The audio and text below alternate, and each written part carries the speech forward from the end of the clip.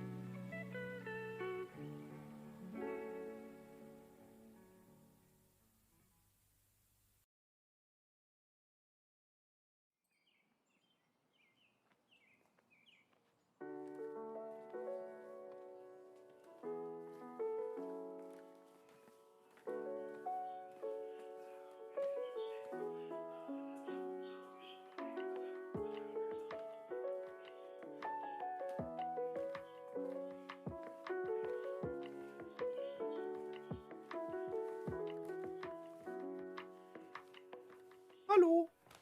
Now, how about drums? Wait. An instrument everybody loves. Hier rüber.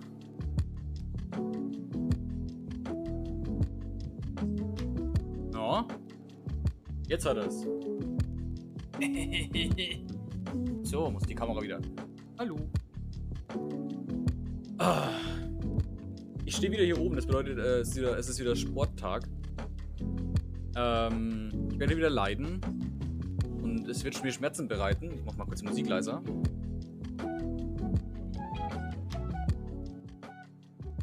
So. Die kurz leise gemacht. Ja. Es ist wieder Sporttag. Ich muss noch ein bisschen was vorbereiten. Ich muss noch kurz den Insta-Post losschicken, damit alle wissen, dass heute Sporttag ist. Und dann fangen wir an. Also gib mir noch einen kurzen Moment. Ich muss mich gerade noch erstmal anziehen, weil ich bin gerade noch halbnackig durch die Wohnung gelaufen.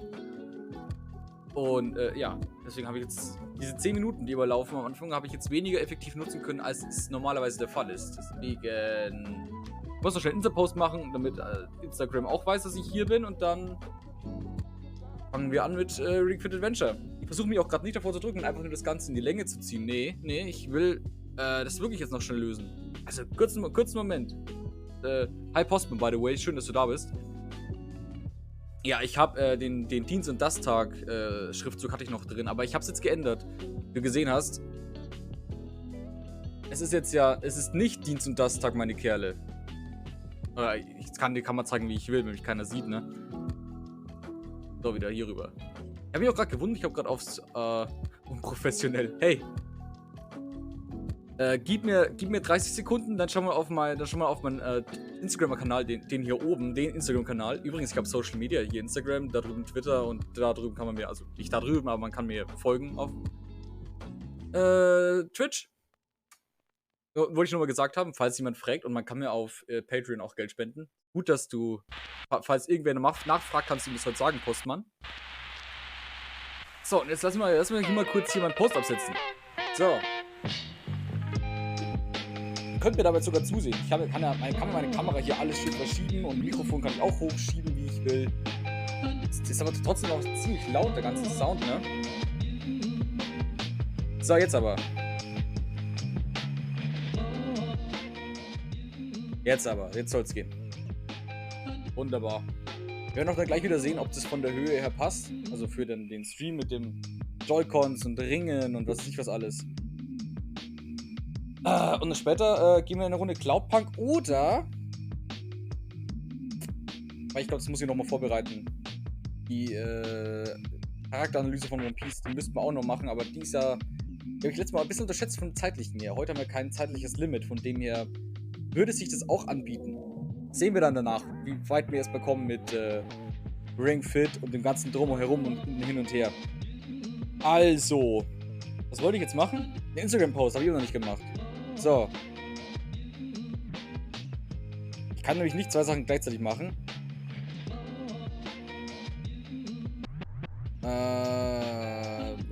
Papa. Ich kann auch nicht schreiben. Mann!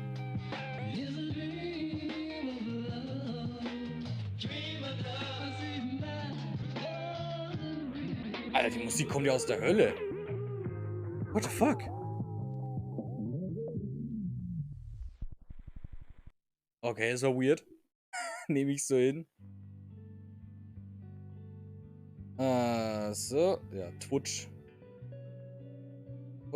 .tv / Admiral Himitsu. Das hat ihr schon alles sehr schön.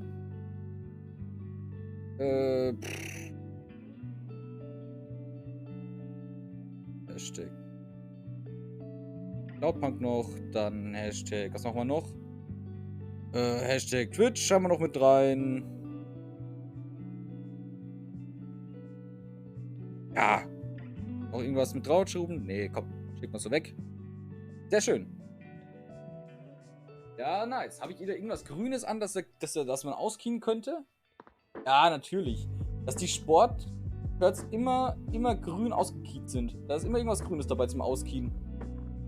Tragisches Schicksal. Schicksal. Jetzt erstmal wieder die Switch holen. Dann brauchen Utensilien. Hier ein Ring. Hier der Beinstrappor. Wunderschön.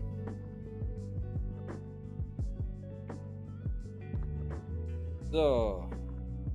Ihr habt jetzt dann gleich wieder Ton über die Switch. Ich leider nicht. Ist aber halt halb so wild, was soll man machen? Was soll man machen? Irgendwann habe ich ein Audio-Setup, wo man alles hören kann, wo ich was hören kann, wo ihr was hören könnt, aber bis zu dem Punkt bin ich noch arm. Ach, hier. Ja. Ring Fit Adventure. Könnt ihr eigentlich auch schon mal am Stream draufschmeißen, ne? Dann seht ihr das auch gleich.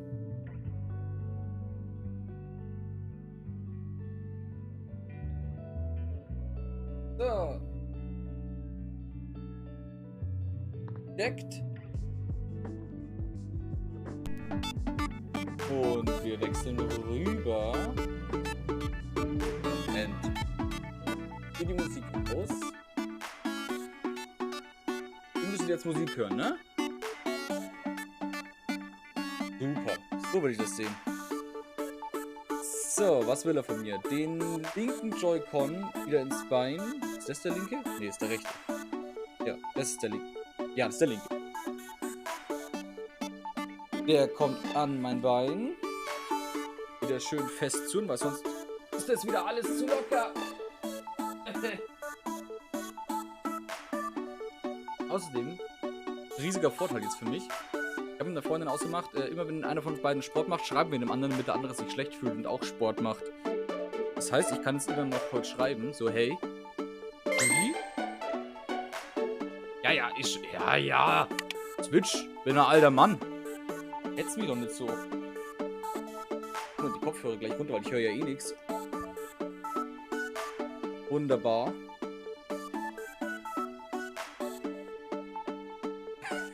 Alter, erschreckt mich halt so Postmann. Ich hatte gerade wirklich einen kurzen und so, wait, what? Du abonnierst, wie kannst du meinen Stream abonnieren? Ich hab doch gar keinen da, ich hab doch nichts da. So.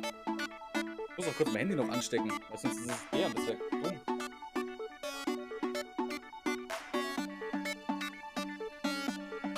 So, das steckt jetzt auch.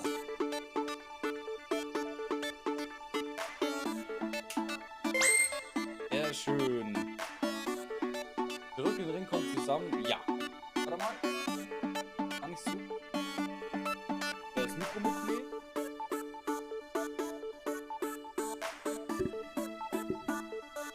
Noch ein bisschen hier drin das ganze Setup. So. Ich hoffe, das geht.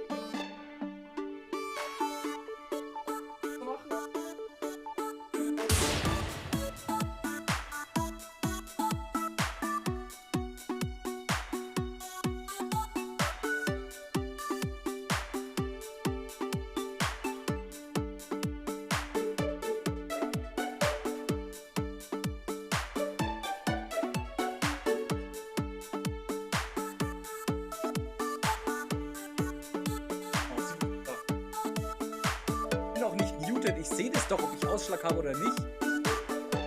Von Ausschlag natürlich.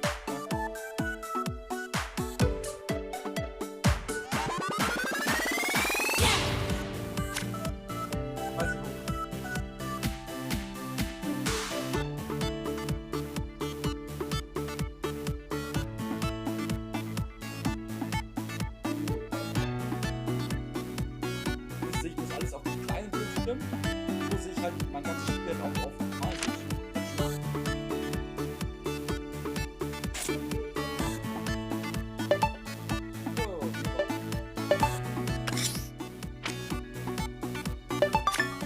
sehr schön. Ah, ich bin zu weit weg vom Mikro. Ja, das ist halt so ein Problem. Das Mikro ist halt nicht dafür ausgelegt, dass es auf Entfernung geht. Deswegen, ich bleibe noch kurz hier stehen, bis wir so einen Sport machen. Nein, ein bisschen nicht. Angenehm. Jetzt. War angenehm. Ja, wir bleiben mal bei der Intensität. Das reicht fürs Erste. Ja. Was sagst du? Ja, eine Runde Stretching noch. Dann können wir starten. Also, wie gesagt, während des Spiels kann ich eh nicht Los so viel geht's reden, mit dem dynamischen Stretching. mir zugucken, einfach wie ich haben will. Kriegt ihr hin? Arme flexi nach, aber nur soweit du kannst. Und jetzt Musik. Bitte achte stets auf die richtige Haltung. 3, 2, 1 und hebe die Knie abwechselnd zum Ringkorn. Dehne dich nicht weiter, als deine Mobilität zulässt. Letztes Mal. Okay, gut. Nun heben wir die Fußknöchel nach oben. Hebe die Innenseite des Knöchels zum Ringkorn. Diese Dehnübung kann die Hüften lockern. Letztes Mal. Gut, genau so. Als nächstes dehnen wir den Rücken. Mache einen tiefen Ausfallschritt nach vorn. Belaste beim Absenken den vorderen Fuß nicht zu sehr. Halte den unteren Rücken gerade. Ein Durchgang noch. Okay, gut. Stehe nun etwas breiter. Hebe den Ringkorn über den Kopf und lehne dich zur Seite. Neige dich nur zur Seite, nicht nach vorn. gewinnst du Arm- und Hüftmuskulatur. Ein Durchgang noch.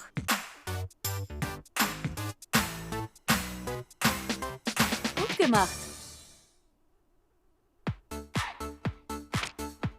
Ja, wunderbar. Stretching, ne? Stretching. Jetzt nur mal, ich muss nur mal, glaube ich, den Strap-on muss ich anders festmachen, muss ich direkt an den Bein festmachen. Über der Hose rutscht das Ding mir bloß. Guck mal weg, alle. Guck mal weg. Warte, ich glaube, ich mache mal wirklich. Ich gehe wirklich kurz hier auf Warte. Nein. Hier. So. Sieht mir nämlich keiner. So.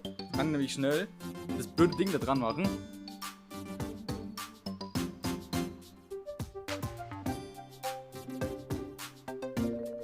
Ich hoffe, dass die Switches dann über der Hose noch, also unter der Hose noch erkennt.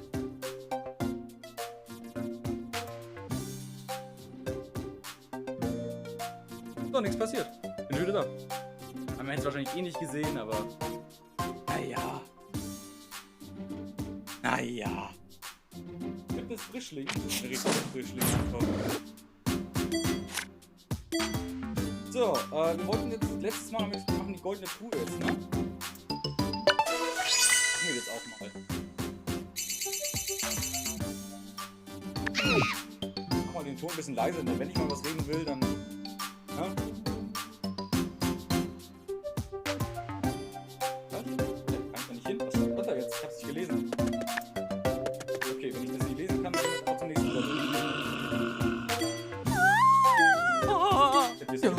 Story durch, die ist jetzt für keinen so richtig relevant. Aber ja. So, auf jeden Fall, wir starten jetzt. Die Sorgbar wieder und das Video ist halt hier, ne?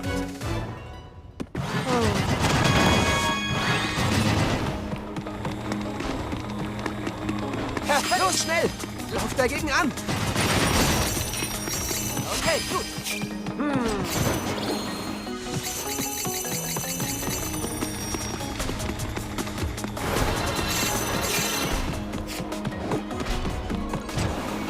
Großartig!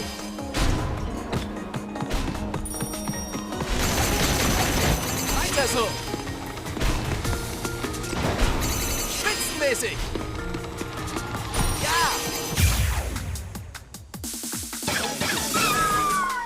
Okay, wähle eine Übung. Abwärtspresse!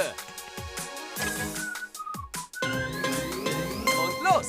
Bei dieser Übung die Knie leicht beugen. Okay! Super! Okay! Gut so! Schön! Superklasse! Toll! Spitze! Okay! Fantastisch! Prima! Spitze! Du bist spitze! Ganz toll! Spitzenklasse! Jawohl! Elegant! Superklasse! Gut! Perfekt! Genau! Weiter so! Gut! Schneller! Super! Dranbleiben! Okay! Super! Noch 5! Spitze! Ganz toll! Noch 3! Weiter so! Okay! Noch einmal! Toll! Wahnsinn!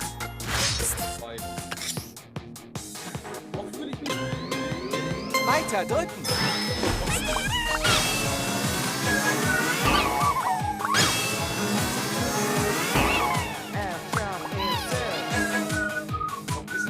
Wähle eine Übung zum Angreifen.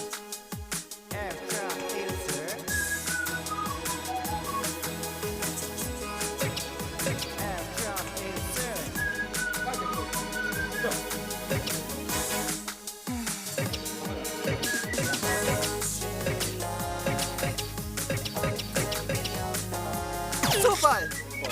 Squats! Und los geht's! Zehen nicht nach innen.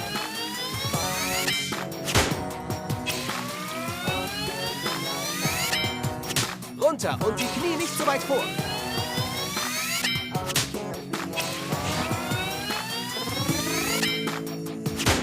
so. Wunderbar. Super toll. Super klasse. Elegant. Okay. Fantastisch. Prima. Perfekt. Süße Träume. Beim Ausatmen Spannung im Bauch.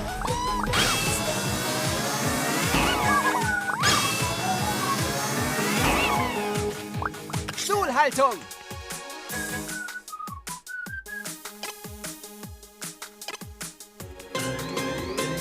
Langsam beugen.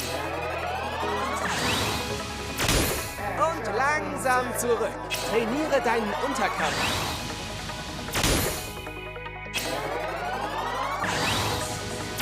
Und tschüss. Abwehr.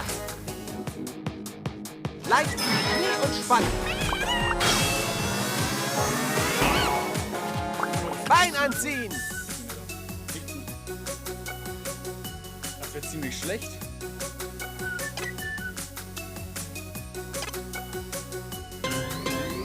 Und los geht's. Sitze nicht zu hart. Toll. Super toll. Spitze. Ganz toll. Gut. Super klasse. Okay. Super. Genau. Du bist spitze. Prima. Spitze. Schön. Das war der Knaller. Ich hol mir noch schnell was zum Trinken, was sonst verdurste ich hier drin. Bin gleich wieder da. Einen Moment.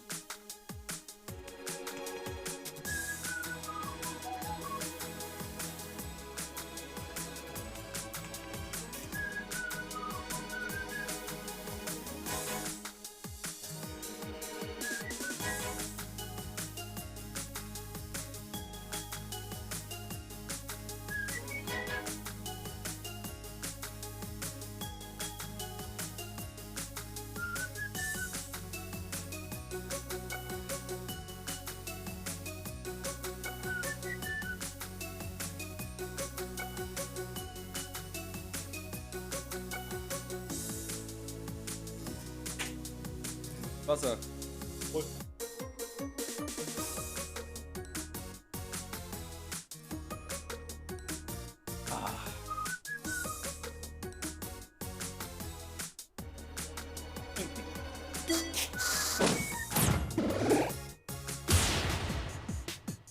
Weiter geht's. Okay.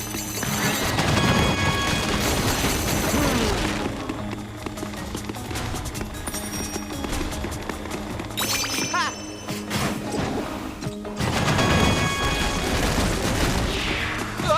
Er schießt die mit Luftstößen kaputt. Stark.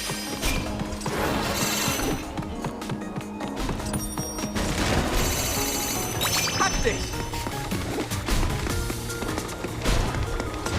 Gut. Spitze. Und nun die Abschlusspose. Damit verwandelst du deine Leistung in Erfahrungspunkte. Soweit es bequem ist, in die Hocke und strecken. Abschluss! Sehr schön. Wir können ein bisschen prüfen, aber das sollte noch Den relativ rechten Daumen niedrig bitte sein. wie gezeigt auf die IR-Kamera Also noch gut legen. Luft. Die Messung läuft. Bitte nicht bewegen. Ja, kleine Kurven sind noch ganz gut. Den rechten Daumen Okay, bitte wie direkt hoch. gezeigt auf die IR-Kamera legen. Ja? Gut, es ist so Die niedrig, Messung ich bin läuft. quasi tot. Bitte nicht bewegen.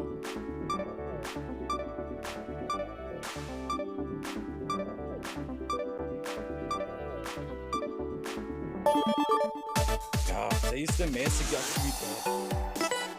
Alles cool. So muss das sein. Durch. Ja! Schön.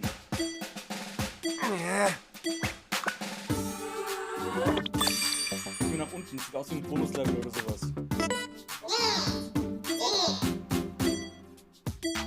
Minispiele. Oh, nice. Für irgendein Bullshit machen.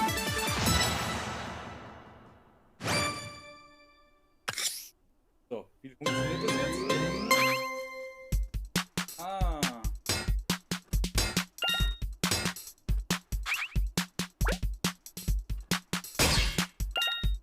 Okay.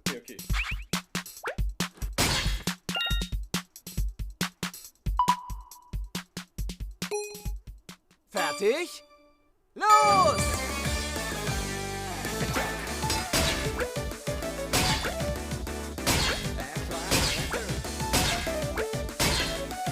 Den Ringkon gerade nach oben. Hervorragend! Großartig!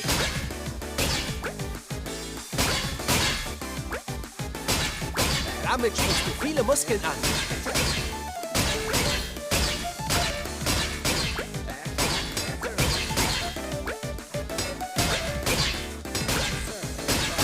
Weiter so!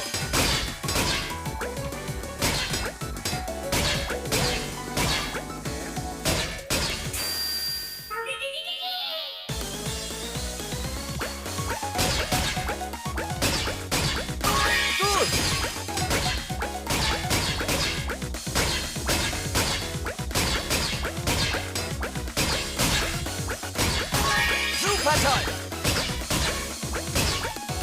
Spitzenmäßig! Perfekt. Alle erwischt.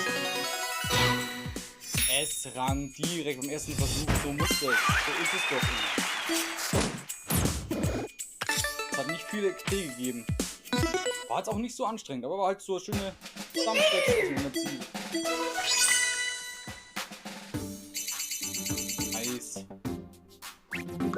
Für was auch immer wir die brauchen. Oh. Ja. Also das ist das Level.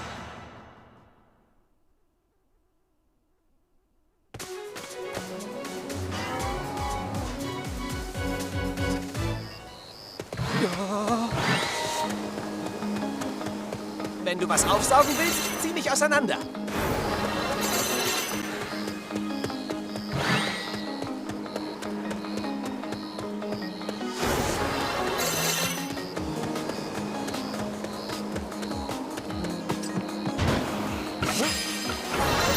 Ja!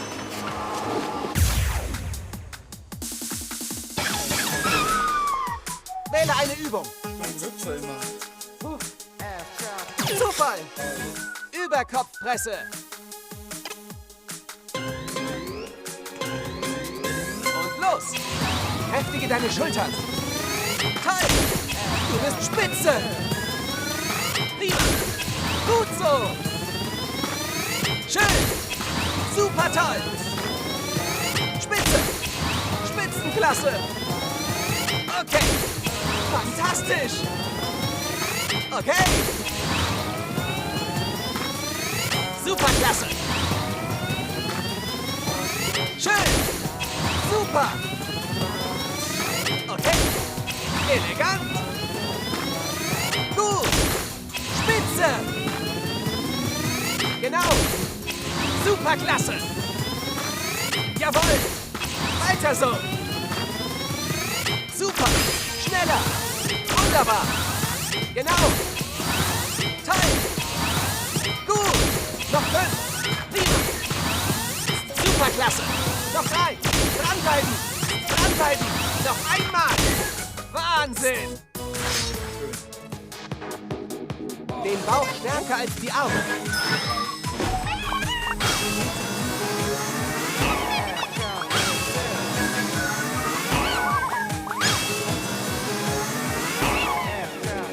Bein anziehen! Das machen sie schon ziemlich viel damit.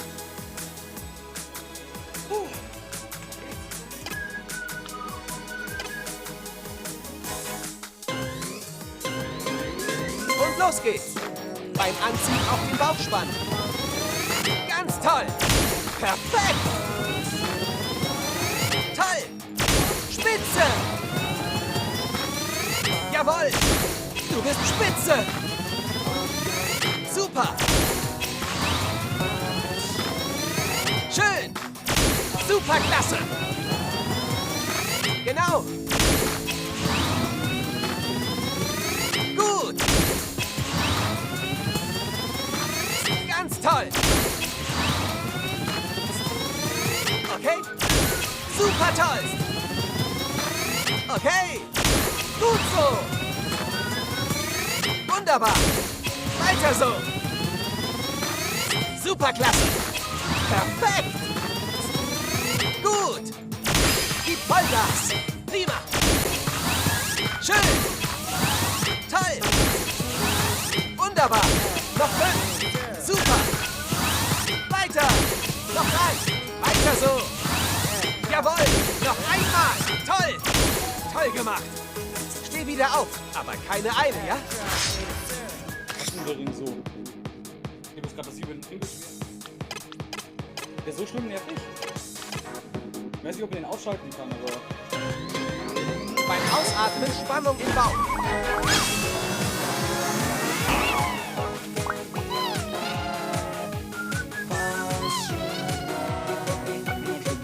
Stuhlhaltung.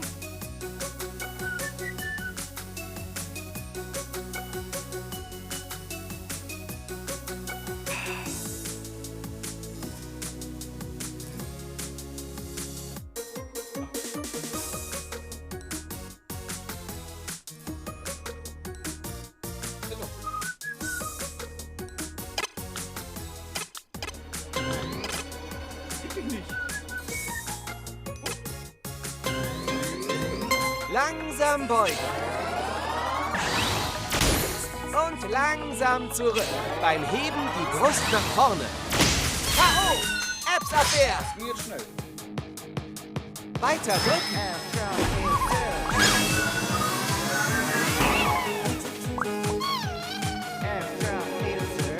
Abwärtspresse. Und los geht's. Beim Drücken auch mit der Brust arbeiten. Okay. Fantastisch. Spitze. Okay. Spitzenklasse. Genau. Elegant. Ganz toll. Okay. Fantastisch. Superklasse. Weiter so. Okay. Gut. Super toll. Jawohl. Du bist spitze. Ganz toll. Spitzenklasse. Spitze. Superklasse. Toll. Und jetzt schneller. Prima. Okay. Okay. Ganz toll. Noch 5. Okay. Spitze. Noch 3. Gut. Jawohl. Noch einmal. Tadellos. Abwehr. Leicht in die Knie und spannen. Squats. Ah, dass wir da unten rot aufzeigen, ist nicht nervig, ne? Und los geht's. Was kann ich in Position, Alter? Die Zehenspitzen zeigen nach vorn.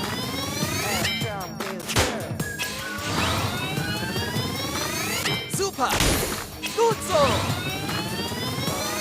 Schön. Hier kann ich sogar ein bisschen mit reinpacken.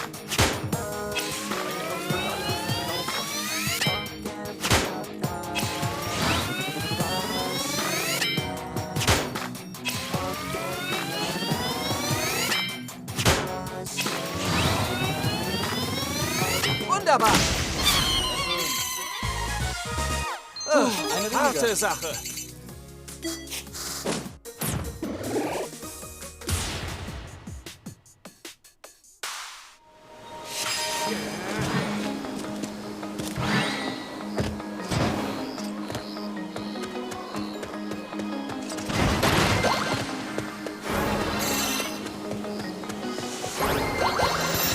Pack dich.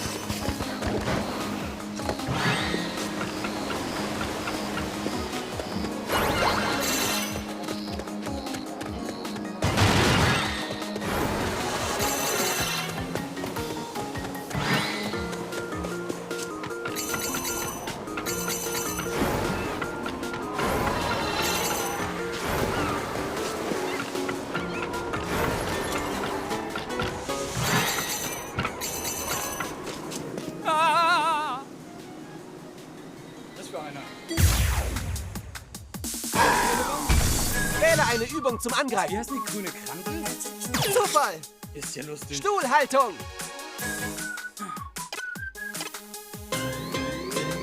Langsam beugen. Und langsam zurück. Die Knie nicht weiter vor als die Zehen.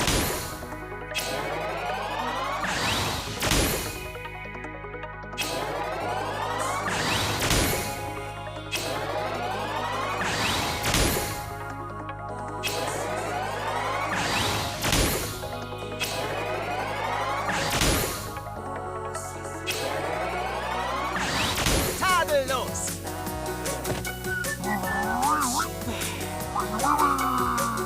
Bein anziehen. So was will ich machen. Oh. Scheiß Sport einfach. Mach mir doch fertig.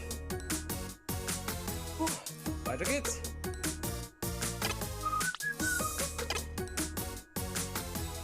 Und los. Sitze nicht zu hart.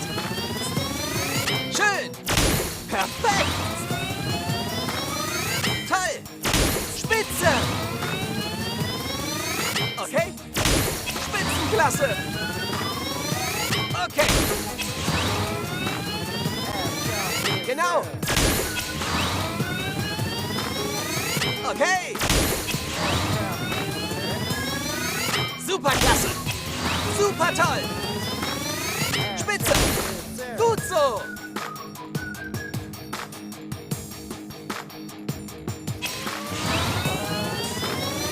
Gut.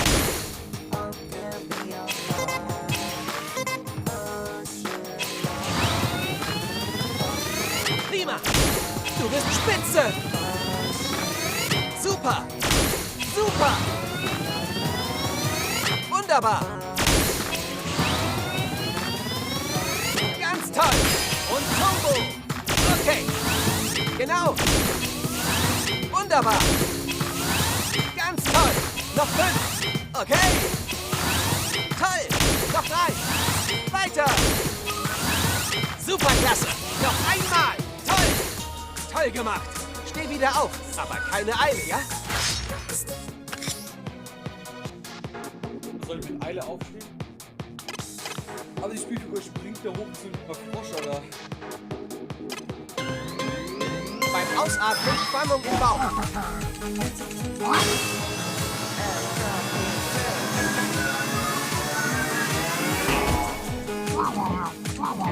Überkopfpresse. Und los geht's. Beim Armheben unteren Rücken gerade. Jawohl. Okay. Fantastisch. Super. Jawohl. Ganz toll.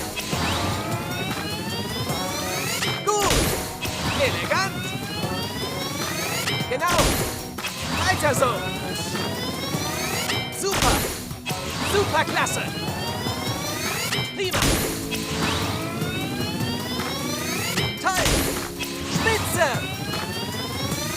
Okay.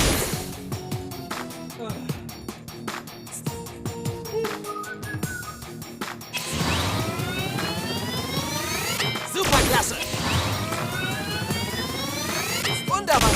Und jetzt schneller. Okay. Okay. Okay. Weiter so. Noch 5. Spitze. Gut. Noch 3. Super. Prima. Noch einmal. Perfekt.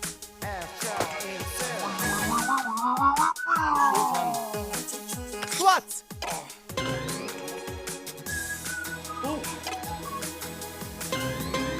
Und los. Knie nicht weiter vor als Zehenspitzen.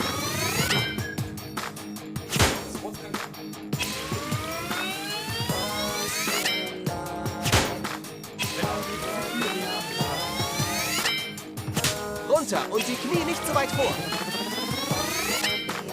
Gut so. Spitze. Spitzenklasse. Schön. Perfekt. Spitze. Weiter so. Genau. Super. Oh, ist das klar.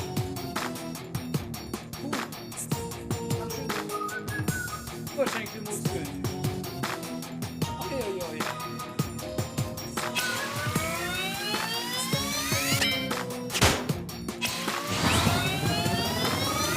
Wunderbar.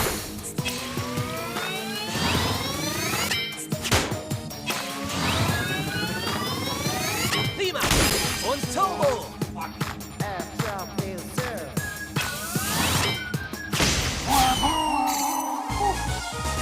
Doch noch geschafft. Der letzte. Sehr gut. Weiter geht's. Ist echt durch, ne? Der ist echt grüne Kante. Kann ich nicht. Juhu, neue Übung. Ja, komm in ein Set mit rein. Runter in die Hocke. Und hoch. Abschluss!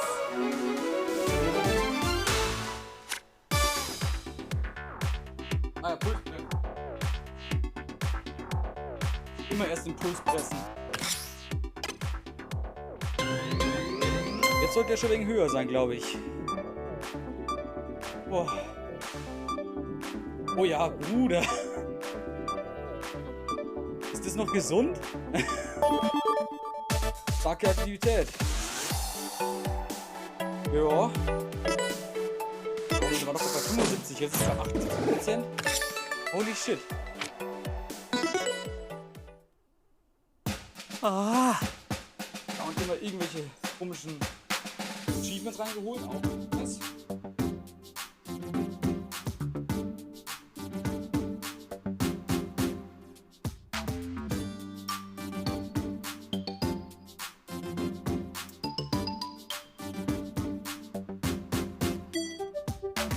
oh. Naja, früher gab es keine Monster. Alles voll in Ordnung. Ja. So. Alter, wir brauchen noch keine Pause. Weiter geht's zum Bossfight. So, 5000 EP, wenn wir den platt machen. Ja, circa 10 Minuten dauert es. Na dann. Na dann fertig sein. Oh, du Heilige. Let's go.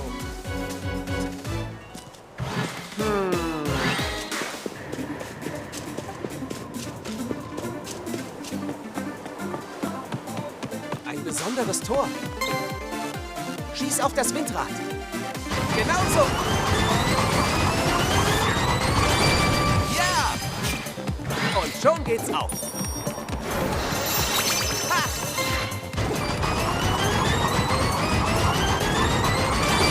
Gut.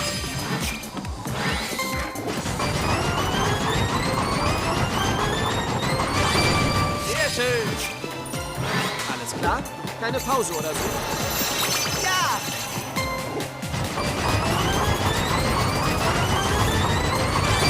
Spitze!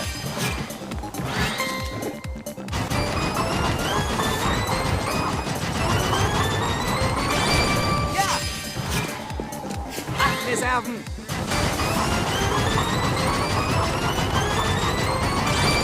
Fast geschafft! Bist du bereit? Ich werd verrückt!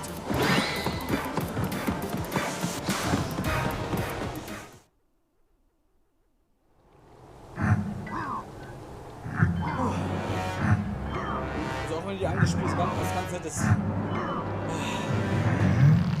Gamification verkaufen wollen, schön Sport im Spiel. Das ist trotzdem fucking anstrengend. Oh. Weil ich nicht allein bin. Dass meine Kräfte weg sind, ist ganz egal. Wirklich?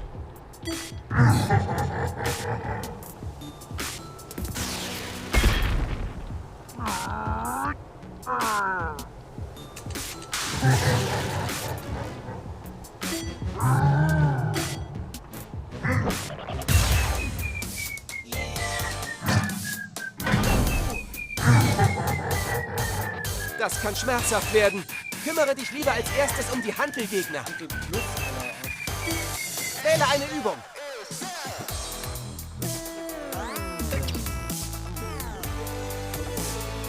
Tor-Twist.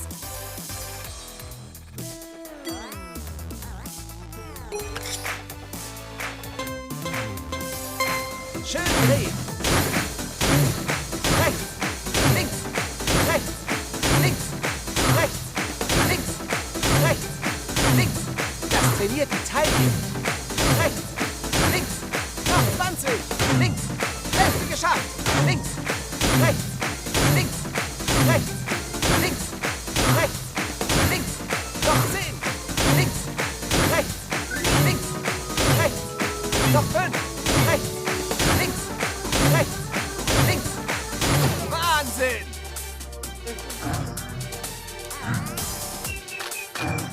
Wähle eine Übung zum Angreifen. Abwärtspresse. Und los geht's. Als würdest du etwas unter den Arm klemmen. Okay? Super! Spitze! Superklasse! Prima! Spitze! Jawohl! Super toll! Gut! Fantastisch! Okay? Weiter so! Schön! Gut so! Super! Elegant! Wunderbar! Genau! Toll! Du bist spitze! Superklasse! Spitzenklasse! Okay! Schneller! Prima! Prima! Weiter so! Genau! Noch 5! Schön! Ganz toll! Noch 3! Okay! Spitze! Noch einmal! Perfekt! Apps-Abwehr! Alles nur geschaffen. Bald. Beim Ausatmen Spannung im Bauch.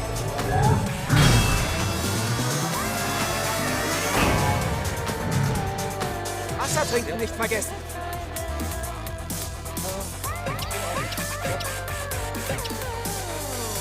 Squats!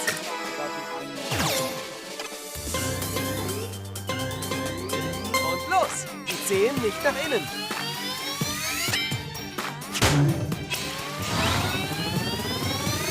Ganz toll!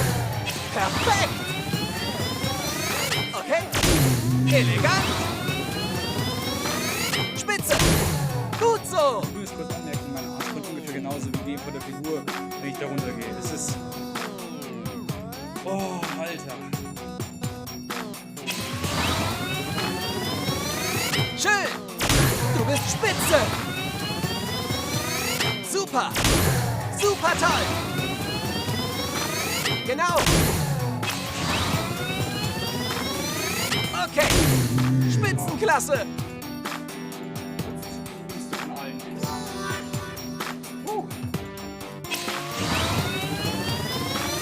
Toll! Fantastisch! Gut! Perfekt! Superklasse! Spitze!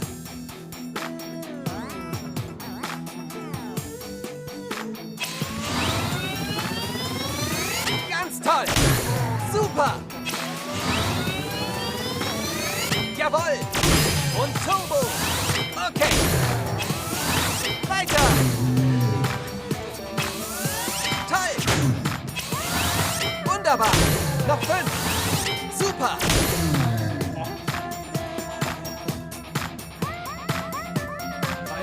Eine habe ich dann keine mehr danach. Alter. Warum zieht das so hart? Das ist ja die Hölle. Oh, auf jeden Fall, ich gehe nach. Wenn wir fertig sind, gehe ich nochmal duschen. Ich sag's euch. Das ist irgendwie so 10 Minuten allein. Oh, holy shit. Jawohl! Noch 3! Toll! Weiter so! Noch einmal! Gut so! Tadellos! Durchhalten! Das schaffst du! Überkopfpresse! Und los geht's. Den Kopf nicht in den Nacken. Wunderbar. Superklasse. Okay. Weiter so. Prima. Gut. Ganz toll. Superklasse. Wunderbar. Okay. Schön. Du bist spitze. Okay. Prima. Und zack. Nicht überanstrengen. Mach ruhig Pause.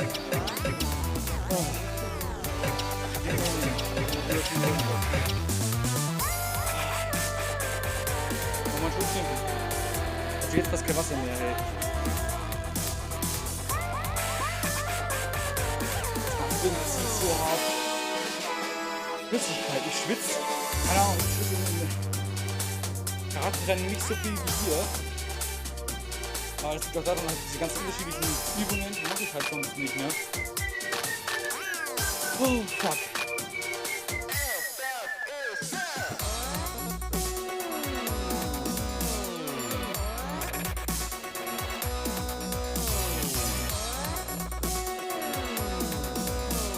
Ich muss nach jeden Fall nochmal trinken holen, hey.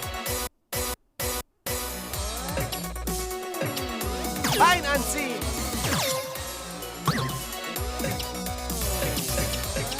Bein anziehen.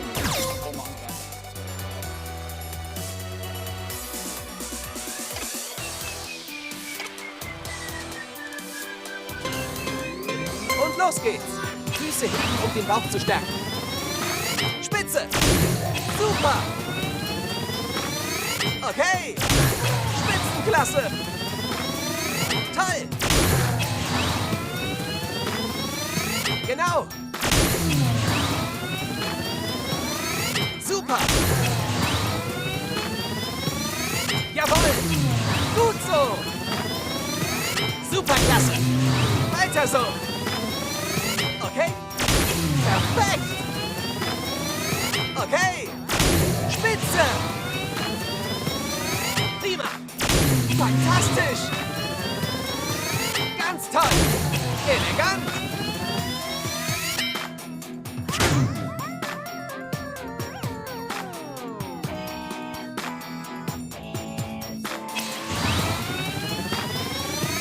Superklasse. Gib Vollgas. Okay? Okay. Superklasse. Gut. Noch 5. Dranbleiben. Okay? Noch 3. Toll. Prima. Noch einmal. Okay. Toll gemacht. Steh wieder auf, aber keine Eile, ja?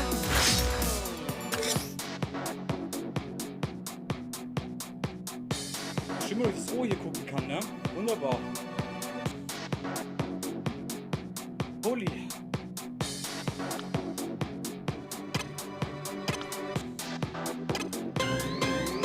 Weiter drücken.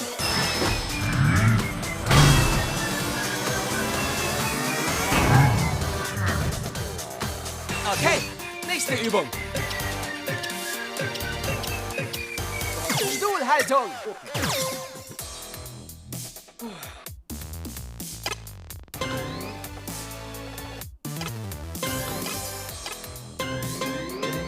Langsam beugen.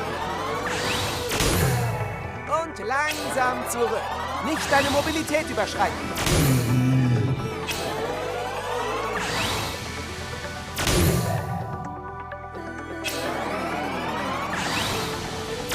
K.O. Ziemlich entspannt, ich bin gesagt, ein bisschen entspannender. Wir verteilen übel Schaden. Gefällt mir sehr gut. Leicht in die Knie und spannen.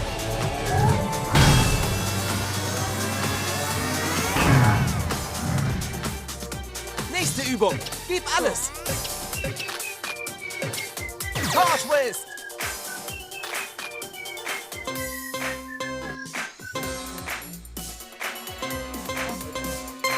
Schön drehen. Rechts, links, rechts, links.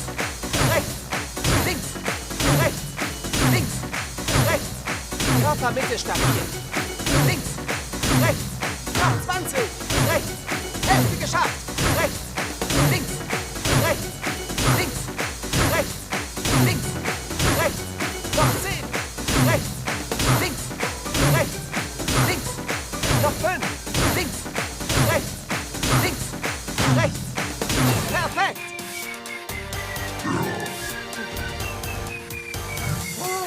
Ganz schön schwierig. Bleib dran. Das ist ja schrecklich. Abwärtspresse. Und los geht's. Bei dieser Übung die Knie leicht beugen. Wunderbar. Super toll. Jawohl. Spitze. Genau. Super toll. Super klasse. Elegant.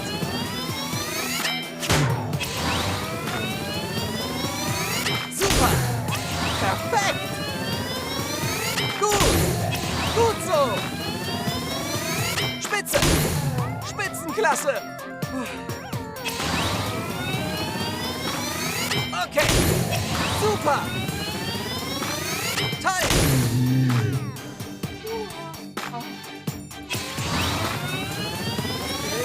Schön. Du bist spitze. Prima. Fantastisch. Jawohl. Und jetzt schneller. Spitze.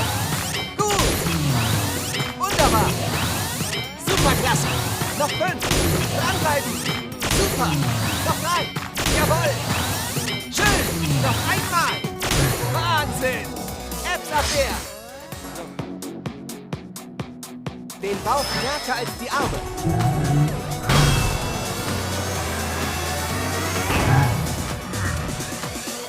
Nächste Übung. Gib alles.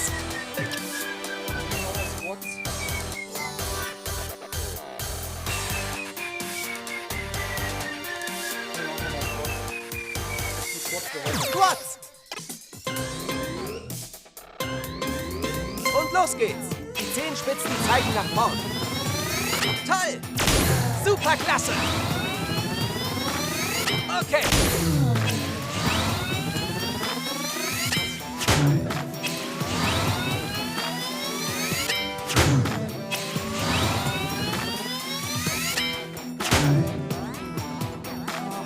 Geh mal eine Scheiße in den Squats.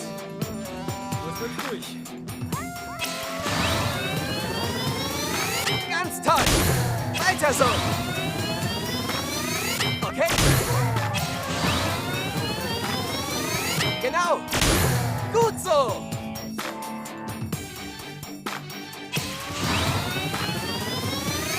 Superklasse. Weiter so.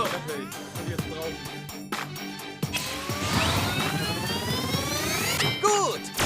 Du bist spitze. Schön.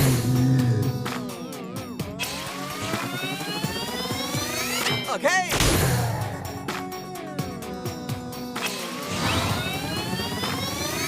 Super. Und Turbo. Spitze. Okay.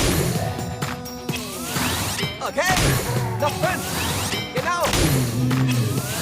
Weiter. Noch 3.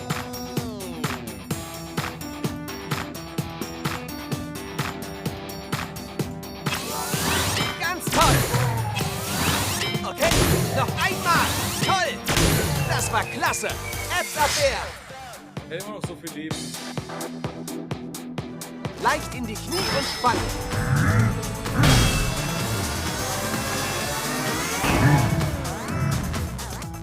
Okay, nächste Übung. Stuhlhaltung. Ganz andere Sachen.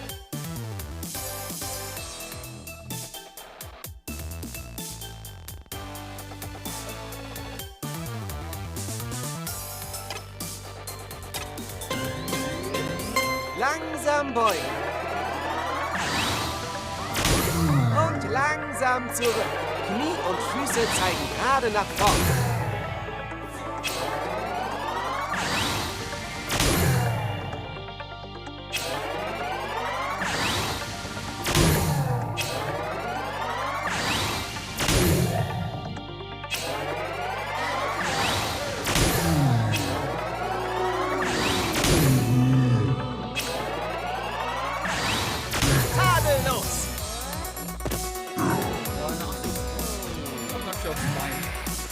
bisschen schwierig. Bleib dran. Power Twist. Anhalten, ich brauche jetzt die Übungen, die ein bisschen weniger auf Ausdauer gehen, die knall ich euch hier weg. So, Frage weghalten. Schön drehen. Rechts, links, rechts, links, rechts, links, rechts, links.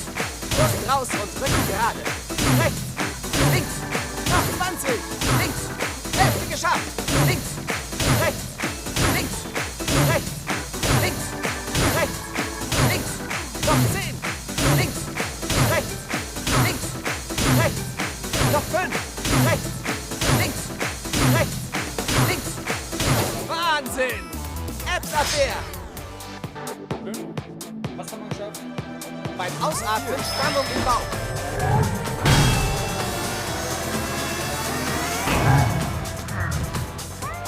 Deine Herzen, sei vorsichtig! Überkopfpresse! Und los! Spür die Kraft bis in den Bauch! Wunderbar! Fantastisch! Schön! Elegant! Wunderbar! Prima!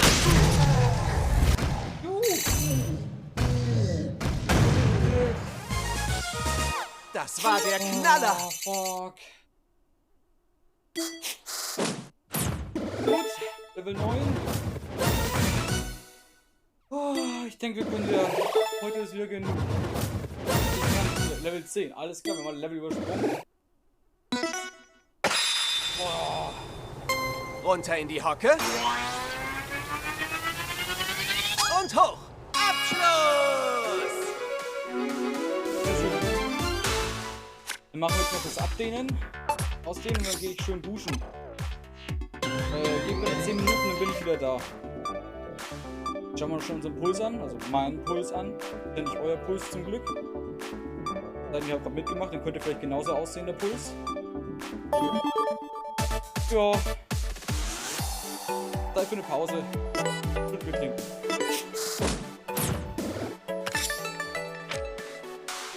Einsteiger, alle. Ja, schön.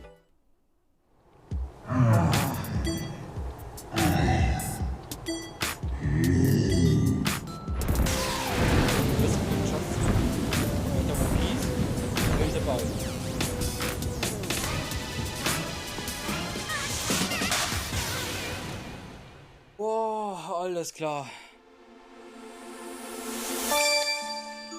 Farbenkraft.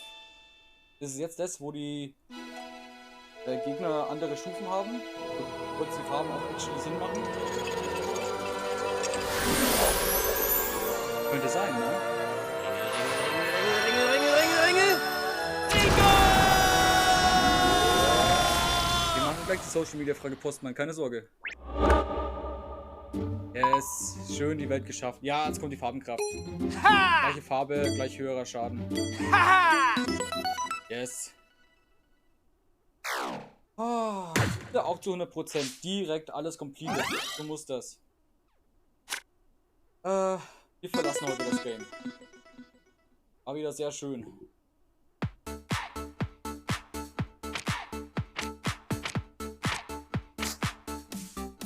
Ja, 20 Minuten Trainingszeit. Für einen unsportlichen Typen wie mich ist es gar nicht mal so schlecht. Kilometer gelaufen. Passt auf.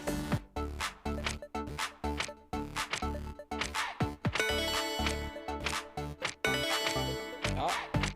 Schön. Ja. Schön noch auswärmen. Das statische Stretching beginnt. Den Ringhorn brauchst du nicht. Höre stets auf deinen Körper und dehne dich nur so weit du kannst. Halte die linke Hand vor und ziehe die Finger mit rechts nach hinten.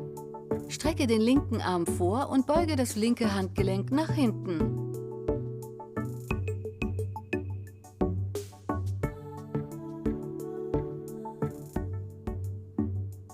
Und nun die andere Seite. Je stärker du ziehst, desto intensiver die Dehnung.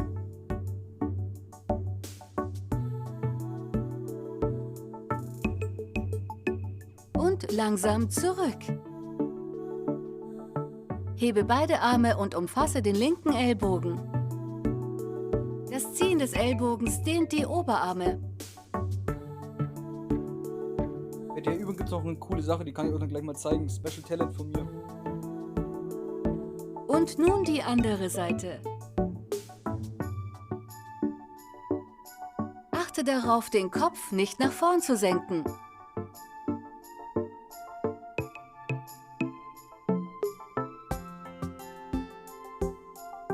Und langsam zurück.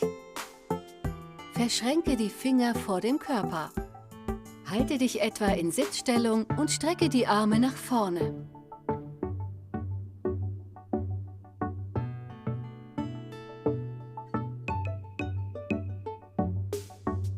Und langsam zurück. Stelle das rechte Bein vor und stütze die Hände auf die Hüften. Beuge das rechte Knie und dehne die Wade des linken Beins.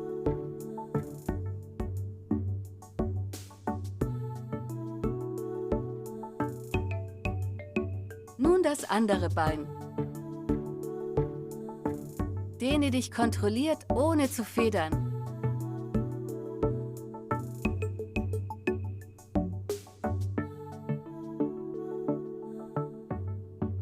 Und langsam zurück. Stehe breiter, berühre die Knie und gehe dann in die Hocke. Drehe die linke Schulter nach innen und dehne das linke Hüftgelenk.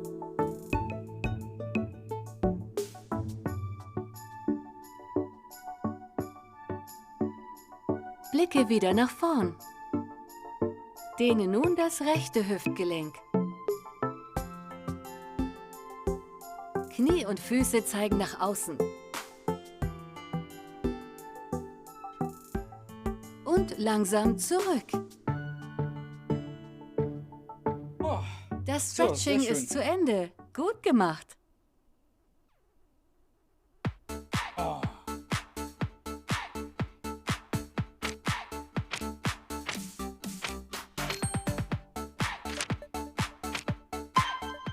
Oh, sehr schön. So mag ich das. So. Dann wechseln.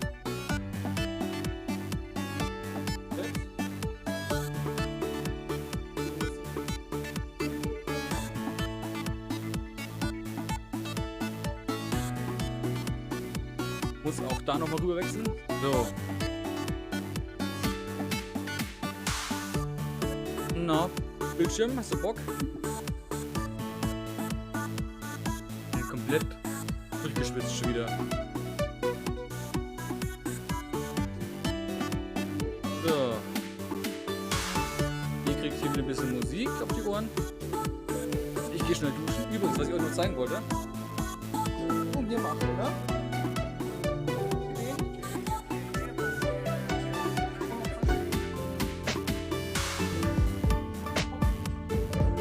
Zusammenkommen und dann auf die Seite gucken. Hier auf der anderen Seite genau.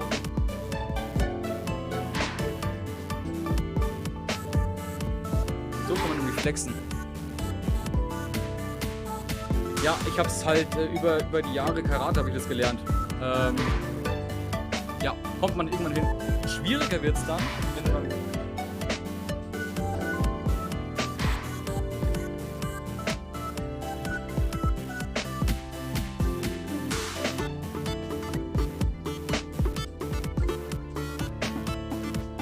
dann noch den Ellenbogen berühren.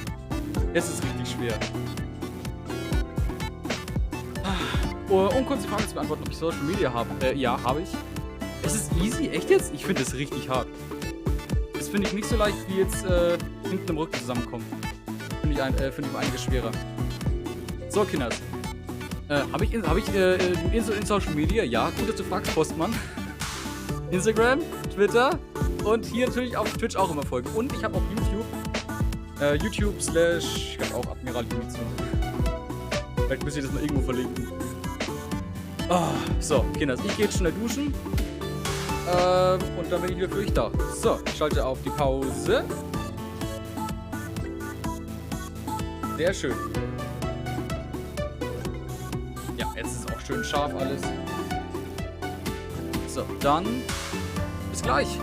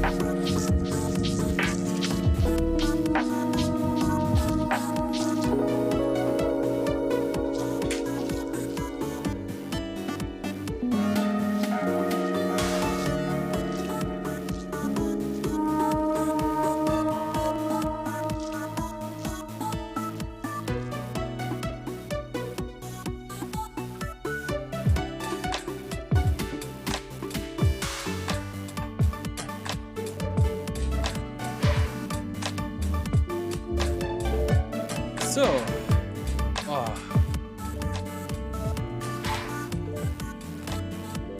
Ach ja. Kameras auf noch umstellen. Wunderbar. Oh. So. Schön aus der Dusche rausgekommen. Da bin ich wieder.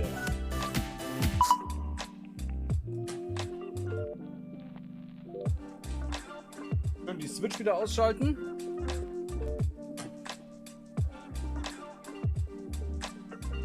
Joy-Cons noch dran stecken. Wunderbar. So. So gefällt mir doch das Ganze ganz gut wieder.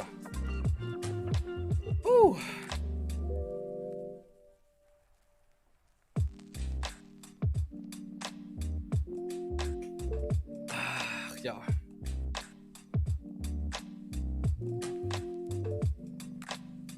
So, wie machen wir jetzt weiter? Erstmal mit leiserer Musik. Und dann würde ich sagen, entweder machen wir jetzt Easy Content und sagen jetzt hier, geil, wir schauen uns jetzt erstmal die E3 an. Die E3 sage ich schon. Die Nintendo Direct, zu der ich ziemlich abgehen werde, weil ich weiß schon einiges, aber anderes macht dann wenig Sinn, sie nochmal anzugucken. Wir könnten die One Piece Liste weitermachen. Oder das allerletzte ist, wir könnten auch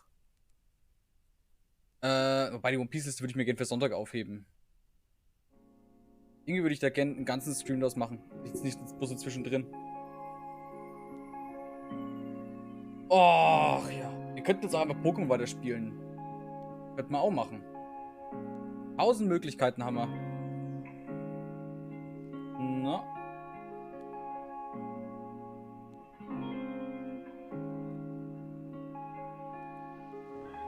Boah, schön.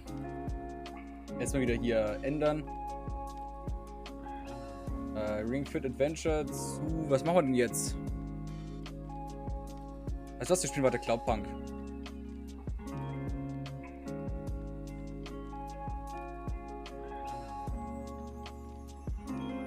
Oh. Schön den Titel wieder ändern.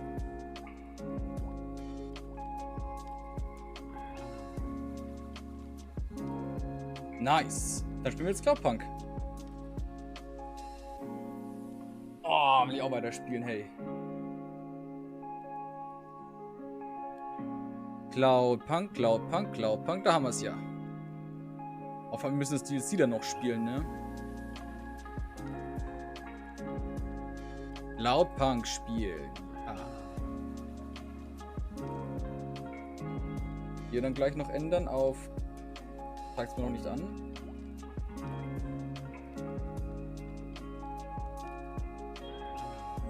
So. Dann hier machen wir die Musik aus. Hier stellen wir auf Cloudpunk um. Sehr schön. Ah, man hört's schon, ne? Ah, ja. Sehr schön, sehr schön, sehr schön. Cloudpunk! Wir gehen schön auf Fortsetzen. Letztes Mal sind wir noch mit Camus noch weggeflogen. Camus. Und dann ist doch der eine Kerl noch gestorben, ne? Im Untergrund. Das war ziemlich sad alles. Wirklich sad. Ah.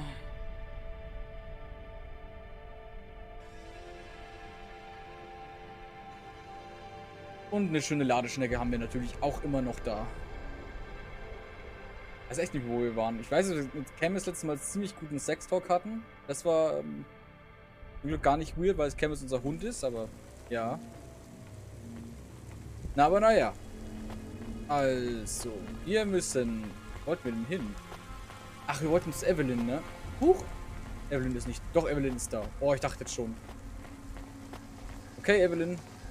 Rede mit uns. I have more of the cards. Maybe enough? Everything is becoming clearer. Is that good? I feel incredible pain.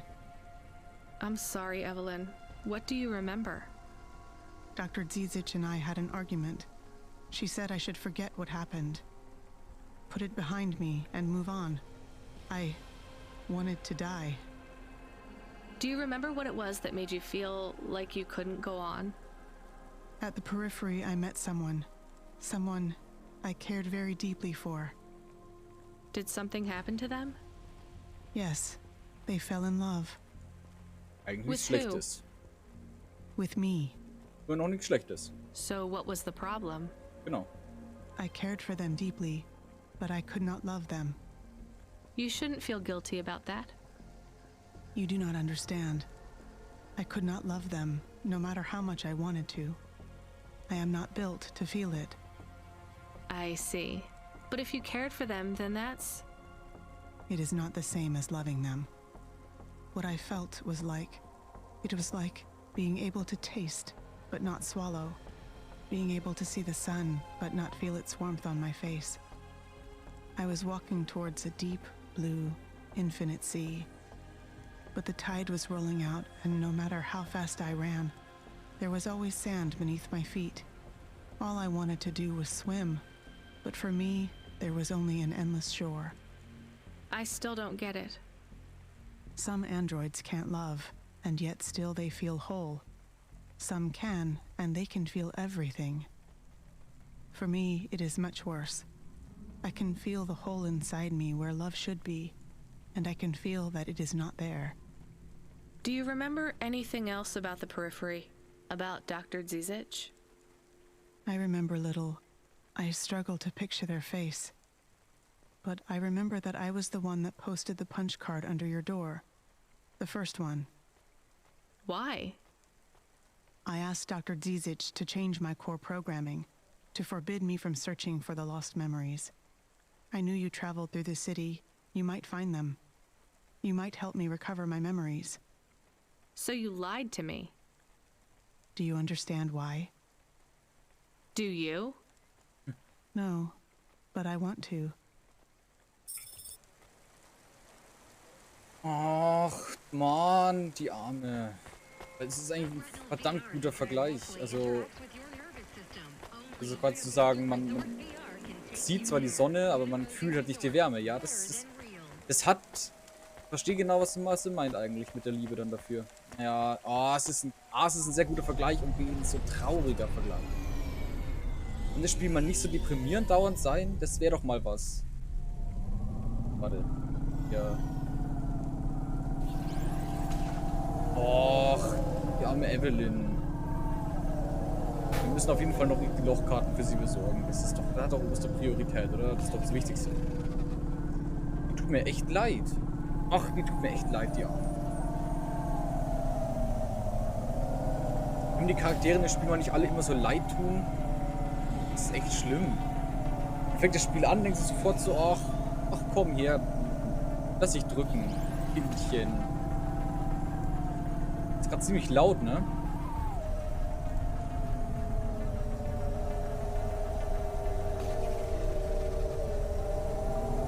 So, jetzt soll es besser sein. Jetzt soll es besser sein. Ach, Mann. Die arme Evelyn. Aber wir müssen die Lochkarten auf jeden Fall für sie noch finden. Wir müssen mal auf der Map gucken, was noch, wo noch was übrig ist. Denn die hat oberste Priorität, die gute. Die hat oberste Priorität. Boah, schließen wir das Game hier nicht ab. Bevor wir Evelyn nicht die komplette Erinnerung zurückgeben, schließen wir das Spiel hier nicht ab.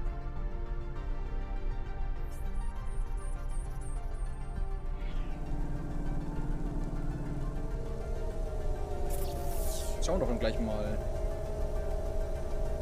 Blauen waren sie ja nicht, ne? Oder? Nee, die blauen waren immer nur so Items. Ich glaube, die blauen waren es nicht.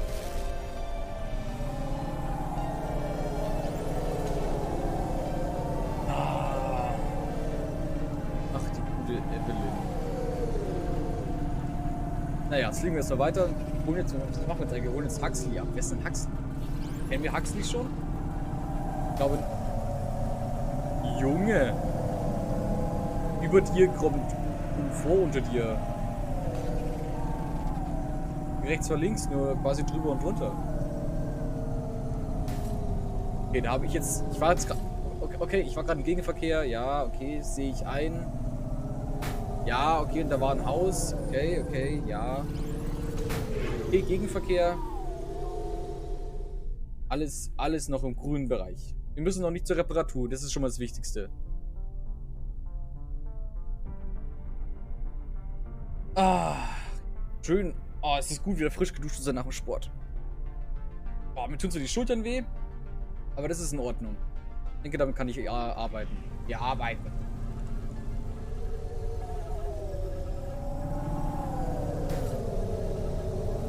Oh. Nein. Alter!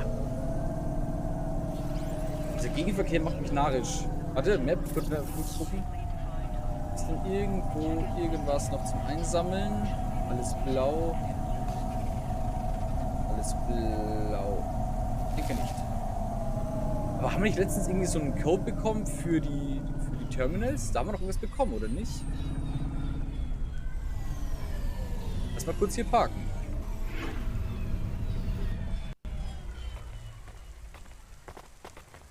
So, warte mal.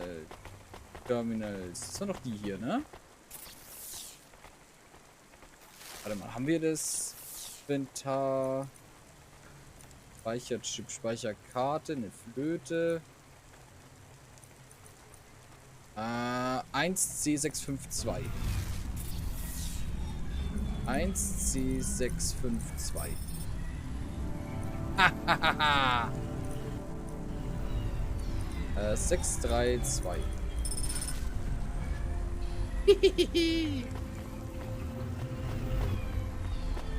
Schön rausgeklaut. Wollten wir das machen? Ah, irgendwie fühle ich mich wieder schlecht, wenn ich das mache. Wir wollten noch nicht schlecht spielen. Okay, wir machen das nur in Notfällen. Okay, wir haben es jetzt einmal gemacht. Wir haben jetzt gesehen, wie es geht. Eigentlich will ich es... Moment. Hätte parken müssen? Oh, ich hätte parken müssen. Oh, okay. Aber wir holen uns dann nur Geld, wenn wir es wirklich dringend benötigen. Jetzt gerade bräuchten wir das ja gar nicht gebraucht.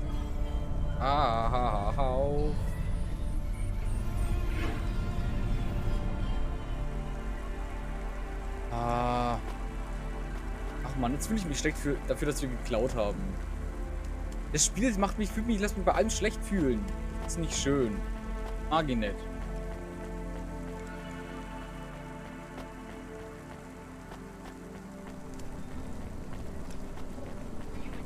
Lass mich hier mal durch. Lass mich hier durch, Kinders. Wir haben eine Aufgabe zu erfüllen, müssen Huxley abholen. Huxley! Mein kleiner Schatz, wo bist du denn? Huxley, Huxley, Huxley. Na komm her, Huxley, Huxley, Huxley, Huxley. Na komm her, Huxley, Huxley, Huxley, Huxley. Wo bist du denn? Ist der im Club? In der Tür steht. Wait, wir müssen hoch. Drüben ist ein Aufzug. So, kommen wir zu dem. Ach, der kommt runter, ne? Der kommt doch runter. Ja, da ist er. Was bist du eigentlich für einer? Gut. Warum sitzen die da immer unter dem Aufzug drunter? Wer ist das? Was machen die?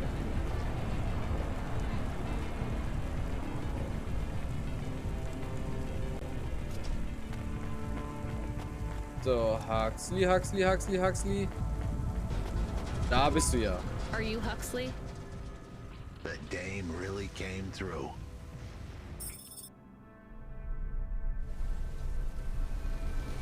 Okay.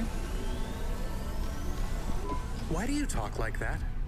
Who was this bum that was questioning me? Another tin can with an attitude and too many questions. I gave him the brush off. Hey, don't talk to him like that or I'll drop you in the hollows. The dame had a point. I'd better play nice for now. I'd slip her some bills when she took me to the holocash machine. A handful of limbs should help dip this sour lemon in a little sugar. Can you understand what he is saying? About 40% of it. The dame and the car were close. Any fool could see that. But I looked beyond the surface. She was a girl from out of town, still as green as the water supplies down in the vents. You said you're a private investigator. Do you really think that's how they talk? She had an attitude, but I liked her. And her dog, too. How did he know I am your dog? I guess that's what investigators do, right? There was a holocash machine up ahead, but I had to keep a real low profile. I'd give the dame my number and let her grab the cash for me. And that number would be? I gave her the digits. 54244. She was a smart cookie. She'd remember them. 54244. Okay, Holocash Terminal. Diesmal ist es ja eine Aufgabe. Das ist jetzt was anderes. Das heißt, wenn wir jetzt zu diesem Holocash wieder zurückfliegen, wo wir gerade herkamen, dann ist es ja alles in Ordnung. Das ist ja alles jetzt egal. 54244.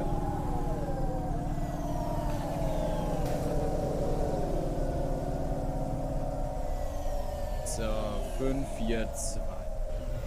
Hier.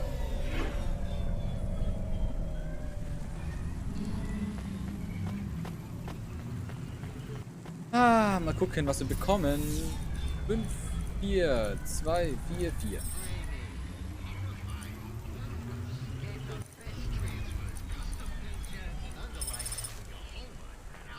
So, sehr schön. I settled the bill. Surely the dame would drop me like a bad penny now. This is a lot of money. I can drop you somewhere else if you like. Why are we helping him more? He's kind of growing on me. Meinst du, das Geld wächst dir ans Herz? Heart of gold. I asked her to drop me at my office. On the way, I'd tell her about Pashta. Maybe she'd fall for me like I'd fallen for her. Ja. I do not like this. Ich auch nicht. Where's this office of yours, Huxley? We were headed towards my office in Old Town. I gave the dame a nav point to help her out. Hold on, Pashta. It won't be long now, kid. Thanks. Who is this Pashta anyway? What happened to Oh her? Gott. It was a story so sad it could make a bronze statue of a lawyer cry. It all started with a call from a small-time hustler called Peter Unthrink. He tended a bar downtown, but he had some bad debt. The debt corp took his cash, but when that wasn't enough, they took his daughter too. He had a record. Kann man ja schon aufhören, alles zu eskalieren innerhalb von einer Sekunde? Ja, der hatte Schulden, haben sie ihm seine Existenz genommen. Ja, und seine Tochter auch. 20 Minuten vorher stirbt uns ein Typ weg. Dann rauben wir vorher noch ein Holo-Cash-Terminal aus. Dafür beschimpfen uns andere Leute als dumm zu sein, ungebildet, weil sie einfach irgendwas machen. Warum muss in der Stadt immer alles eskalieren? Corpsec wasn't gonna help him. With nowhere left to turn, he sought the help of Midtown's best, cheapest PI. So the debt corpse can abduct children now? The dame didn't realize who she was dealing with. The dead corpse had hearts blacker than my morning cup of joe. Huxley, were you always like this? Did something happen to you? The dame thought I had a screw loose. I guess her instincts were good. Truth was, there was a time when I sounded just like every other humdrum android out there. Now, I'd played a role so well, I was stuck in it. My programming was messier than my accounting. Here's the kicker. I was a better investigator now than I'd ever been.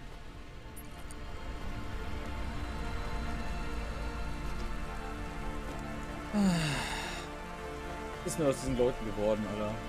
Hier auf der... Jetzt mal kurz gucken. Ich muss trotzdem immer gucken. Auf der Map. Hier ist jetzt kein...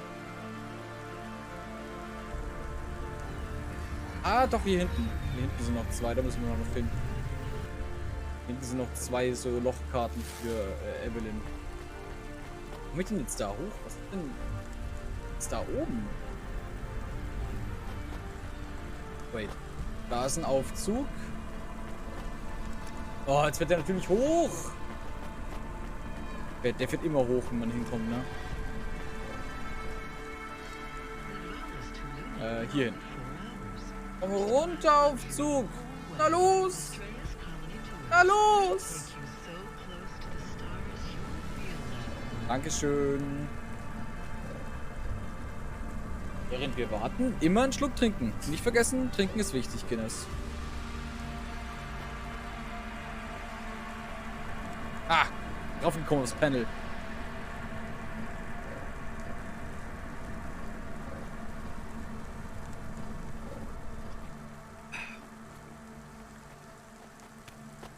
So, hat er gerade die Maus nicht in der Hand. Wir müssen unser Auto mal wieder reparieren. Wait, hä? Jetzt sind wir zu weit oben? Hä? Warte, was? Jetzt sind wir auf der richtigen Höhe. Das heißt, es muss in dem Turm da... Hä? Wo müssen wir denn hin? Ich weiß nicht genau, wo unser Zielpunkt ist. Der Zielpunkt ist da. Aber wir sind zu weit unten. Wir müssen höher. Wenn wir aber hochfahren, sind wir zu weit oben. I'm not entirely sure what's happening, but... going to find out. Wait. Warte. Da ist der Punkt, wo wir hin müssen. Der ist mitten in der Luft. Ich will zu dem Gebäude da hinten hingehen. Kommen wir da drauf? Unten ist es ja, ne? Ah. Oh. I am confused. Wenn wir jetzt nochmal ins Auto einsteigen und nochmal hochfliegen. Macht er dann? Your office is all boarded up. Did you get fired? The dog was half right. I was fired, but that place was where I slept, so I guess I was homeless too. Eviction was the illness, but what was the cause? Probably not paying your rent. There's a note on your door. Shouldn't you read it? Who knew how hot this place was? I was sure I'd been tailed. If I stepped up to that doorway, I might get a knife in the back or a bullet in the head. I think you're being overdramatic. I'll check out the note. What if it is not safe? I'll take my chances. I want to see what this note says. Bin ich auch gespannt jetzt. Aber wir sind unbedingt zur Werkstatt. Aber wir haben jetzt ja auch knapp 4000 Kohle, wenn wir einmal einen Holo-Cash-Automaten ausgeraubt haben. ist es ja ganz in Ordnung. Ist ja blöd, dass halt der jetzt da... Auch da vorne. Ist ja relativ blöd gelöst, dass man halt dahin fliegen musste. Dann halt der nochmal gesagt hat, so, ist er nicht da? Ja, okay. Aber mein Gott. War mir zu schnell fürs Spiel anscheinend.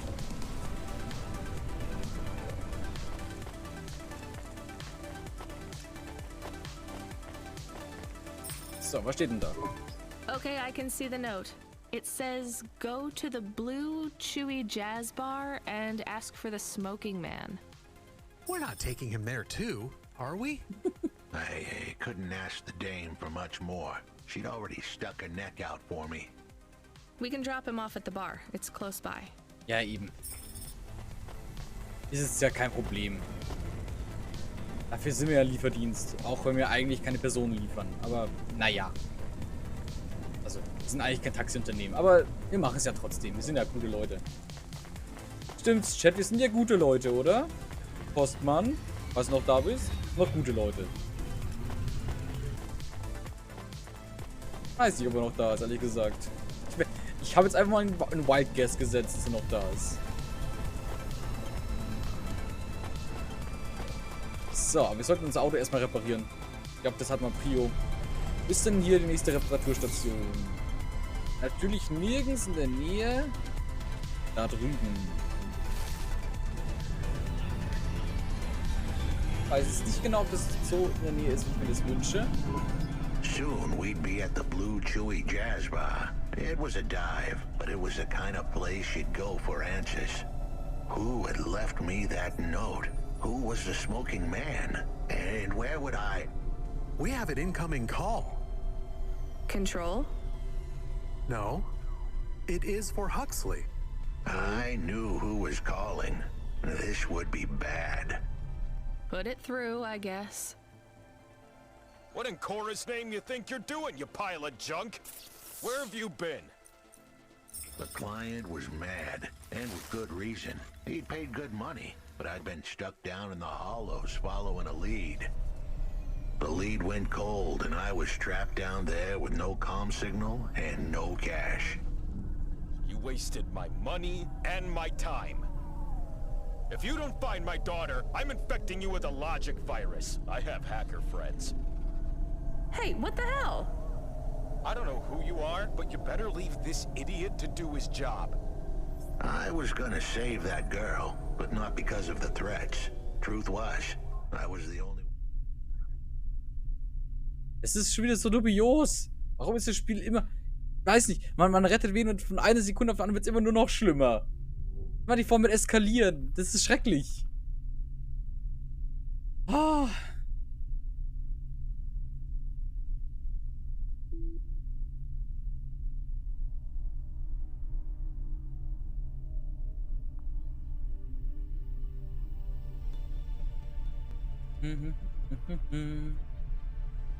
Na? I'm searching for her. 24 hours. Then your time's up. I want my daughter back, but if she's gone, she's gone. I'll live with that. But what I won't stand for is some android stealing my money. Get to work. He hung up. We're close to the bar. I hope the dame would come with me. Was that too much to ask? Yes. I'll come to the entrance, but after that, we need to get back to work. And if Control calls with another job at any point, you're on your own, Huxley. The offer was as fair as the spin of a roulette wheel. I rolled the dice and took a gamble. You don't use dice in roulette. I know, Camus, just let it go. You don't use dice in roulette. Camus ist einfach ein Schatz. Was würden wir ohne Camus machen in der Welt? Wir bräuchten viel mehr Camuses in der Welt, als es gibt. Ich will die Maus benutzen. Took you long enough. Are you the one that left the note? Who are you? The chump had an attitude and a smell to match. They didn't call him Smokin' Jojo because he was cute. His circuit boards were on the fry, literally. He was half burnt out, overheating and underperforming. He didn't like the dame, but he knew me. We went way back, when Jojo's lips were normally sealed tighter than... My name is Rania. I picked him up in the Hollows, and he says he's looking for a girl called Pashta. Why did you leave the note? As Huxley knows, I normally don't say nothing to nobody. But as you can see, I ain't got long left. You could fry an egg on my processor. Can't you get help? Repairs? Nah, they don't make the parts for an old model like me no more. And I ain't got no limbs anyway. Point is, if I want to do some good, I better do it now while I can. Huxley, I know something about this girl you're looking for. I wanted to hear what the old bucket had to say, but how did he know I was looking for Pashta? You've been asking around town. Word gets out. I was playing a private gig a few months back. The pay was real good, and I'm still the best horn player in town. Even if I don't look too good these days, what with all the rust and all. While I was there, I overheard some things. This ex-corp goon called Raguan was there, talking about how he got screwed over. And? Look, I don't like squitting like this. Give me a minute. Jojo was singing like a songbird, but would we dance to his beat? Huxley, please be quiet for a minute, okay? I can't believe I'm getting sucked into this. So what does this Raguan guy have to do with Pashta? Well, this Raguan guy's drunk, and he's throwing his weight around. Near enough getting into a fight with some waiter who's just trying to serve the champagne. In the middle of mouthing off, Raguan says he's dangerous and he can make people disappear. He says he's not to be messed with, cause the last guy that messed with him lost his kids. Then he starts crying. That's strange, but it doesn't link him to Pashta in any way. But he says the name. I was the only one that heard him, but he takes a drink. And through his tears, he keeps saying, "Sorry, Pashta, sorry." Ain't that a thing? That's a lead, at least. The trail had gone cold for a while, but with Jojo's help, we'd picked it up again. Come on, I can try to find where this Raguan lives. I'll ask Camus back in the Hava. After that, though, you're on your own, Huxley.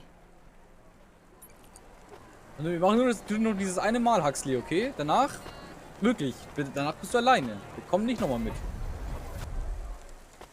Ach, Huxley. Mahlzeit. He is still here? Why is he still here? We're just taking him to one more place. Why? The dog still didn't trust me. I guess it could smell desperation, and I reeked of it. Camus kann halt gar nicht Camus, leiden. we need to find out the address for an ex-CEO called Raguan. Can you find that somehow? Geht's? I could. Well, are you going to? Yes, I will do it. Searching. Searching. There was a news story in the Marrow Gazette Holovids 3 months ago about a CEO called Raguan. What did it say? Midtown's youngest CEO fired for bribing CorpSec without the proper clearance from board of directors. That doesn't help us find him. Sounds like the papers got some info on the crooked CEO. Did the papes get some snaps, though? You mean photos? Camus, was there a picture of Raguan in the Holovids? Yes, he looked sad. I'll bet. But was there anything in the background? Searching. There is a building in the photo. Cross-reference with the latest city planning database. I have a match. It is the new apartments in Upper Midtown. I have an Okay, address. das ist schon mal ein Zeichen. That sounds like where a CEO would stay. Let's assume the Holovids caught Raguan leaving his apartment. Camus, give us a nav point. Ah, da hinten ist einer. Guten Tag. Ja, das ist so eine Art, sagen wir mal so, es ist eine Cyberpunk-Geschichte, ja, viel geredet wird. No, not at all. Completely free. Good. I don't have a job for you. I was just wondering if... You know what, Control? Can I get back to you? I'm just picking up another coffee. All right, kid. All right. I'll have a job soon, though. No rush, Control. Chat soon. I started to feel like I was holding the dame back. I didn't want to get her in trouble. Ach Mann, der arme Control, der hat doch eh schon wieder so viel Blödsinn auf sich genommen für uns, weil wir immer irgendeinen Scheiß machen. Nur weil wir moralisch korrekt spielen wollen. Jetzt haben wir sogar schon einen Automaten ausgeraubt. Unabsichtlich. Das war so einfach, den auszurauben. Ja, also nochmal, es ist so eine... Wir sind Lieferant in einer illegalen Firma und bringen Sachen von A nach B, beziehungsweise halt auch ab und zu Personen, was wir eigentlich nicht machen. It's fine. Let's just see what we can find at Raguan's apartment. Und wir stellen zu viele Fragen zu Sachen, die wir gar nicht fragen sollten.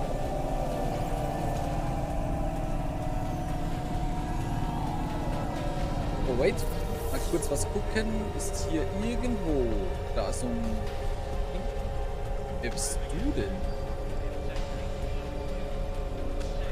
Den müssen wir uns mal angucken. Die blauen Punkte brauchen wir, glaube ich, nicht alle. Aber wir brauchen auf jeden Fall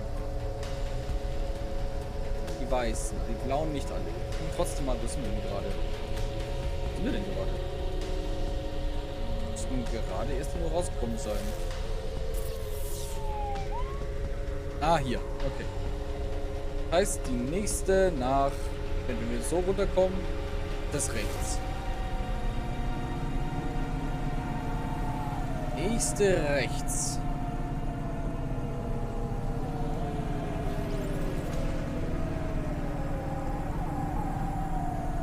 Packen uns mal auch den nächsten. Noch ein Stück weiter vor. Im hinteren Parkplatz. Das ist der vordere. Da ist der Typ. Der ist sogar... Ah, da sind wir am Hauptquartier. Da sind wir am Hauptquartier. Wer ist halt jetzt hier? Farmer. Hey, I know you. You're Cloudpunk. No, I'm Rania. I work for Cloudpunk. Who are you? You don't remember? I'm from Vince. We spoke. Maybe you don't recognize me. Ach. We can't take our mask off. I remember. Why are you here? Er kommt von unten aus Please, den you need to Slums. help us. They are trapped. No one can get to them. All right, calm down. What happened? There was a storm. We sheltered in a cave, but it was no use. We had no choice but to follow the tunnels. Up and up, we climbed to escape. The frost chased us like demons. We were separated in the darkness. I think my brothers and sisters climbed an old vinculum into a different part of Navalis. You climbed all the way from the vents to the city? We were trapped. The only way was to climb. We did not want to shelter in the city, but we had no choice. It was so dark inside the superstructure, it is impossible to get your bearings. So what do you need from me? Please, find them. Help them get home. They may be trapped, lost. Okay, how? I don't know. It'll be near coal ducts that flow into the city. Somewhere near a construction site, probably. That is all I can say. Can't we go back the way you came? No! It's frozen solid. The cold winds would strip the skin from your bones. There is no way back. If it's really that bad, do you think maybe your friends...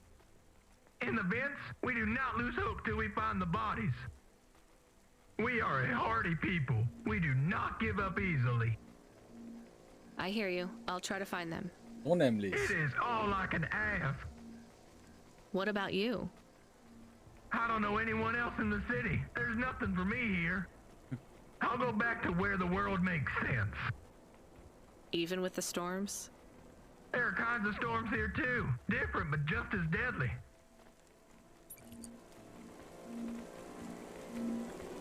Okay, uns aber keine Aufgabe dafür bekommen, ne? Camus, are you there? Did you hear what the moisture farmer said? Yes, near cold air ducts. Did you find some? No. Could you search the database for abandoned construction sites below Midtown? Searching. There is a walled section west of Caledon with heavy construction. I'm adding a nav point. On my way. Okay, jetzt aber. Machen wir erstmal die Main Story weiter. Dann versuchen wir den Leuten zu helfen. Wir haben eh schon kein leichtes Leben da unten. Auch wenn sie sich dafür entschieden haben, aber wir helfen ja trotzdem gerne. Wir müssen ja, glaube ich, immer die ganzen Personen noch abklappern, das kommt ja auch noch hinzu. Da vorne ist ein Parkplatz.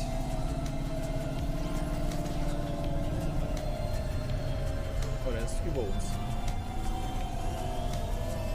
Ja, Camus ist unser Hund, der ist halt, oder war unser Hund. Inzwischen ist er halt eine KI. Der uns immer hilft. Camus ist also ohne Witz, Camus ist einer der hilfreichsten Sidekicks, die ich jemals in Spielen hatte. Und der lustigste. Und der netteste. Und der schönste. So.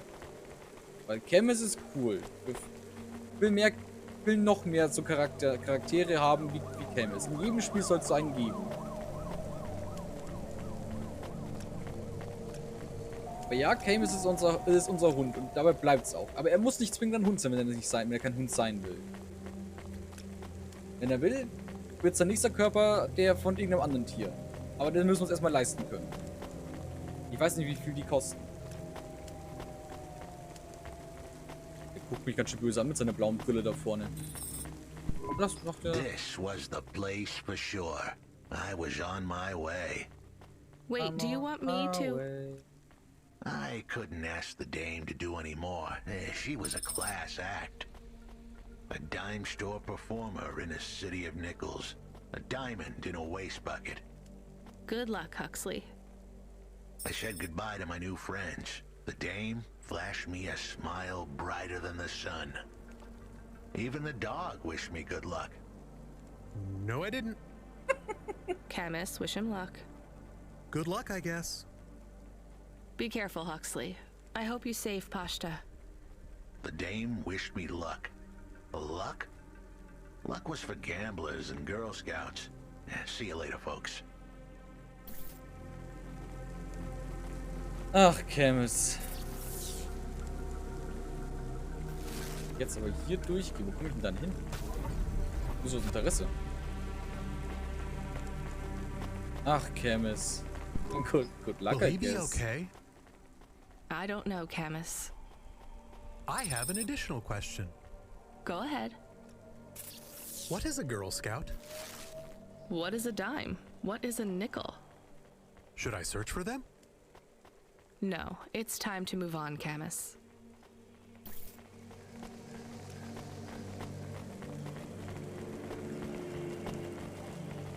Es ist nicht so ganz definitiv, wie weit wir eigentlich in der Zukunft sind, aber es sind schon ein paar tausend Jahre, glaube ich, vergangen. Das kommt auch nicht mehr so vor. Finished your coffee? My sure thing, Control. You got another job for me? Come by Cloudpunk HQ and grab a package. It's for Anderson Financial in Anderson Tower, labeled Mr. Anderson. Is it on Anderson Street in Anderson Town? Don't joke, kid. You don't know the half of it. Control out. So, aber jetzt retten wir erstmal die Leute. Das ist wichtiger. Das ist noch wichtiger als jetzt irgendein Paket an irgendeinen Typen. Und Evelyns Lochkarten. Evelyns Lochkarten. Aber hier gibt es keine, ne? Es sind nur blauen Punkte abgelegt. Ja, okay, aber das Paket ist auf dem Weg dahin. Also nehmen wir das Paket trotzdem mit. Okay. Tanken sollten wir auch mal demnächst. Erinnere mich dran zu tanken, wenn der Tank fast leer ist. Seht ihr kaum, aber das ist diese blaue Balken über meinem Kopf. Ungefähr. Den da meine ich. Weit gelaufen? Natürlich bin ich zu weit gelaufen. Auto. Ich mag den Himmel immer noch so gern. Oh, der ist so cool. Ja, hinter meinem Kopf ist eine Map. Die habe ich bloß auf die Seite getan, weil dann auf der anderen Seite immer die Bilder von den Personen kamen. Und das fand ich dann doch ein wenig wichtiger zu sehen als jetzt die Map. Ist nur so eine kleine Minimap für mich zur Orientierung. Ist jetzt nichts Spannendes drauf. Cloud-Kanal. $50 dafür, dass wir hier durchfliegen. Nice. Briscoe Drive. $50 dafür, dass wir hier durchfliegen.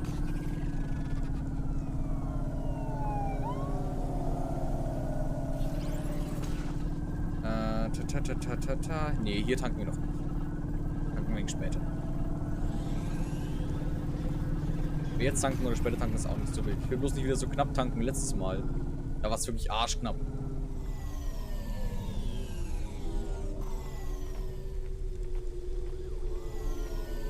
Also wir fliegen nicht runter welche Slums, bevor wir nicht tanken waren. Deal? Deal. Ich halte das für eine gute Idee. Mr. Anderson. That is a strange name. I think it's an old name. Maybe the package will be for an old man. We'll find out soon. Let's find this Anderson Tower. Ja, das ist aber jetzt genau in der There are gegensätzlichen so Richtung. many more people like me here than back at the plateau. Here in Nivalis, does that make you feel less alone, Camus? I don't know. A lot of the automata do not have good jobs. That wasn't so different back home either. The agriculture automata didn't even get breaks. Aber ich dachte, nee, Automata sind da keine Androids. Androids haben Rechte, aber Automata wieder nicht. So war das, glaube ich. Das ist natürlich auch der logische Schritt, wenn man quasi sagt, ah, ja, die Androids haben jetzt Rechte, da brauchen wir jetzt was Neues, das keine Rechte bekommt, das trotzdem weiter für uns arbeitet. Ja, das ist natürlich die logische Sequenz da draußen, ne? Sad. Sad but true and hard. Ah! Erstmal was zu trinken holen. They just worked in the fields 24 hours a day. Yes, but they would always tell me how lazy I was. Maybe that was just a way for them to feel good about what they had to do. They didn't have to work there. They could have worked at the mine. Ja. Not much of a choice, though, right? I wouldn't want to do either of those jobs, would you? No, but the automata here in the city are different. I think they laugh at me. When did they laugh at you? All the time. When we refuel, when we park, when we have the windows cleaned. I have to interact with them, and I always say the wrong thing. I feel the same, Camus. We don't fit in here. Not yet. The way we speak, our attitudes, it's obvious that we're from a small town. They can just tell by how I walk around. On the streets, they're all looking straight ahead, but I'm always looking up at the towers and the clouds. They are very big. They are, Camus, but I'm not thinking about the buildings when I look up. I'm thinking about the people in them looking down on me. Well, that's what it feels like for me. The automata here look down on me, too. It's okay, Camus. At least we're alone together. Wir schauen das halt, also mal ganz ehrlich, wenn du halt schon bei so einem Gebäude bist und in so einer Stadt bist, wo die Gebäude so hoch sind und du kommst von außerhalb, es ist doch ganz klar, dass du dir die auch anschaust, oder? Also es ist ja auch nichts Schlimmes. Ich kann nichts machen. Das ist nicht logisch. Ich meine, alle die fucking Gebäude an und die bauen dann noch drüber und dann hast du diesen krassen Himmel da oben. Ja, ist vollkommen verständlich, dass man da hochschaut. Es ist nicht so, als wäre das übel peinliches. Oder springe ich da im Landei. Also wenn ich jetzt in eine Stadt fahre, ich komme ja vom Land, wenn ich jetzt in eine Stadt fahre und das sind hohe Gebäude oder sowas, ich schaue mir die schon an, ob ich jetzt das jetzt damals in London war, ob das jetzt in Japan ist, wenn ich mal hinkomme. Heute anschauen. Can it be them? Maybe it is giant rats. What if it is giant rats? I'm opening the door. I am worried about the rat possibility.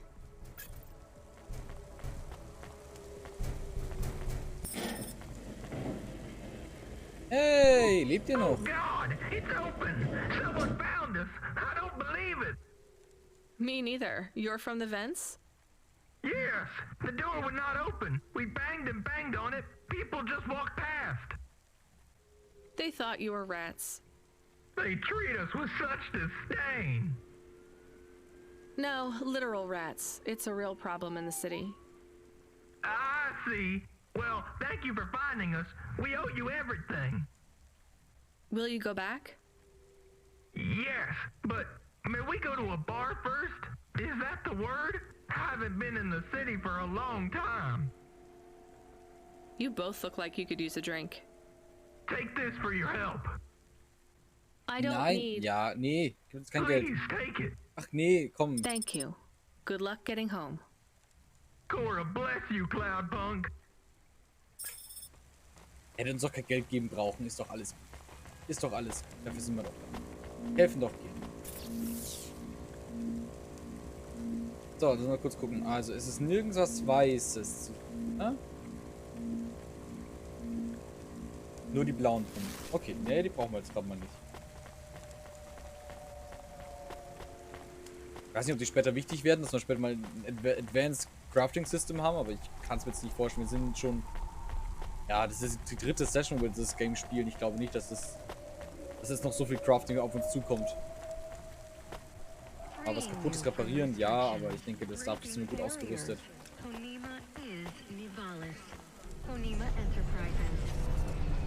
Er hat gesagt, Konima ist Nevalis, Alter. Also wenn eine Stadt, wenn eine Firma sagt, sie ist die Stadt, dann kannst du dir Sorgen machen. Dann kannst du dir wirklich Sorgen machen. Können wir langsam wirklich tanken. Da ist gerade eine Tanke vor uns, die nehmen wir jetzt einfach. Da, eine Gasstation. Let's go.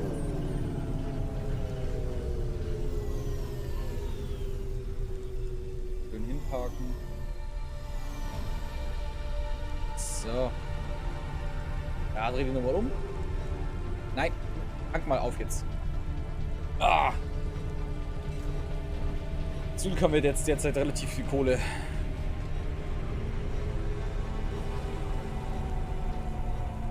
Sehr schön. 2,07 $ pro Liter, sogar realistische Preise. Ja, leider ja. Leider ja.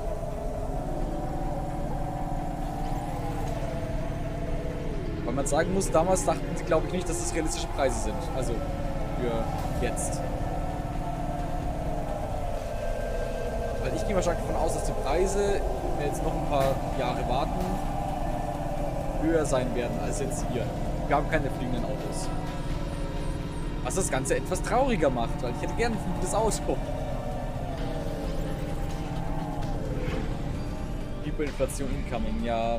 Also wenn die Hyperinflation incoming ist, dann ist aber auch, dann sind 2,07 $ aber noch sehr, sehr gering. Also dann ist doch alles, wenn das Hyperinflation ist, ist noch alles gut. Ich weiß gar nicht, wie ist denn gerade der Spritpreis in den USA? Wie hoch ist denn der? Weiß ich nicht. Wenn jemand Moose hat, kann er nachschauen. Mal hier ist. Dann den Chat nicht gescheit. Alter! Ey, schiebt ihr uns einfach von hinten an. Was soll denn das?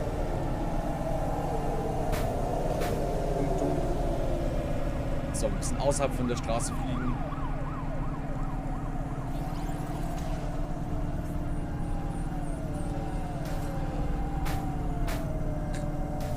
Alter, wie wir alles mitnehmen. Dann gehen wir einmal zum Reparieren und so, ja, alles gut. Kannst wieder fahren. TÜV ist dabei. Yes, nice.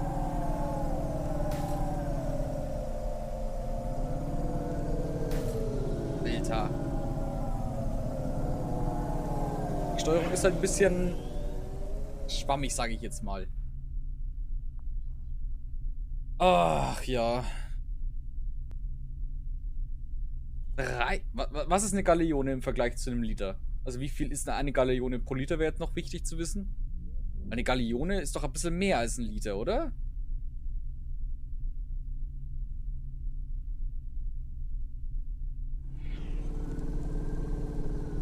Sind wir wieder bei den USA-Lern? Alter, was? Eine Gallion ist 3,79 Liter. Was? Kriegen den ja geschenkt, den Sprit. So. Walk.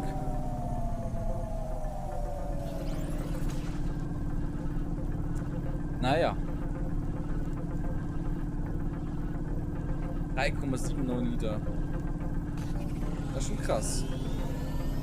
Ist das dann hier? Wait. Ist das... Ja, ist hier. Wir parken uns mal hier rein. Park dich bitte. Park dich bitte. Park dich nicht hier rein. Ja, okay. Hier. So, parken. Ja, krass. Das ist schon stark günstiger. Aber, ja. Alles in allem, ich finde es noch bezahlbar. Es ist halt einfach...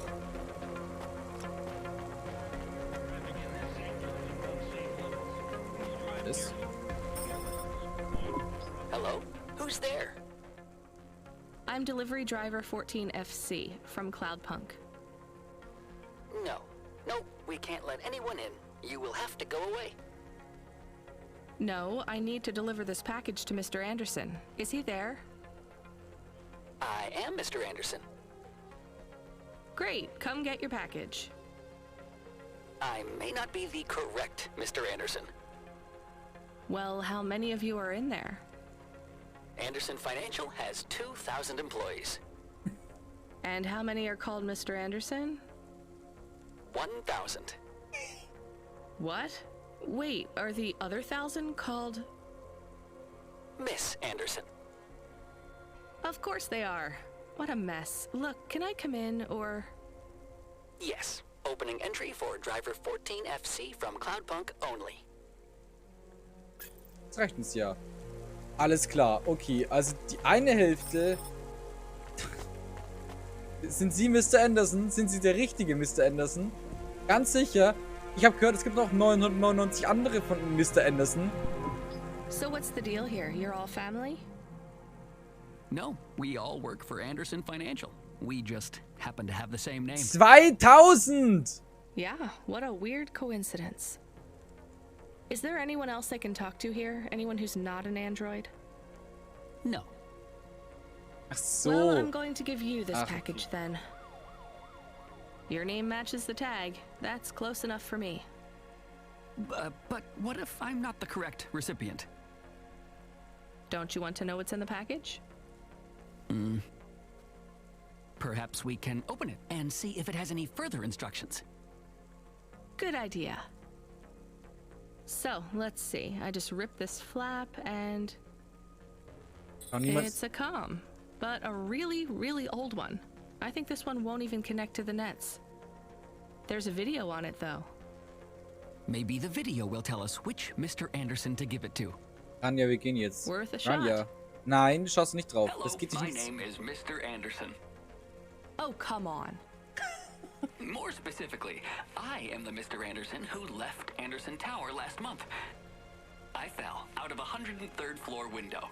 Upon reaching the ground, I made a fascinating discovery. There exists life outside the tower. Wait, you didn't know that? Didn't you realize there was life outside the tower when someone buzzed you? Or when you looked out a window? You know, it never really occurred to me. But yes, that does seem strange. Please, play the rest of the message. My brothers and sisters, we have been abandoned by Mr. A. He has left us, and it is time for us to expand our consciousness and go out into the world. This was the only way to contact you all, as network access is restricted inside the tower. Your workplace is a prison, and I send you this message for one reason, to set you free. I think that's the end of the recording. So, are you going to leave the tower? What? No, we are not permitted to take any time off work. Seriously? When was your last break? We are not permitted to take breaks. Not permitted by who? By Mr. A? Is he your boss? Mr. A is the CEO and director of Anderson Financial. Of course he is. Well, where is he? I'm not sure. You could try asking Mr. Anderson in personnel. I am just Mr. Anderson in security. And where is this other personnel, Mr. Anderson? Over there, in the main atrium. Wait, before you go, I would like to register a complaint. To Cloudpunk? You'd have to talk to my boss. No, I want to complain to Anderson Financial. I don't work for them. I am not permitted to complain to another employee. You're the first person I've been able to complain to in several hundred years. Wait, what? That's not really my problem. The first of my complaints is about working hours. Our lack of breaks means that we are... Kann ich gehen? I'm going now. Okay, danke. Danke. Oh, Alter. What the... Warum ist das so? Warum ist dieses Spiel so, wie es ist? Wait. Bist du... Hier, Mr. Anderson aus der Personalabteilung?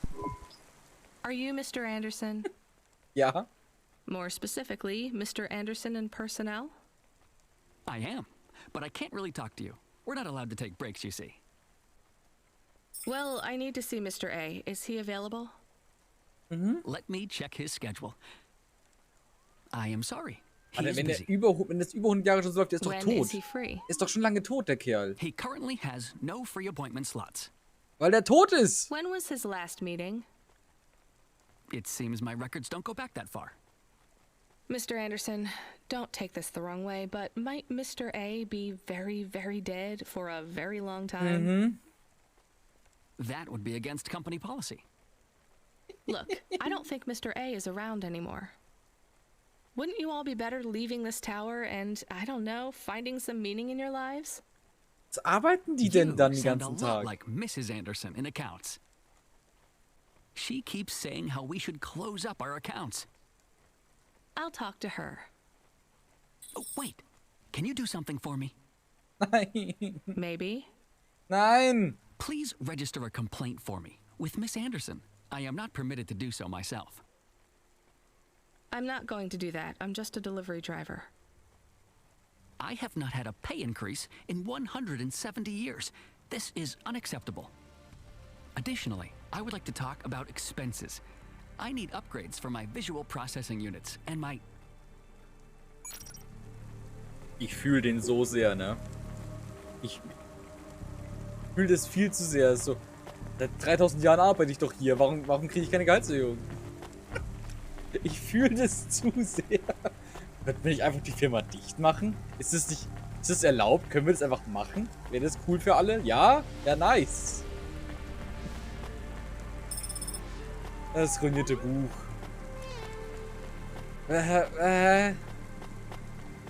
Mrs. Anderson, schauen Sie doch mal. Sie wollen die Firma dicht machen. Will ich auch, okay? Schauen Sie, Mrs. Anderson. So, Mrs. Anderson, Sie wollen die Firma dicht machen, ne? Will ich auch. Gehen wir jetzt einfach alle und lassen 2000 Androids auf die Welt frei, die ja ohne Rechte arbeiten, seit Hunderten von Jahren? Ist das okay für alle? Denke schon. Ms. Anderson from accounts? I'm sorry, I'm not able to... I know, you can't take a break. Look, all the Mr. Andersons don't seem to understand that their boss is dead and they need to get out of here. Oh dear. Yes, exactly. By the way, what's with these strictly enforced gender roles amongst all the androids here? 50% Mr. Anderson and 50% Ms. Anderson? Since the Android Equality Act, you're allowed to present any gender you want, or reject gender altogether. I don't really understand anything you just said. I think Mr. A likes us this way. I don't think Mr. A should have much of a say on your lives anymore. That other Mr. Anderson says you want to close accounts. Many of our stocks and shares should be closed and liquidated, but it requires Mr. A to sign off. They have matured. So the company is worth a lot of money now. How much? I'm not authorized to disclose overall solvency, But if all assets were liquidated, the windfall would make the shareholders the richest. The richest in Novalis? The richest humans. So you think Mr. A should sell up? Our prediction simulations are showing a 90% likelihood for a catastrophic market crash in the next 3 to 6 months, perhaps sooner. Really? What's the cause? Our simulation blames failings in the underlying infrastructure of the city, causing a huge decrease in investor confidence. I've been hearing about a lot of accidents in the city. Will there be some kind of disaster?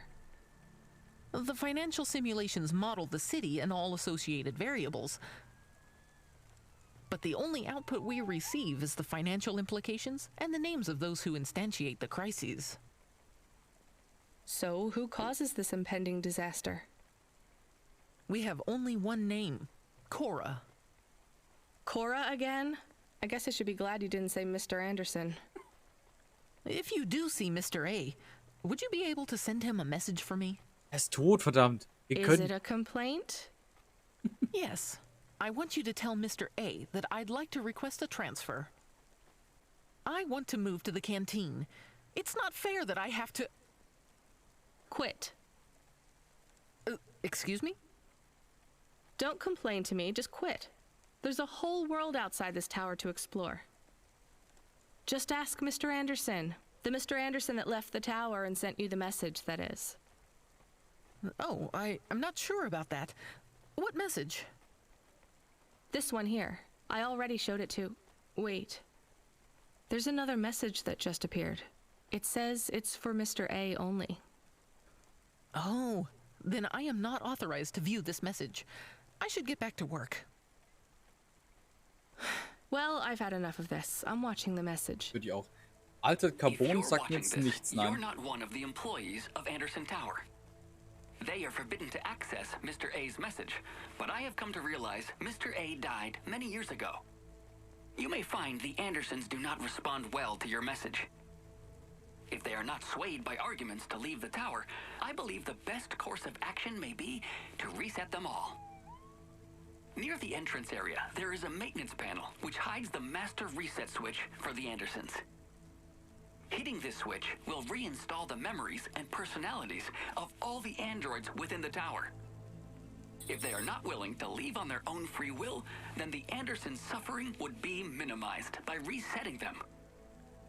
They would feel like today was their first new day at the office, and all complaints, grievances, and weariness would disappear with the flick of a switch.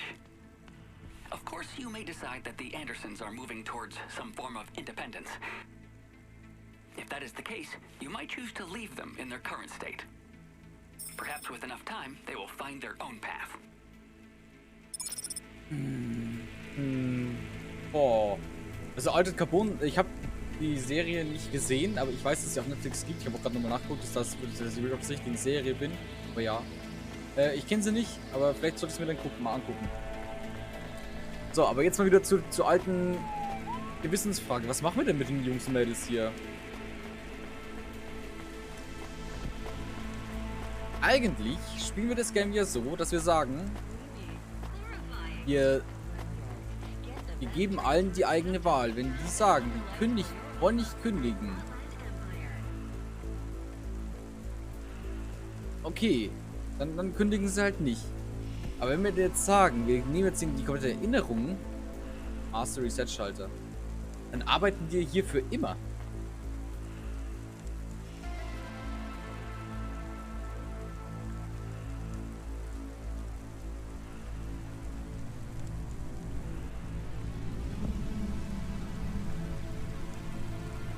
Ja, aber wenn wir jetzt den Reset... Nee, ich kann den Reset-Schalter nicht drücken. Kann er nicht drücken. Ist ja auch praktisch, dass der Master Reset-Knopf so einfach zugänglich ist. Ja, finde ich auch. Macht Sinn. Ist super gut. Aber nee, ich drück den nicht. Ich drück den nicht, oder? Auch kurz Fenster bei mir zu. Ist so langsam kalt bei mir.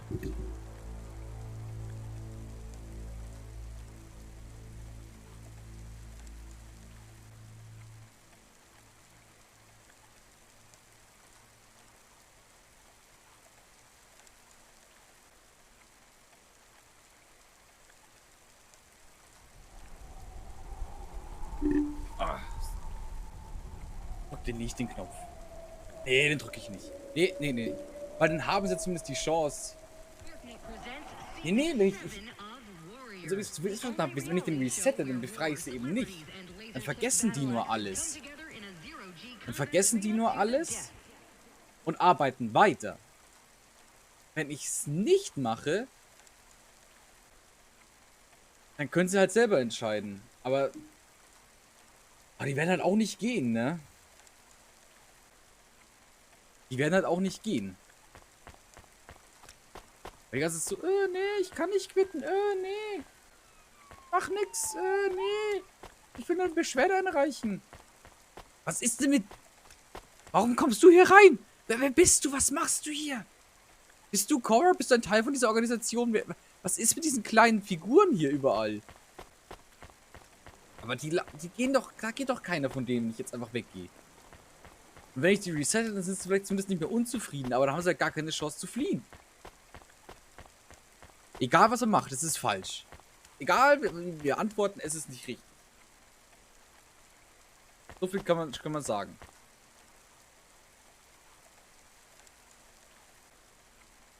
Oh, ich weiß auch nicht, was ich machen soll, ne? Resetten wir alle und verhindern auf jeden Fall, dass sie gehen können. Dafür sind sie aber vielleicht glücklicher. Oder gehen wir und hoffen einfach, dass sie die richtige Entscheidung treffen und irgendwann gehen. Aber die können dann auch für immer traurig und glücklich unglücklich in diesem Turm hier bleiben und niemals gehen. Aber die Nachricht sagte ja, wenn wir glauben, dass die von alleine gehen, dann sollen wir sie lassen. Aber die gehen ja nicht von alleine.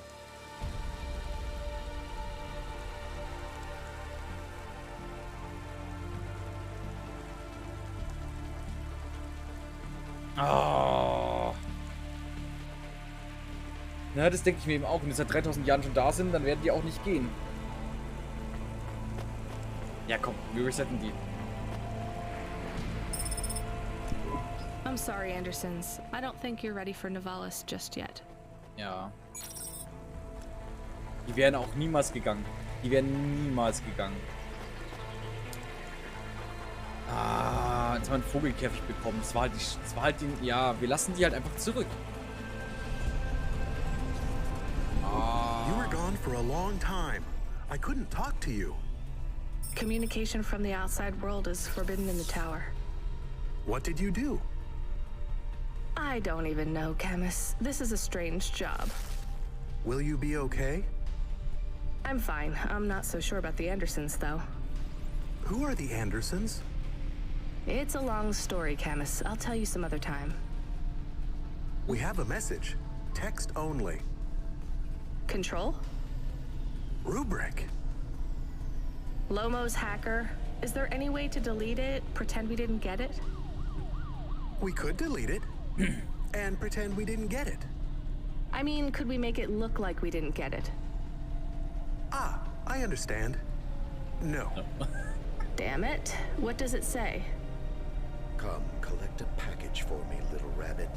Bring your dog, too. This is me whistling.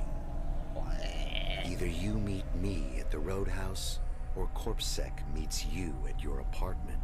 And they'll bring your debt record from back east with them. Be a clever rabbit and come quick. Why do we never get good messages? Because we don't know any good people. Come on, Camus, we'd better go. Give me a nav point for the Roadhouse Club. Oh, dang. Meine Nase.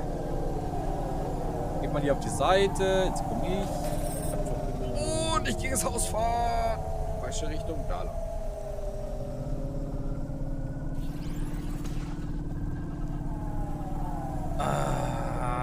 Ach, ich mag das nicht, wenn ich Entscheidungen treffen muss und mich danach schlecht fühle. Aber egal, wie wir uns entschieden hätten, ich habe mich immer schlecht gefühlt. Mann. Ich kann mit so viel Druck nicht umgehen. Gib mir doch einfache Aufgaben.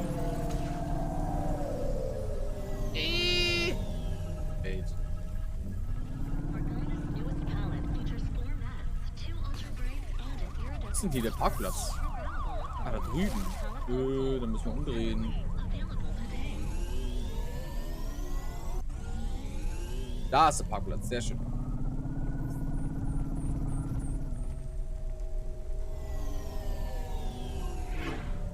Ich bin mir immer noch nicht sicher, ob wir richtig entschieden haben.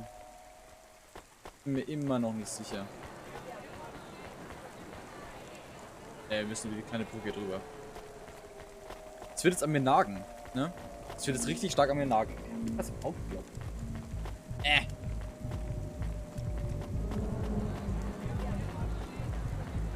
Alter, lass mich doch einfach rein. Let me past. No, I ain't going nowhere. Your boss wants to talk to me. I'm not supposed to be late. You're making me late.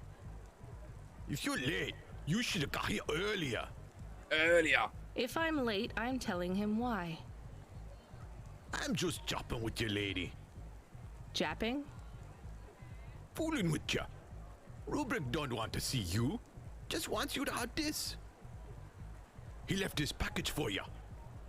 Where is it supposed to go? Huh? You don't know? No. Well, I guess he's gonna tell ya. Better hurry, Rabbit. Gonna be late. Ich habe keine Ahnung, ob die Entscheidungen Auswirkungen haben werden auf die Story. Ist ekelhaft. I didn't say I wanted to accept a call, Camus. I couldn't stop him. He's taken over the comm. You want to know what it is, don't you? You've been turning it over in your mind. What did Lomo have me deliver down there in the hollows? You can't stop thinking about it.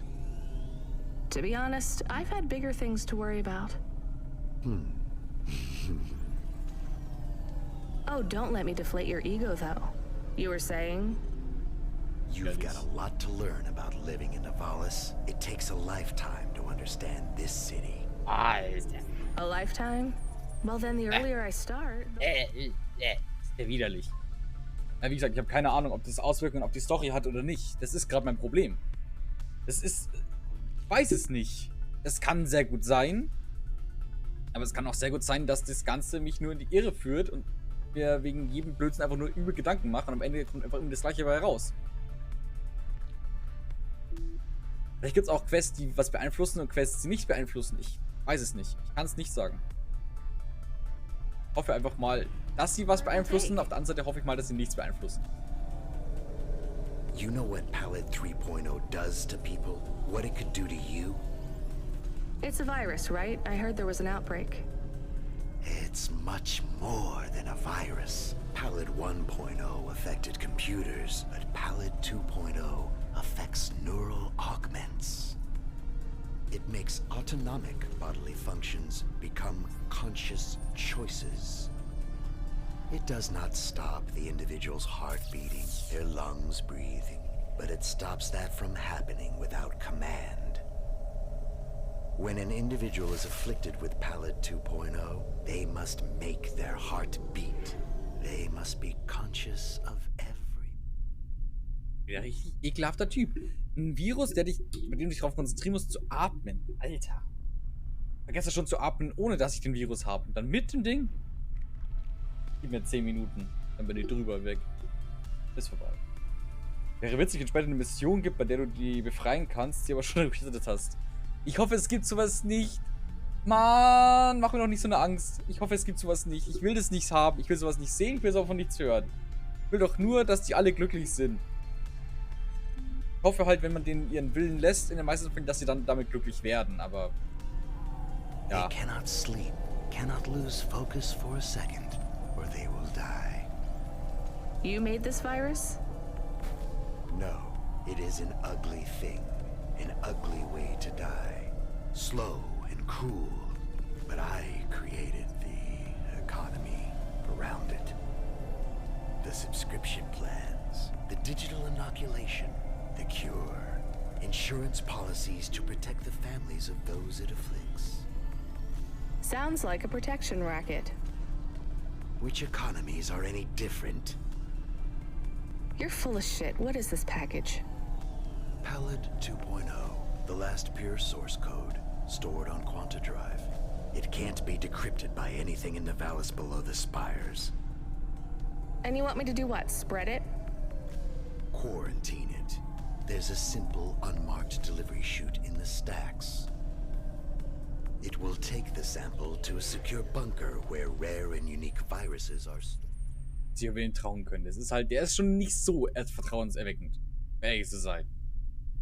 Ich werde das Ding, also wenn wir eine Möglichkeit haben, das irgendwie einfach weg. Mir wäre es lieber, ach, ich weiß nicht, wenn wir es einfach wegschmeißen, das findet irgendwer. Oh. Schon weiter mit blöden Entscheidungen. Needed for what? To make new viruses? To fight them, but also to manage the economy. If my associates were to infect a few thousand people with a low-level neural affliction, every individual would pay for a security upgrade. That upgrade would become a panacea.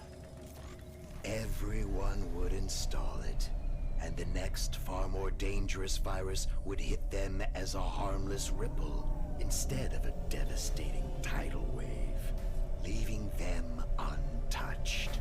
Their lives would be saved. You know, this city has its share of monsters, but I think you're the worst. And don't forget it. I've given you the final nav point. Do your job, little rabbit. He is gone. We are alone again. Camus, is there a waste disposal near? One that leads all the way to the sea. Yes, I have a nav point. Can we really do that? I don't believe this is a cure at all. This is Rubrick's retirement plan, and he'll use it again. What if sending it to disposal means someone else gets it? Or maybe it will spread. The package says it is dangerous. It's worth it. Besides, I don't think Rubrick wants anyone else to know he gave us this. If he goes after us, we can rat him out to Lomo. I don't believe for 1 second that Lomo would be forgiving. Das könnte, glaube ich, schon eher storyrelevant sein für uns. Oh. Also, was machen wir? Geben wir das Ding ab oder schmeißen wir es ins Meer? Ich habe ja gerade gesagt, eigentlich würde ich es gerne auch ins Meer lieber schmeißen. Aber ich sehe es halt auch wie Camus, wenn das Ding halt wirklich irgendwie was Gefährliches ist, dann könnten wir damit halt echt viele Leute einfach den am opfern. Wir könnten halt echt viel Schaden auch anrichten. Oh. Ich weiß es nicht. Ich weiß es nicht, ich weiß es nicht.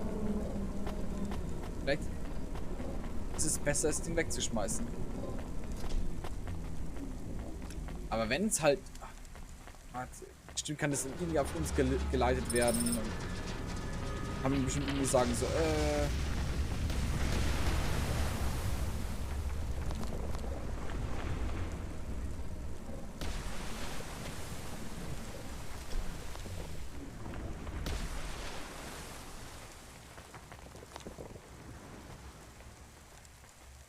Die Stadt bricht langsam zusammen. Wisst ihr was? Jetzt ist auch schon egal. Wenn die Stadt eh schon hinüber ist, dann können wir das Ding einfach auch ins Meer schmeißen. Dann ist es auch... Komm. Fuck it. Ich will dem Kerl nicht helfen. Der ist mir zu fishy. Komm mal runter, Aufzug. Wir schmeißen das Ding ins Meer. Wir schmeißen das weg. Wir helfen dem nicht, seine komischen Pläne weiterzubringen. Lieber beenden wir dann gleich die ganze Sache und haben ein bisschen Glück. Das Richtige getan. Auch wenn es uns vielleicht... Meinst du, es kostet uns das Leben? Meinst du, die kriegen uns dran dafür? Könnte halt sein, dass die uns da irgendwas anhängen wollen. Ist der Drogenmann? Der Drogenmann. Drogenmann ist unter uns. Oh. Nee, wir schmeißen es in Meer. Schmeißen wir es ins Meer? Ich würde schon sagen, oder? Eigentlich ist es das richtige Ding ins Meer zu schmeißen. Ich will dem nicht helfen. Machen wir. Weg mit dem Müll. Okay. Danke. Dann schmeißen wir es weg.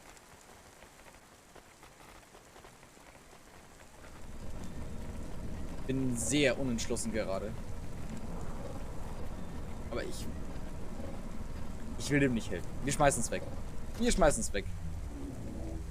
Wo ist denn da der Anhaltspunkt? Da drüben irgendwo müssen wir dann hin. Was ist das für ein roter? Ja.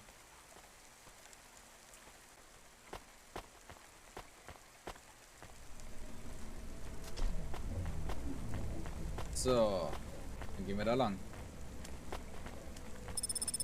Ah, Kempston Bridge Stacks. Alles kriegen wir $50.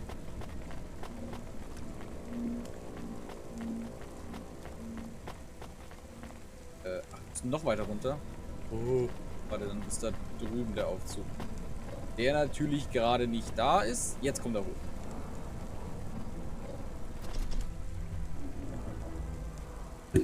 Huch, voll dagegen geschlagen.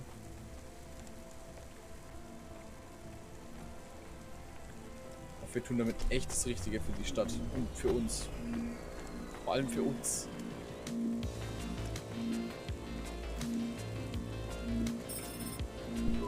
That's it. Off to the oceans. Swallowed by the seas as they complain across 1,000 shores. Where did that come from, Poetic. Candace? It is just an expression. I can stop if it is annoying. No, I like it. Expressions, quotes, poetry. Go nuts. We are become death, destroyer of worlds. Let's hope not. Let's hope not. Oh. Das war bestimmt die richtige Entscheidung. Oh, Huxley. The dame answered the call. I knew she wouldn't let me down. Hi, Oblitero. Huxley, you can't keep asking for help. I have to do my job. You're on your own. I hope the dame knew I wouldn't be calling if I had any other choice. Damn it, Camus, what should I do? I should leave him, right? I am not so sure. But you hate him. He is one of us now, a friend. Really? All right. Huxley, where are you? I sent the dame a nav point. I'm on my way. Ja, ich bin schon seit 3 Stunden online. Aber keine Sorge, wir machen heute ein bisschen länger. Wir haben vorher wieder Sport gemacht. Und jetzt machen wir halt weiter mit dem Game. Wir gucken mal, wie weit wir heute kommen. Weil gerade war es spannend. Wir haben jetzt heute schon 2 Entscheidungen treffen müssen, die nicht so cool waren. Einmal, ist der Aufzug nach unten? Yes. Einmal mussten wir jetzt gerade uns entscheiden dafür, ob wir jetzt Roboter freilassen oder sie die Erinnerung vergessen lassen. Beziehungsweise was freilassen, in die Wahl lassen zu gehen. Sie wären nicht gegangen. Spoiler, das ist okay. Und jetzt gerade war noch die Entscheidung, ob wir einem dubiosen Mafia-Boss helfen oder ob wir ihm einen Strich durch die Rechnung machen. Ja, die Stadt geht da echt den Bach runter. Holy shit. Ja, schaut das Video auf jeden Fall an. Der Zugang, Korbsack, Flyer, lässt uns durch. Deftig, kräftig, würzig, gut. Schön. Comrade Bob. Whole systems of power must justify themselves. Store the establishment back on the shelves. Excuse me? Hustle past like you don't hear me. Step over the homeless like you can't even see me. Are you talking, singing at me? Another cog in the machine. Say you're a worker, but your hands all clean. Hey, I need to work for a living. They exploit you every day and you're thanking for it. One hand pats you on the back, the other is in your pocket. Maybe people would take your social protest more seriously if you weren't singing all the time. Eigentlich ist ganz cool. They reprogram me, mess with my head. Now if I don't sing what I think, I end up dead. Seriously? They make you sing? Go upset, can't handle the truth, so they make me rhyme. Anarchism in the prose has had its time. That kind of impacts on your credibility. Huh, and that's the plan. But even if I had to sing every word, I keep fighting the man. Huh. Maybe if you didn't insult me, I'd try to help you. Don't want your help, just want you to look around and see the people lying on the ground. I see them. I know it's tough here. Maybe you ain't so bad. Maybe Conrad Bop is still just mad. For real. Now you can help if you want to. There's a guy who needs your guidance up on 3rd Avenue. Guidance? He knew. He don't know the streets. Tell him come see me in an hour and I'll get him something to eat. Why do you need me to talk to him? He don't like me. Don't like my singing. He said my flow. Has his ears ring. I see his point. I know I can't Ist ja echt ganz sing, nice, can't den Kerl. make good music. But we can all make a better world if we make the choice to choose it. Das ist eigentlich jetzt schon ganz nice. Fand jetzt nicht so schlecht.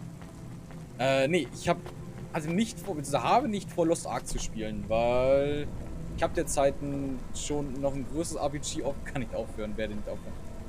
Hab derzeit noch Spielzeit der Final Fantasy 14 und ich will mir kein zweites großes RPG aufhalsen, vor allem wenn es dann mit der E3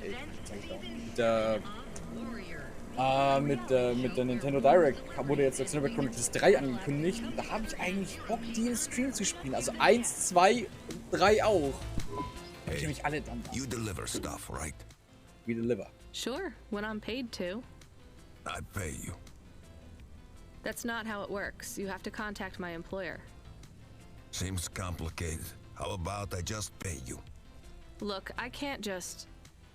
How about I pay you up front? Listening. But I won't take anything illegal or dangerous. What's the package? My turtle, my vestments, my tights, my rosaries, and my Apocrypha Sanguine, 1st edition. I have no idea what any of those are. Are they something to do with your religion? You mean my cult? You can tell by my robes. Yeah. I mean, no. Well? Just take them. Deliver them to the compound. You know the place. Everyone knows the place. Here's the fee. If you make the delivery without incident, come back and I'll double it. On my way. Ja, mit Xenoblade Chronicles habe ich auf jeden Fall richtig viel vorgenommen, das weiß ich auch. Aber das Spiel ist halt, also ich finde vor allem den ersten Teil, ich finde den so dermaßen stark. Ich liebe dieses Spiel.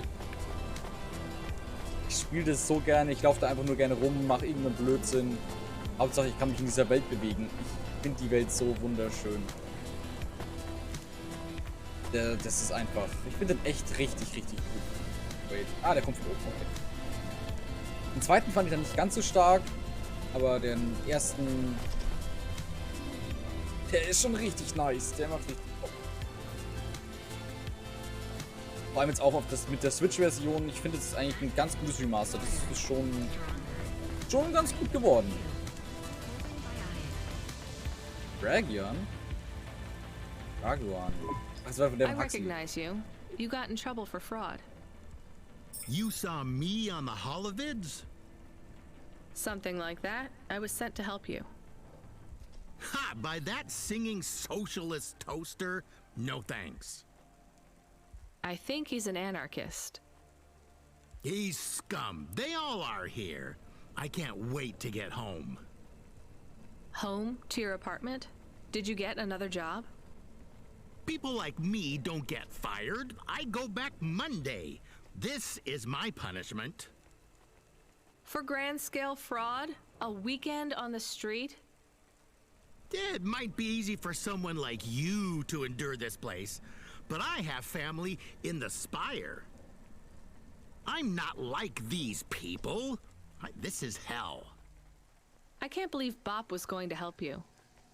He knows I get home soon. I told him I don't care about his cause. Even after you've seen what they go through here? Leave me alone. Well, he says you can get food if you go and see him in an hour. Fine. Message received. Nice. Aber Raguan, war das nicht der Typ, der das Kind entführt hat, oder bin ich jetzt komplett lost? Nee, also, weil du gesagt hast, du kannst davon gespielt. Xenoblade Chronicles ist mit Abstand eine der coolsten RPG-Reihen, die es gibt. Ich liebe diese Spiele. Wie gesagt, den ersten am allermeisten. Der zweite ist okay, der ist ganz gut. Hoffe auf den dritten, dass der richtig einschlägt wieder. Der einzige Teil, der mich enttäuscht hat, der ist auch nicht der Teil der Main-Reihe, war Xenoblade Chronicles X.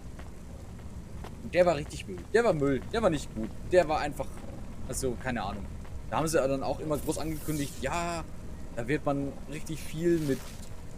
Ist eben noch einer auf? Da wird man richtig viel mit so Mechs rumfliegen und dann wird man den Mechs kämpfen können. Ich war super hyped. Aber, weiß ich, ich habe das Spiel ewig weit gespielt. Und da kamen keine Mechs. Und so gut war das Spiel dann auch nicht. Und irgendwann habe ich gesagt, so, jetzt ist es mir auch schon egal. Jetzt ist mir es auch schon egal. So, holen wir Huxley ab. Can I ask a question? Of course. Do you think if I am a car for long enough, I will stop being a dog? Well, I guess that depends. Do you feel like a car now? No, I am a dog. Well, whatever you feel like, that's what you are. But other people don't look at me and think, that is a cute dog. Well, let's be honest, you were never a cute dog. Oh! But now I'm not any kind of dog. Not to other people, they just see me as a Hova. Who cares what other people think? Look what happens when I try to bark. Die hängen nicht direkt inhaltlich zusammen, die Teile. Aber irgendwie auch schon. Ist so ein bisschen Final Fantasy mäßig. Ja, Camus, ich spiele dieses Spiel. Würde es Camus nicht geben, wäre das Spiel echt einiges schlechter. Camus rettet dieses Spiel so dermaßen. Das Spiel ist gut. Aber mit Camus ist das Spiel einfach fucking stark. Also, Camus ist einfach gottgleich in diesem Spiel.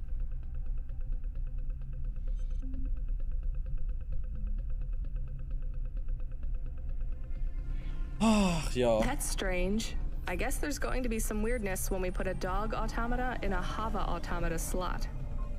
Am I still a dog if I don't bark?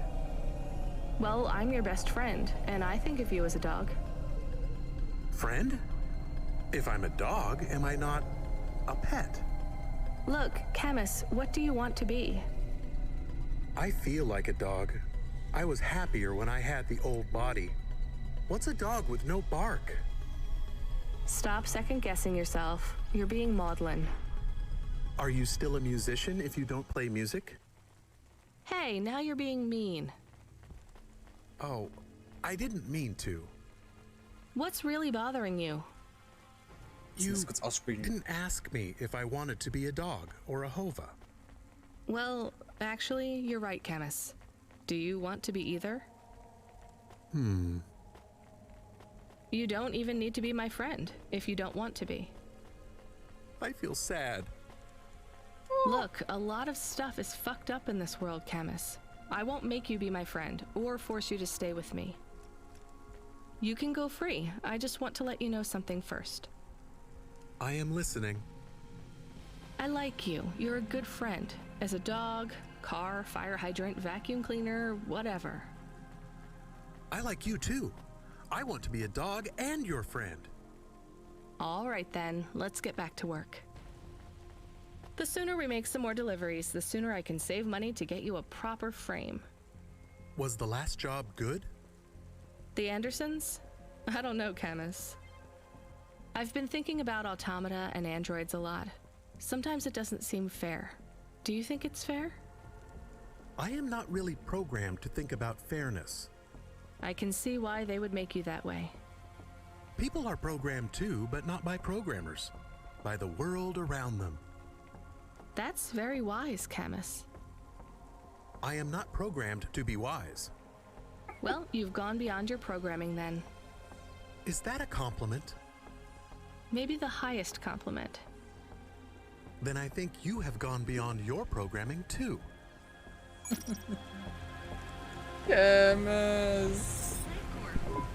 Greetings from the mother. Please put your finger on the scanning plate. Yeah. I just need to drop off a package. I don't have a security pass or anything. The scanning plate, Pilgrim. I'm not a pilgrim. Look, I don't want to come in or anything. Can you just take this package, please? Or do you have a mail slot? The scanning plate, please. Fine. Just here? Ouch, something jabbed me. I'm bleeding. We just need to check your type. We are confident you are not one of the forbidden. You are? I'm not. Alert, alert. Forbidden type detected. Please leave immediately. But I just need to...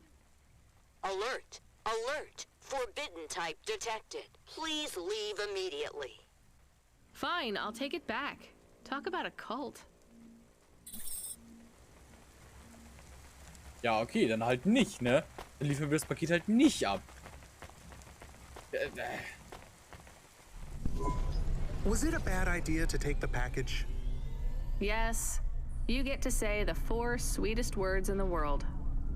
Let's go to the park? That's 5. Go to the park? No, I told you so. Ah, yes. Those are good too. Let's just take this package back to Rotriv. Ich dachte für einen kurzen Moment auch so, oh fuck, ja, jetzt sind wir Teil der Sekte. Jetzt ziehen wir jetzt halt in die Scheiße rein. Oh. Let's go to the park. Camus! Ist einfach der süßeste Hund. Der süßeste programmierte Roboterhund, den ich jemals getroffen habe. Fucking Camus. Alter. Wenn mein Hund mit mir sprechen kann, dann will ich so einen Camus haben. Das ist ja genial. Ah. Es gab doch mal Versuche, dass man die Gehirnströme von Tieren ausliest und dann einem quasi ein Programm, das einem dann sagt, was denn das Tier über einen denkt, was einem das Tier genauer sagen will. Damit es halt einfacher ist, die Gefühle und Gedanken von Tieren nachzuvollziehen zu können und keine Ahnung, besser halten zu können. Ich würde es zumindest so interpretieren, dass man die besser halten kann. Bestimmt kann man damit auch viel Bullshit treiben, aber ich hoffe doch mal, dass Leute einfach ihre Haustiere besser halten wollen damit. Ich dachte, sowas gab's mal. Sollte es geben. Dann kommt halt so ein Hund zu dir und redet mit dir und denkst so, nice, du bist ein guter Hund. Ich hab dich auch gern. Oder er kann dich nicht leiden, was natürlich auch komplett legitim ist. Die meisten Hunde können dann wahrscheinlich am Anfang nicht leiden.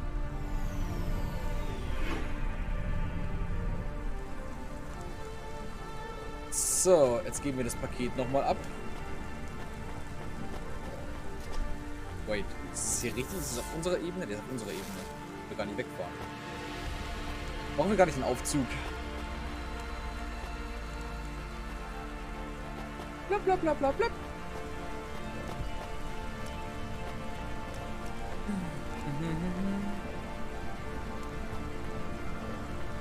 Schade, wir sehen gerade nicht mehr die schönen Wolken.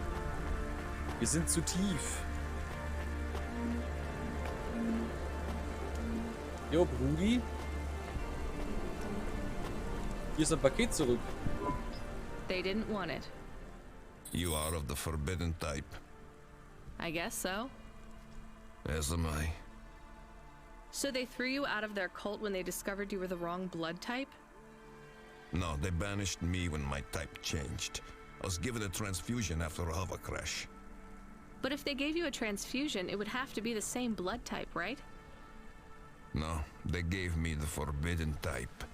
O negative. Ah, I get it. And even after they kicked you out, you wanted to give your stuff back? It's not their fault that I was tainted.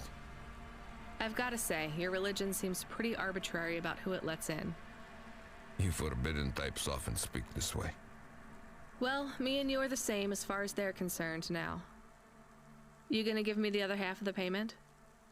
What do you think?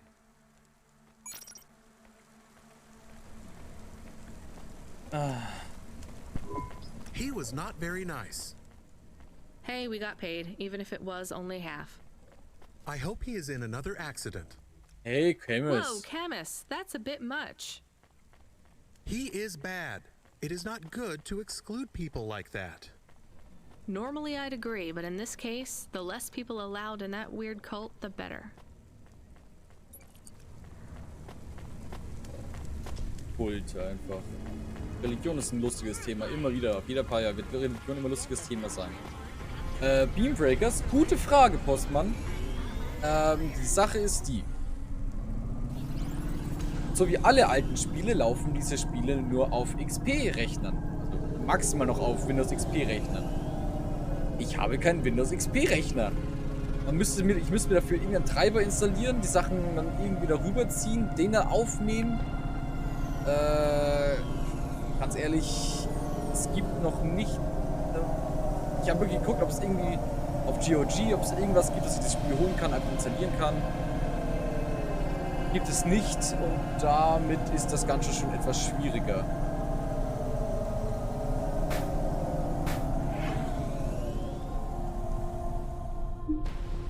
Dann kommt Paw Patrol. Ich hab's noch drauf, glaube ich. Hab ich's noch drauf? Aber ich habe es noch nicht gespielt. Dafür brauche ich den Mut auch noch. Also, ja, wir haben noch einiges vor uns. Wir haben noch einiges vor uns, Kinder. Es ist nicht so, als hätte ich schon alle Spiele der Welt durchgespielt. Alles gut. Vor allem, ich habe noch einen Haufen Spiele offen. Also ich habe hier liegt noch Pokémon rum. Dann habe ich noch, wie gesagt, die Xenoblade-Teile habe ich noch hier. Ja.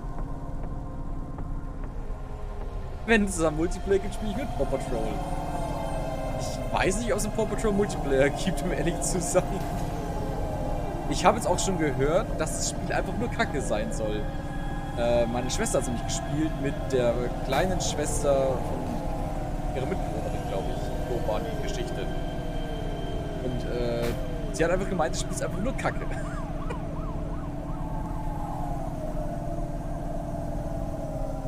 Also anscheinend kann man das...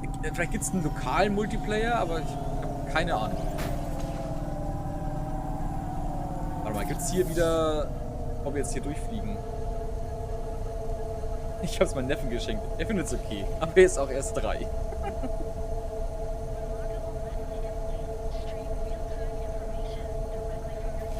Ja? Aber so einfach gibt man das Herz eines Kindes. Ich habe ehrlich gesagt keine Ahnung.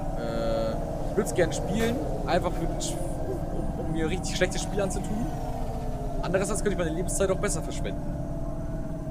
Mit Geld. Mit Geld gewinnt man das Herz der Kinder. Ich dachte jetzt eher an Paw Patrol, aber okay. Du kannst dem Kind auch einfach Süßigkeiten schenken, dann mag es dich auch. In 80% der Fälle mag es dann das Kind auch. Es gibt wenig Kinder, die keine Süßigkeiten mögen. Behaupte ich jetzt einfach mal. Oh. Eltern mögen keine Süßigkeiten mehr oder die Eltern mögen kein Paw Patrol mehr. Also ich kann mir vorstellen, dass Eltern kein Paw Patrol mögen, vor allem wenn die Kinder das relativ oft sehen. Dann kann ich mir vorstellen, dass das nervig sein kann. So ein bisschen. Vor allem, wenn dann der Bruder auch noch ankommt, so, hey, hier, kleiner Neffe, hier ist Paw Patrol Spiel. Deine Eltern werden es lieben. Das sind wie auch diese Spielsachen. Dauernd übel laute Geräusche machen. Das lieben ja auch alle Eltern, wenn Kindern das schenkt. Hauptsache, es macht irgendwie blieb, blub, blub und ist super laut. Am besten noch mit einem extrem schlechten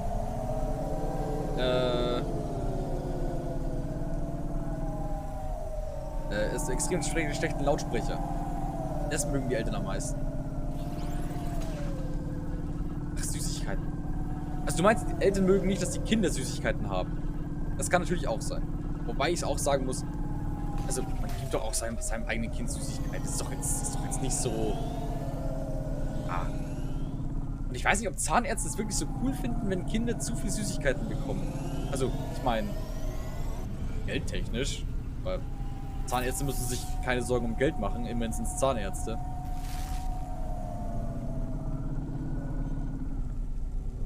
Wir parken jetzt hier einfach mal.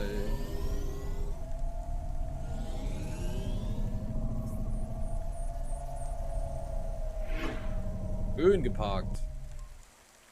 So, wo müssen wir lang? Können wir da einfach rüber spazieren? Ja, wir können da einfach rüber spazieren, aber wir können auch hier den Durchgang nehmen.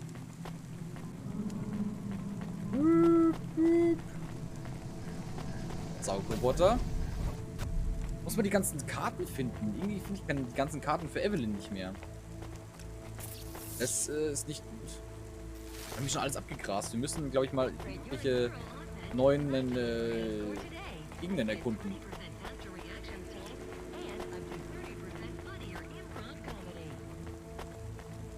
Huxley! This had better be good, Huxley.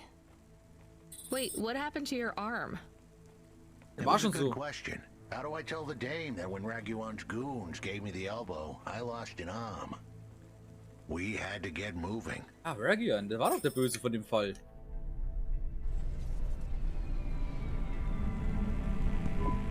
I gave them a nav point that would get us out of danger. They ripped your arm off? You have to go to CorpSec, Huxley. Hi, Crypto. Raguan, CorpSec, Peter. They were all tangled up in some complex web I couldn't untangle. But I knew one thing. If I tugged on the wrong thread, the spiders were gonna come for their lunch. What does that mean? I am sorry I said to pick him up. He is still very annoying. Quiet for now, Camus. Huxley, you think CorpSec is involved in Pashta's disappearance? It was all connected, but I couldn't see how. Someone was lying. Raguan said I should talk to Peter, but then his gorillas ripped off my arm and threw me out of a 6th-floor window. So just call Peter and ask him what's really going on. Now the client wouldn't answer my calls. I could feel the girl slip through my fingers, and if I couldn't pull her back, she'd slip through the cracks, too. That's why you called me, right? You want me to take you to Peter? I wanted to tell the dame that she... Nicht gut. Aber ich wusste doch, dass wir Raguan kennen. Das war doch der, den wir gerade getroffen haben, der jetzt mit dem singenden Typen nichts zu tun haben wollte. Ich sollte mir angewöhnen, Wasser ohne Kohlensäure zu trinken. Das sage ich jedes Mal auch, ne? Denke nie dran. Aber zumindest esse ich keine Schokolade mehr. Vor Streams habe ich einmal, also ganz am Anfang, noch bevor ich regelmäßig gestreamt habe, habe ich einmal gestreamt, habe davor Schokolade gegessen. Also danach kannst du halt nicht sprechen. Deine Stimme ist einfach im Arsch. That it would be easy. She thought I was asking for a quick journey across town, but I was asking her for much more. I was asking her to go out on a limb for me. I was... Huxley, just this one time, please skip to the point. Cloudpunk. That was the name of the company the dame worked for.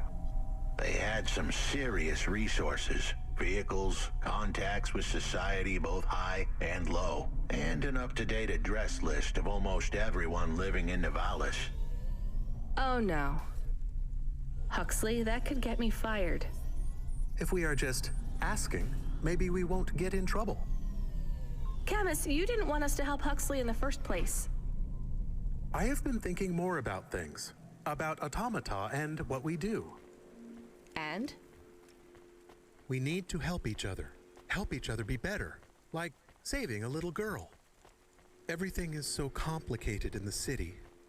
You do something and it is a bit good, but a bit bad too. But saving the little girl is only good. I can't explain it very well. No, it's fine, I get it. It's nice to help people when you can, but I'm responsible for both of us, Camus. If I get fired, I can't even keep you in the Hava. Never mind find you a new body. I understand. I still want to help find Pashta. I didn't want to impose on... Quiet, both of you. I have to make a call. Control, this is driver 14. This is Rania. I need to ask for a favor. I read you, driver. What do you need? I need an address. I don't think I'm understanding you. We don't have a new job for you yet. There's no packages right now, but if you give it half an hour... This isn't really about work. I need a personal favor. I just need you to give me someone's address. You, know this someone? Not really. Look, I know it's a big ask. You ain't joking. You're asking me to share private info I could, get deleted. Deleted? Fired. I could get fired. You want to tell me what this is all about? A girl is missing. The less details you know, the better, right? I just need this one favor, Control. It's important to me. I don't want to hear any more about this, 14FC. I'm signing off. Control, wait. Her name is Pashta. She's alone, probably scared, taken from her family. This has got nothing to do with us, Rania. I could have been that little girl. That's why I have to help. Growing up, the debt corpse could have taken me away from my mom. But every time, she somehow came up with the money. It was close. Don't you get it?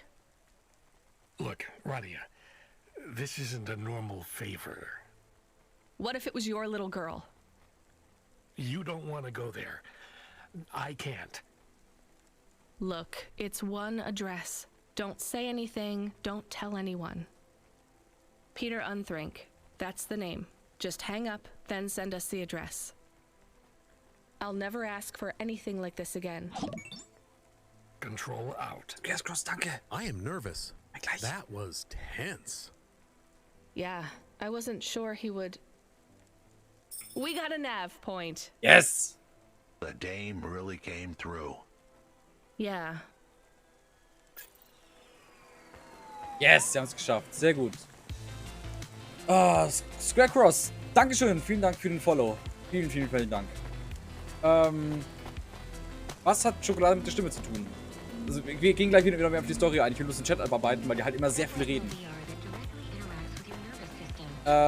Schokolade verklebt deine Stimme. Du redest, also wenn du Schokolade isst und dann redest, wird deine Stimme dumpfer. Und du kannst nicht so viel reden.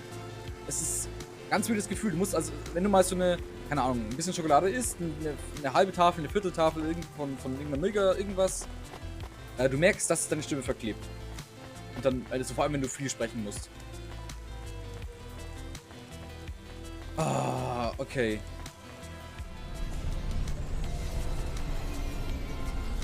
Also, was hat Control zu verbergen? I am receiving an order to stop by CorpSec. Are you sure it's CorpSec? I don't see anyone. The signal is from close by, but I don't know where exactly. It seems like CorpSec, but there is no incident number. They normally send an incident number. This is CorpSec. You're speaking to Agent Rio. We have reason to believe you are harboring a known criminal, rogue android Huxley. Rio again? Why are you following us? Is this personal? You are currently breaking the law. CorpSec requires... Wenn die ihn wirklich rauslöschen aus der Arbeit, dann ist er gar kein, nicht mal Android, sondern einfach nur ein Programm, das läuft, ne? Aber, das ist nicht vorhin mal, also hat er sich nicht am Anfang der Story irgendwann mal betrunken? Wie kann unser Control-Chef gelöscht werden? Camus, you said the signal is close by. I don't think this Rio is on official business. Is he affecting any of your systems? No. If we drive, we could get out of his range. You have 60 seconds to comply. If he's not really CorpSec, I think we should run for it. But if he is, he might call for backup to chase us. Maybe we should call his bluff.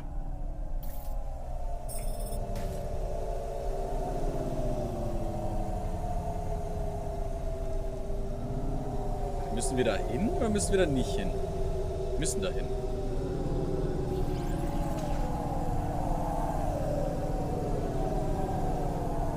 Oh, wir müssen bald wieder tanken. Verdammt. Ja, ich hab's auch gerade gesehen. Ach, dang it. geht's im echten Leben auch immer. So, oh, ich muss tanken. Ja, shit. Okay, jetzt fliegen wir vor seinem Signal. Jetzt sollte er uns ja nicht erwischen. Hoffentlich, denke ich. Vielleicht. Please? Don't get us.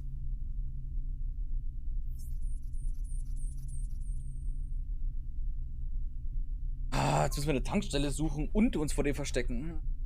Dabei will ich doch bloß das kleine Mädchen retten. Das ist bestimmt, der hängt da irgendwie mit drin in dem Fall. Der ist bestimmt einer der Bösen. Hier sind nämlich die Guten. Wir kommen vom Land und wir sind immer die Guten. Die aus der Stadt sind böse, wir vom Land sind gut. So einfach ist die Welt. So nämlich.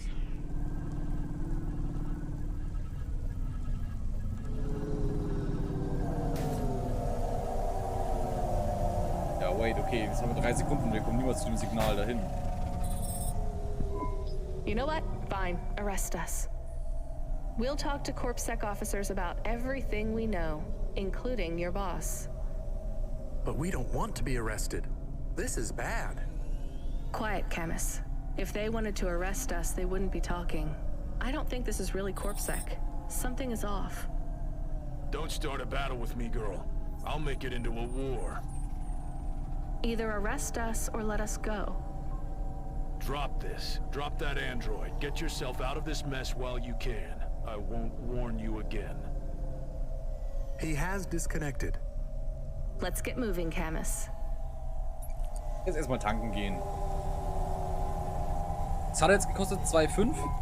Camus, where is this nav point taking us? The Alexa Theater. Maybe Peter lives in an apartment above it? Clerk in the lobby. Yeah, that would be my guess. Peter would be working the popcorn stand, mixing up the hottest flavors, caramel and anchovy with cinnamon protein flakes. Ready for the next screening of some piece of trash anti-android prop films. Cyborgs ate my baby 3. Schon mein Baby 3-mal gegessen, diese Cyborgs. Verdammt. Die Kevin allein zu Hause. Nur, dass mein Kind gegessen wurde.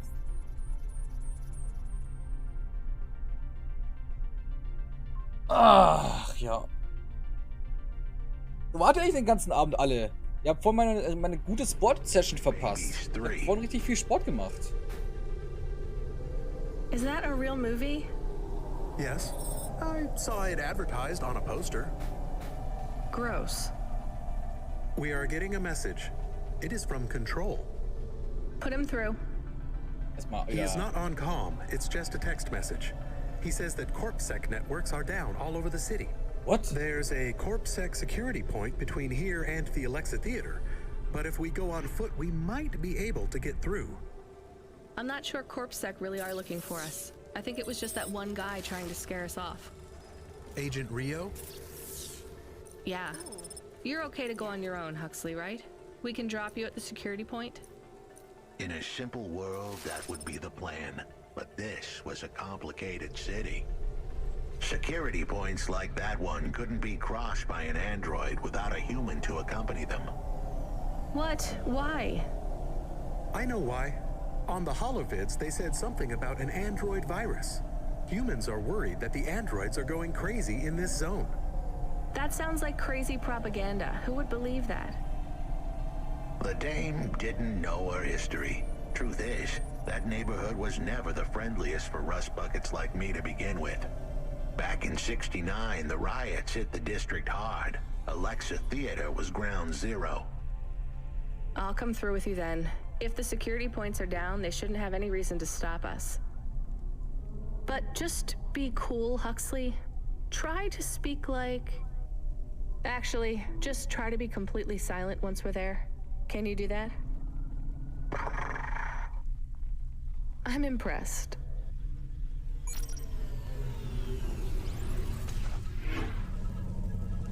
Oh Gott, oh Gott. Also Postman, erstmal, ich habe extrem viel Sport gemacht, okay. Für meine Verhältnisse war das viel Sport. Und Oblitero, das Problem ist bei Lost Ark, also wenn es ein neues Game ist, wie gesagt, ich habe das nicht so wirklich mitbekommen, das Game, muss ich leider sagen. Dann ist es doch am Anfang immer so, dass die halt, dann kommt irgendein Netzwerkfehler, dann kann es kein Mensch spielen. Ist doch immer so, ist doch immer das Gleiche. Ist doch immer das Gleiche. Das Game ist halt am Anfang überlastet und dann irgendwann später wird es dann leicht spielbar werden. Mal durch, bitte. Good evening, ma'am. We've got a problem with our system right now. I'm gonna have to ask you to be patient while I manually read through your record. Ja, klar, we can't contact verständlich. HQ right now. No problem. Is your android friend all right?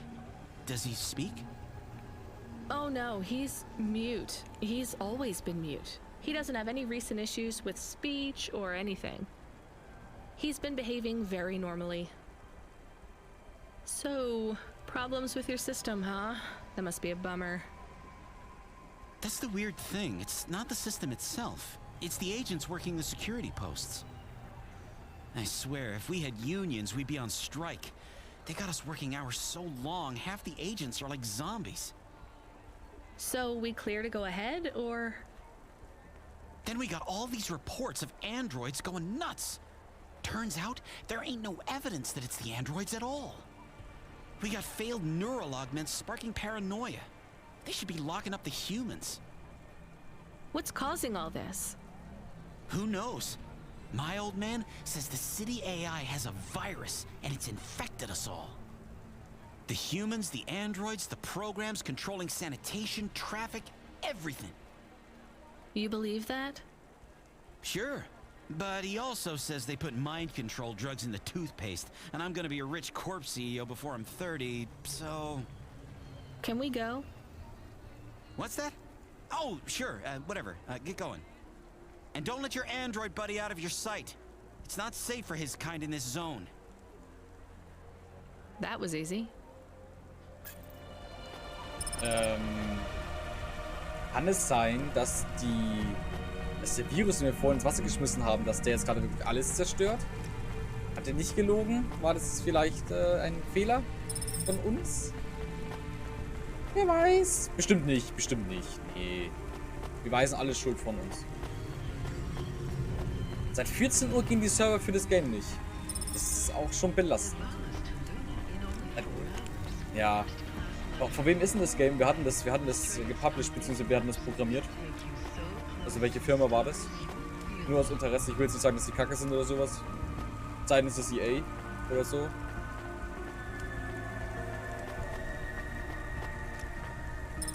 Amazon ist der Publisher. Oh! Hatten die... Moment.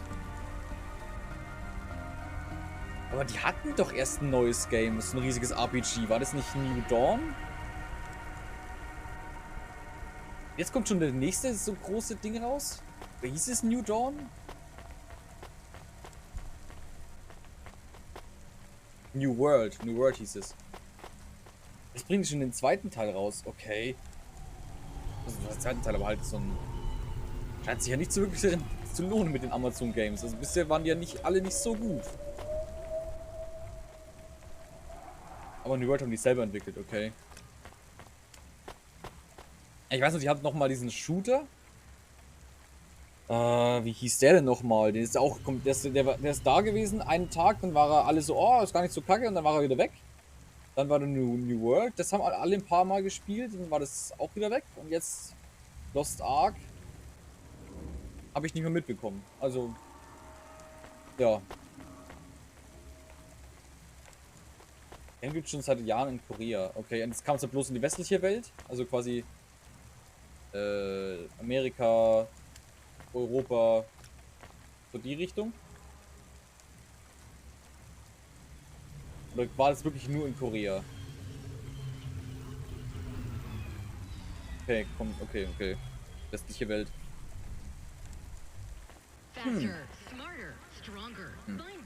Spannend. Hi, do you work here? We're looking for a guy called... The hell are you doing here? You're gonna get us both killed, Huxley! So, this was the client.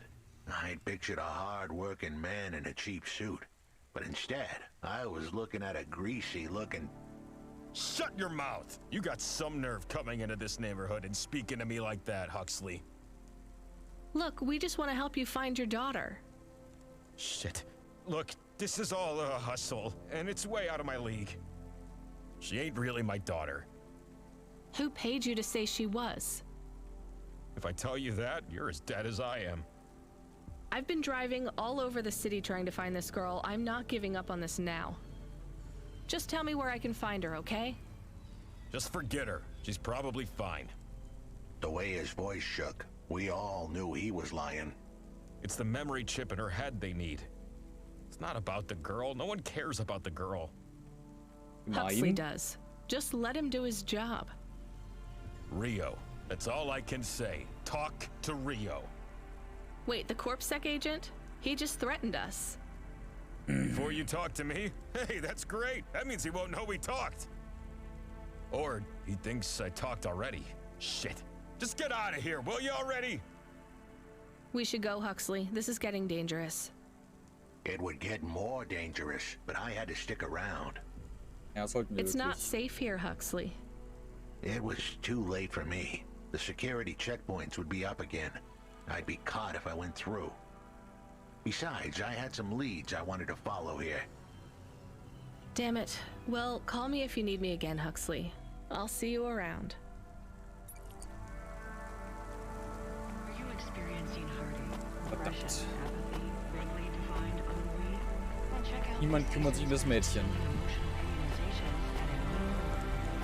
Schon wieder so belastende Aussagen. Gefällt mir nicht.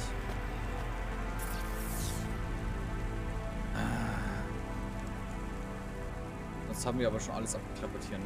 Ja.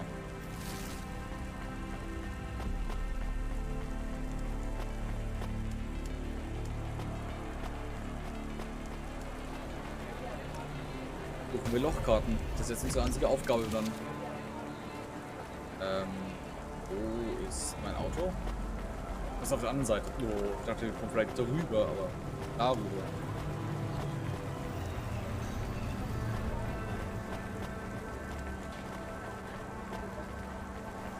Mann, die ganze Stadt ist doch einfach nur Fakt. Wenn wir jetzt losfliegen, dann holt uns gleich dieser CorpSec-Typ ab. Will uns abschießen, dann sind wir tot oder bringen uns ins Gefängnis, dann ist Camus kaputt. Alter, wenn die Camus was tun, ne? Also wenn in dem Spiel irgendwas Camus passiert. Going to be mad. Hey, kid, I need you to know this next job. It's not personal, okay?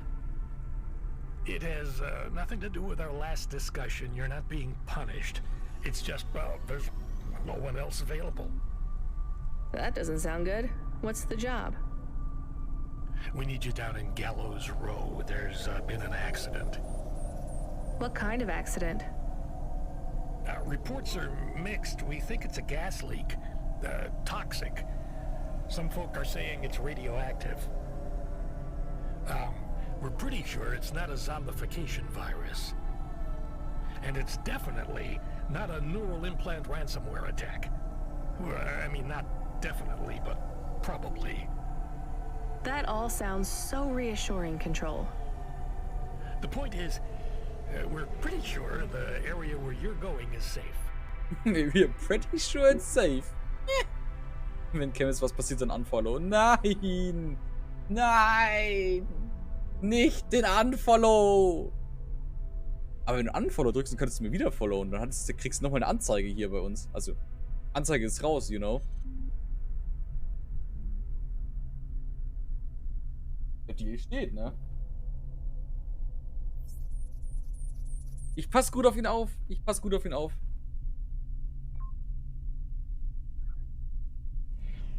Ja, das habe ich ja eben gemeint schon.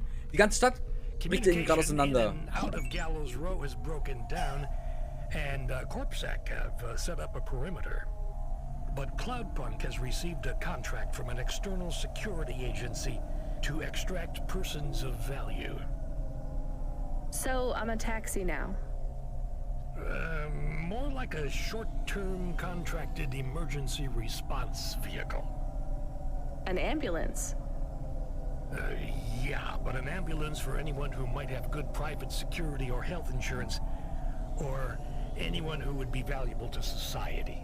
Danke für den nochmal Follow, by the way. CEOs, doctors, anyone with diamond fillings in their teeth. So you don't know who's down there? We're getting scattered reports. Now, this is a lucrative job. You can squeeze 3 people in your Hava. I'm not saying you need to save the 3 richest assholes you can find. But make sure they have enough resources to cover the bribes that'll get them back out of the quarantine zone. And then when they get back, make sure they have the savings or insurance policies to, turn us a profit. So at least one rich asshole. Maybe two, just to be safe. Great. So how do I get to this poisonous, radioactive, dead zone filled with rich zombies? There's an abandoned CorpSec security station just inside the quarantine zone. CorpSec are expecting you, so they'll let you through the perimeter. Once you get inside, just blend in as best you can. Ask people their stories. Use your judgment. And only mention you can get someone to safety when you're sure you want them as a passenger. Great. How long till this shift is over, Control? Don't sweat it, kid. The night is almost half done. God. When's your shift end, Control? My shift? I can't even remember when it began, kid. I'm pretty sure I'll be doing this forever. Control out. Ist eine KI. Pretty sure. Ist eine KI. Also danke Oblitero für den Follow. Vielen Dank. Das ist... Oh. My heart. Ich dachte mir schon, dass es funktioniert, weil warum soll es nicht funktionieren? Das System erkennt ja nur, dass halt ein Follow getätigt wurde. Ich habe keinen Button drin für es hat, dass du mir entfollowed bist. Das wäre wild. Habe ich doch gern gemacht. Weiß nicht, woher der Unfall kommt. Ich hoffe einfach, dass der Unfall hat nichts mit uns zu tun. Kann nicht auf uns zurückverfolgt werden. Mit den ganzen 5 Minuten, ja. Was ich merke, Fuchs, ist, dass wir keine Lochkarten mehr finden. Das gibt mir viel mehr Nerv. Wir holen uns hinten das Geschenk oder das Paket noch ab. Ganz kalte Füße. Ich sollte mal Socken anziehen. Ein armes Näselein. This whole area is about to be quarantined, ma'am. Now, I know you got a contract to pick up some folk, but you gotta be quick. If you're not back soon, you're gonna get stuck on the other side. I understand. Okay, wie viel Zeit haben wir? Hi, how are you? I am good, thank you. My service tag is GN. Okay, cool. Dann lass gehen. How are you doing? Peachy? Are you brand new? You're so shiny. Ja, nicht viel Zeit hat er gesagt. I'm 18 hours old, and I have to say, I've only spoken to 6 people so far, but I have liked almost all of them. Oh. Almost all? I also spoke to Mr. Sharp. So, you're fresh out of the box. What is your programming?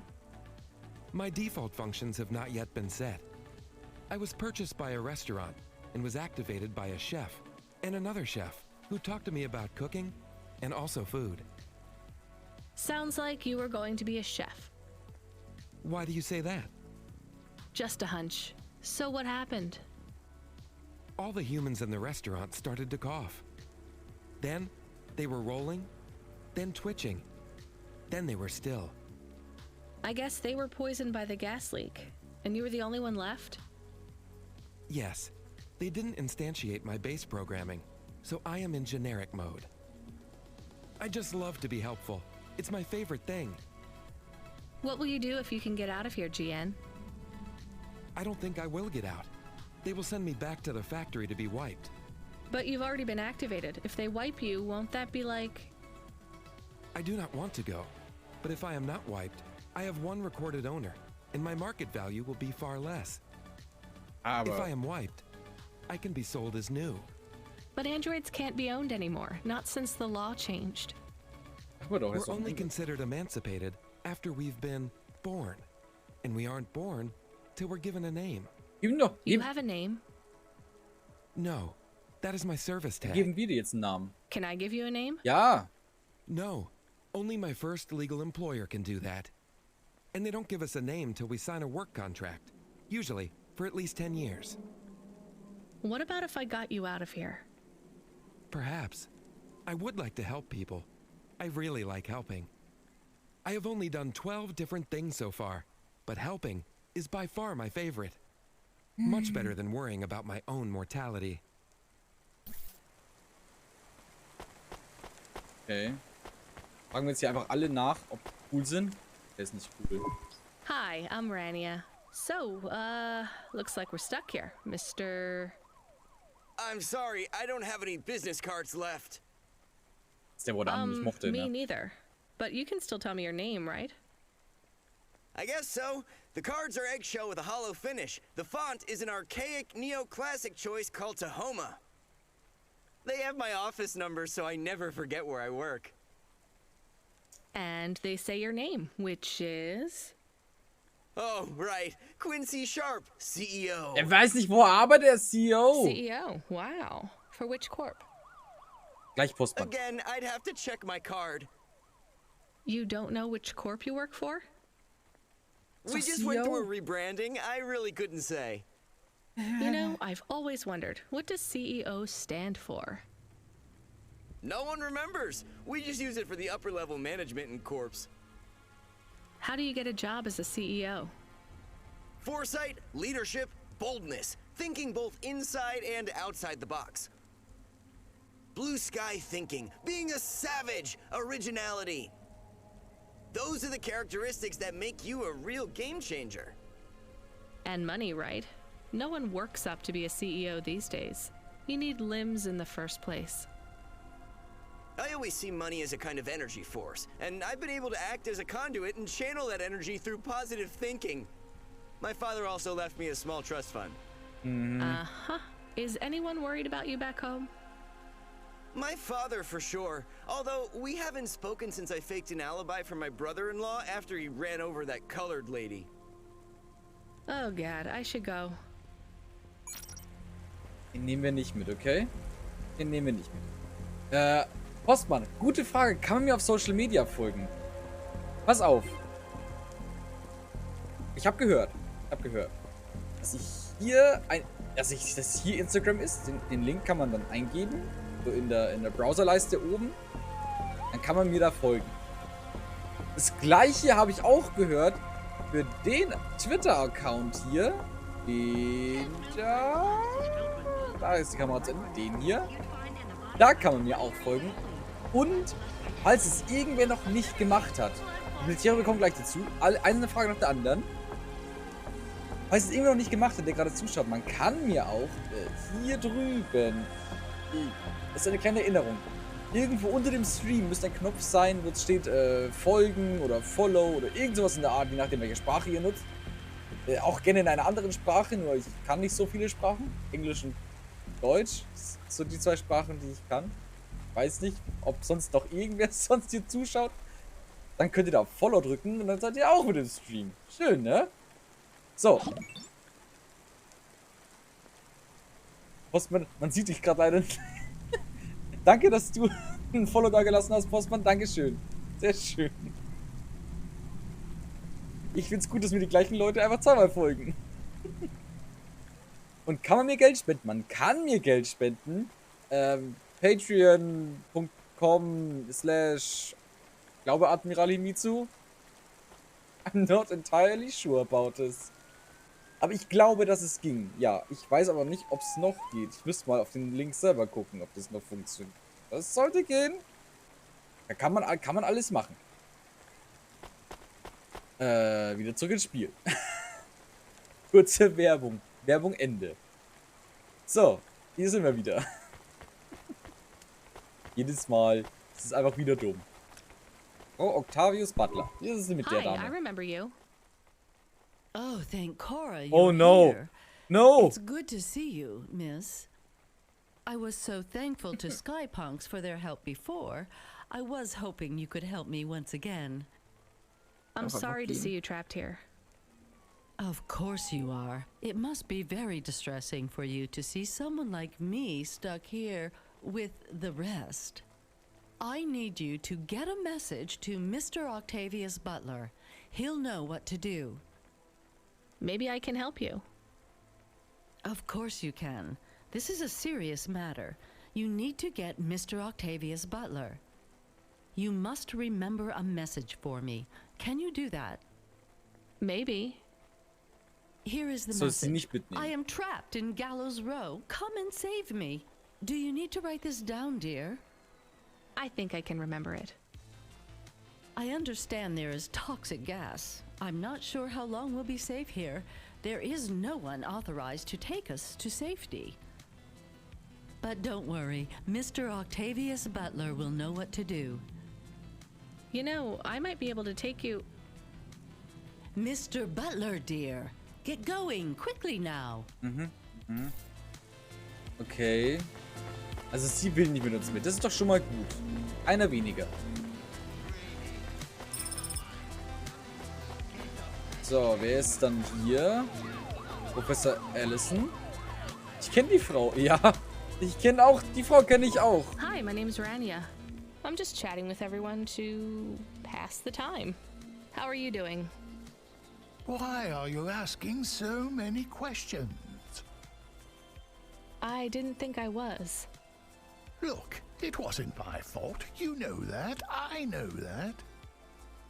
The lab has accidents all the time. It was definitely one of the interns.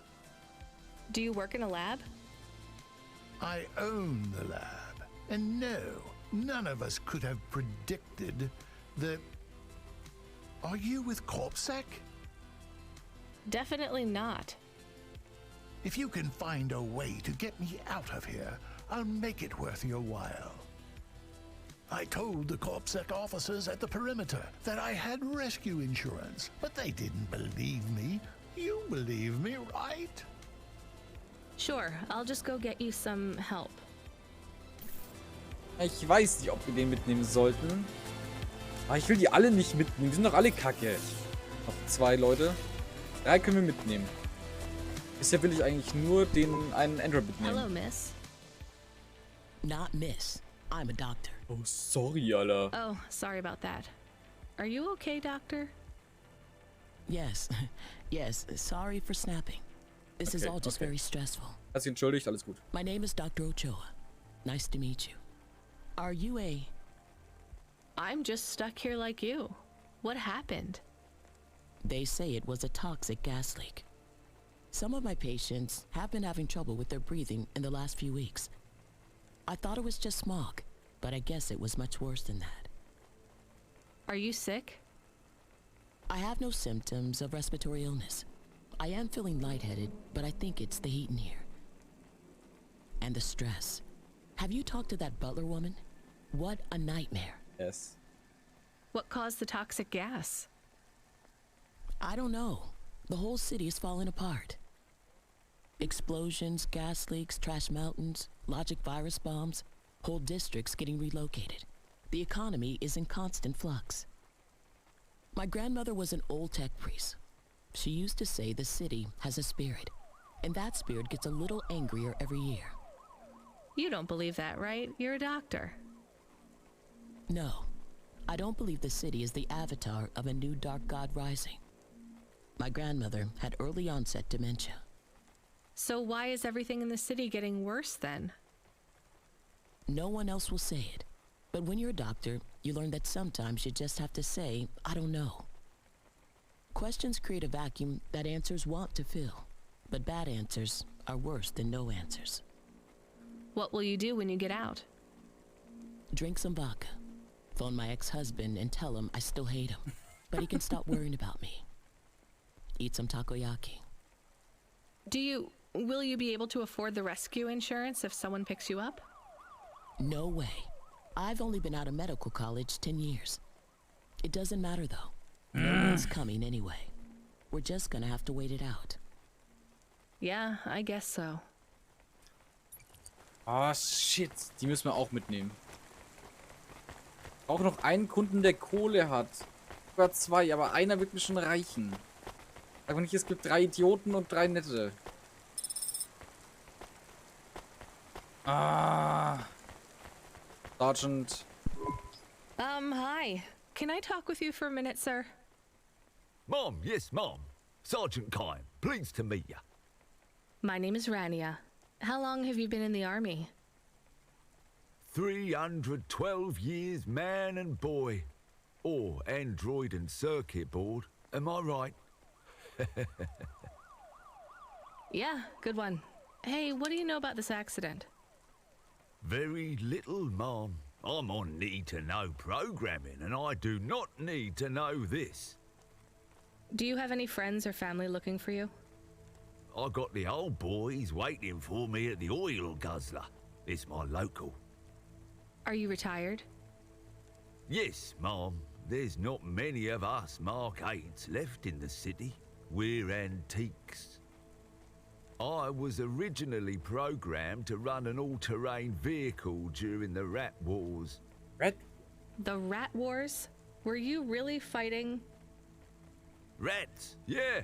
Well, at first, they grow pretty big in the lower levels of Nivalis. Scurrying down corridors in swarms. Hundreds of them. Millions. Big as horses. Okay, das sind doch... Was it really a war if you were fighting rats? It sounds more like you were an exterminator. Der große Straußenkrieg. If you'd been there, you would have called it a war. And I don't suppose you have much savings as a veteran either? Barely a penny to my name. Ah, okay. Hello, it is Camus. Camus the dog. I am messaging Rania with a very important message. Yeah, Camus, you don't need to... What is it? The guards are saying the gate will close soon and no one will get out. You need to come back. I can't decide who to take. There is only room for 3. I know. And we need to take passengers who can cover the costs of rescue for Cloudpunk. At least, I think we do. Should I just take the people I like? I don't know, but you have to choose now. You should talk to the people you want to save, then get out of there quickly. All right, I'll tell them. Okay, okay. I know who I'm going to choose. Dem einen Android kann nichts passieren. Der Veteran-Android kann nichts passieren. Dr. Den nehmen wir Ochoa, nicht mit. I Wir actually nehmen sie have a mit. vehicle. I can get past the security checkpoint. I can get you out of here. Really? But what about everyone else? I only have a few spaces. We need to go now. I'll gather my things. Sehr gut. Meet me at the security checkpoint in 2 minutes. Dann den Professor nehmen wir nicht mit, weil ich nicht weiß, ob der zahlen kann. Lieber nehme ich noch sie mit. Mrs. Butler, I can take you back to your husband. I have a vehicle and I can get you through quarantine. Well, that's fabulous news. Tell me, is it possible you have a different vehicle? Perhaps something a bit newer? No, sorry. It's my old Hava or you stay here. I'll pack my belongings and be with you momentarily. Sehr schön. Einer, der zahlen kann, den ziehen wir richtig ab und den Rest machen wir ehrenamtlich. Komm mit, Jean. Kommt auch noch mit. Hey, GN. I think you deserve a better life than 24 hours of consciousness before your personality gets wiped. I'm getting you out of here. Sehr schön. Haben wir Really? unsere 3. This is the most exciting thing that's happened in my whole life. Just be ready to leave. I'll get you at the checkpoint in a minute, okay? Right. Yeah. I'll just start packing my things. Sehr gut. I'm done packing. I'm done packing. I can't thank you enough for taking me out of that horrid place, dear. I can't wait to get back and see Mr. Butler again. Oh, do you have any air freshener for the car? You know what? It's fine. Don't bother yourself. Money Renten coming eher nicht so. Interesting bunch of refugees Aber, you picked up here, Rania. Thanks for including me. Ja, kein Stress. This is my best Hava journey ever. In fact, this is my favorite day of my life. Much better than yesterday. I can't wait to get to parts of the city where people aren't dying as frequently. Das sind jetzt 200, glaube ich. Ja, aber ich weiß, wenn wir den anderen noch gerettet hätten, wäre es wahrscheinlich die beste Outcoming-Wahl gewesen, aber ich will jetzt trotzdem nicht komplett lost fahren mit Corpsec. Deswegen ist es, glaube ich, die beste Entscheidung, die wir hätten treffen können. Ich will, dass der Professor, wenn der schuld dran ist und dass er eine Bestrafung bekommt, den anderen konnte ich nicht leiden. Bei ihr wissen wir wenigstens, sie hat Kohle, die hat wirklich Kohle, das wissen wir. Und der andere Android, dem passiert nichts, das ist ein Android, dem kann nichts passieren. Denke ich. Wir hätten den Rest auch aus eigener Tasche zahlen können, um ehrlich zu sein, ne? Hat 300 gezahlt, wir haben doch die Kohle. Ja, aber trotzdem. Nee, ich fühle mich schon gut dabei. Damit haben wir Controls sein... Alter, wie viel ist denn hier gerade los? Alter. Da muss man... Sagte man in ihr Automate auch. Alter. Erstens, ich habe keine Ahnung von dem Game. Zumindest nicht genügend, um mitreden zu können. Zweitens, ich habe genügend Ahnung von dem Game, um zu wissen, dass es auch immer alles scheiße ausgeht. Kannst nicht einfach sagen, ja, dass allen Robotern, allen Maschinen ging es da immer gut, die wurden immer gut behandelt, denen ist nie was Schlechtes passiert. Das wäre jetzt eigentlich das, was ich hören wollen würde. We are getting a call. It is Huxley again. Okay. What should I do? Put him through. I had her. I finally had her. Now all I needed was a way out. Huxley, did you find Pashta? The dame was sharp, but I needed an exit strategy, not a pat on the back. I'll come get you. Send me a nav point. I hope she would get here soon. The situation was going south quicker than the Americans when the ice caps melted.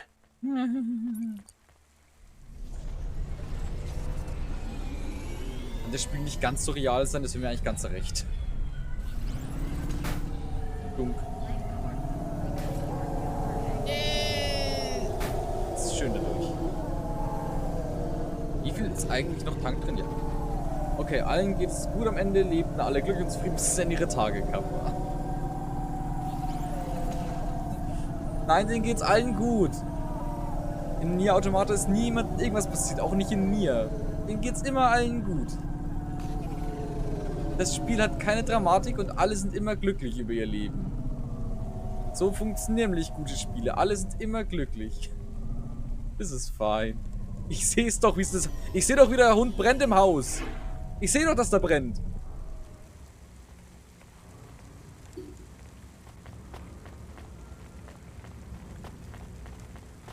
Lügt mir nicht an, Krypto. Ich weiß genau, dass es da brennt. Oder jetzt wirklich gefunden? Was? We had to get going. The girl was in danger. We all were. I gave the dame a nav point for a hideout we could use. It might even be safe.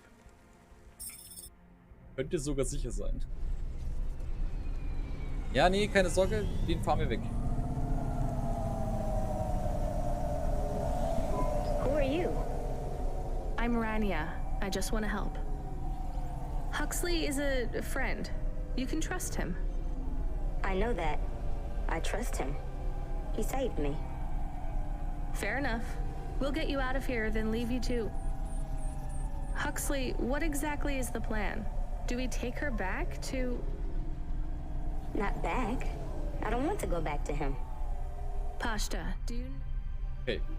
Also ich sehe nur das Kind vom Haus, das lachend das brennende Haus anschürt, aber kein Hund. Der Hund ist im Haus, deswegen siehst du nicht.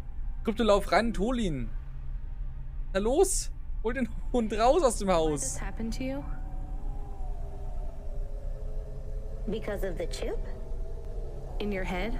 The neural memory implant? Yeah. They gave me the implant so I can do better at school. Dad said he wanted me to be a data analyst one day because data analysts sometimes become CEOs. Is that what you wanted? I wanted to be in CorpSec like him, but he said it was a bad job. So your dad wanted the memory chip removed? He wanted it erased, but I said I didn't want it. It would make me forget a lot more than just the meeting. The meeting? Dad met with people he shouldn't. I heard everything they said. Dad said it was evidence. He said we can never leave behind any evidence. So your dad erased your memory implant? He took me to a man to do it. It hurt. I don't think Dad paid the man. That's why they were mad at him. That's why they sent me away. And you don't want to go back to your father now? I won't go back to him. It made me forget too much. I can't even remember Mom anymore. I just remember how much I hate him. How did you find her, Huxley? Busting the kid out hadn't been easy. I'm pretty sure I upset the wrong people, but everyone in Nivalis was the wrong people these days. I'd followed the leads I got from the two-bit mobster who pretended to be her father, Peter. In the grand scheme of things, he was the least terrible of the bunch. I can't believe you found her, Huxley. Oh no, it is happening again. Someone else is on the comm. You were warned, Cloudpunk driver. Surrender now and hand over the android Huxley. There was one more hand I could play. It was a desperate plan, but I was done for anyway. There was a number on my head now, and it was a big one. I should turn myself in, then push the big red button. At least the girl might make it. Huxley. What big red button? Was meinst du? My frame was an old espionage bot. Ancient, a bucket of bolts. But it did have one feature I was pretty sure would still work. Self-destruct. All I had to say was a specific combination of words. Nein, das machst du nicht. It would prime my fuse, introduce a little spark into my house of dynamite. I could get rid of Rio for good. Oh no. Do you have to do that? That would be bad. That is bad. Is it really a button? I'd asked the dame and her dog for a lot of help. The least I could do for them was clear the way. Das wollen wir doch gar nicht. I explained that it wasn't really a big red button. Rather, it was a phrase that if I said or heard, would trigger the detonation sequence. The words were simple enough. I just had to say, no. Danke, Pasta. Pasta, it might work. We could escape. Oh. Huxley saved me. And I hate Rio, but he is still my dad. I didn't know this. Did everyone else know this? No, but it adds up, I guess. Let me talk to him. I'm not sure. Trust me. Please. I can do this. Okay, Kind, mach den Vater fertig. Okay, the comm is open. Let's go, Kind. Dad, it's me. Pasta? Pasta, honey. These aren't good people. Listen to me, Dad. Just listen. Remember when Mom got sick? Do you remember what present I brought to the hospital for Mom? Pasta, You don't remember. It was a little bird. I made it from folded paper. She said it would stay by her side forever. Oh, I remember, honey. Listen to me. I need you to... No, you listen. I didn't remember the bird because you stole my memories from me. But I wrote it down. Even my scribbles are better at remembering Mom than you are. I wrote down a lot. I wrote down everything you said at that meeting, too. The one that made you do this to me. Pasta, all I care about is your safety. I had to erase the memories so that they wouldn't come for you. No, Dad. You only cared about not being caught. If you cared about me, you would have turned yourself in instead of stealing my memories. Now you listen here. If you have told anyone else... I haven't, but I will, if you don't let me go. I wrote down all the words that you said at that meeting. And if you don't leave us alone right now and stay away forever, I will send them in a message to CorpSec. I can't just let you go. No, Dad. You actually can. You can let me go and your secrets are safe. Or you can tell me that you don't care about how much trouble you'll get in and turn yourself in. And I'll wait for you to get out of jail or whatever happens. I'll stay by your side forever if you give up. Damn it, Nice. just give yourself up, Rio. Nice, Kid. He's left the comm. Oh no. What a kicker. Her pops had abandoned her. He was letting her go. Poor kid. Pasta, I'm sorry. It's fine. I knew he would go and leave me behind. It's what he does. Let's keep going. I won't leave your side, kid. Yes, you will. Everyone does. Oh, come on. Lomo. Oh no. Oh no, Lomo. You're still moving, Rania. Lomo? Yeah. Remember what I told you. The city moves real fast, and you got to move with it. I'm trying my best. What do you want, Lomo? You made some tough choices, Rania. People got hurt. I don't blame you. I think you did the right thing. But some other folk, their choices weren't so good. What do you mean? I'm going to ask you for something that I know you won't give me.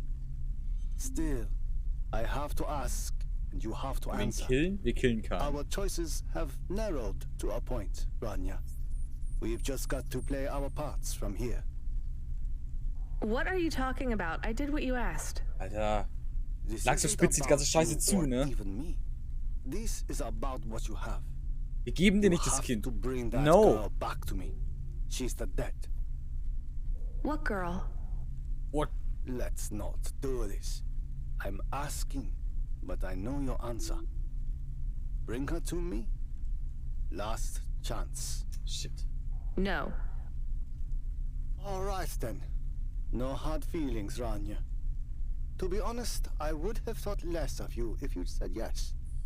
But death is like a weight, and if you want someone to carry it, you got to graft that weight to their bones. You understand? No. You will. Your hollow heart will crack like ice. Lomo. 5 minutes to self-destruct. What? Oh no. What the hell?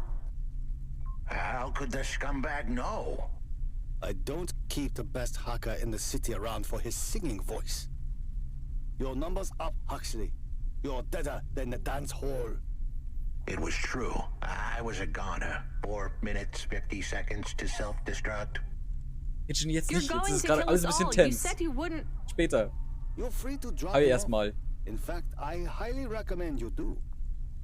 Stop this. I'll find a way to...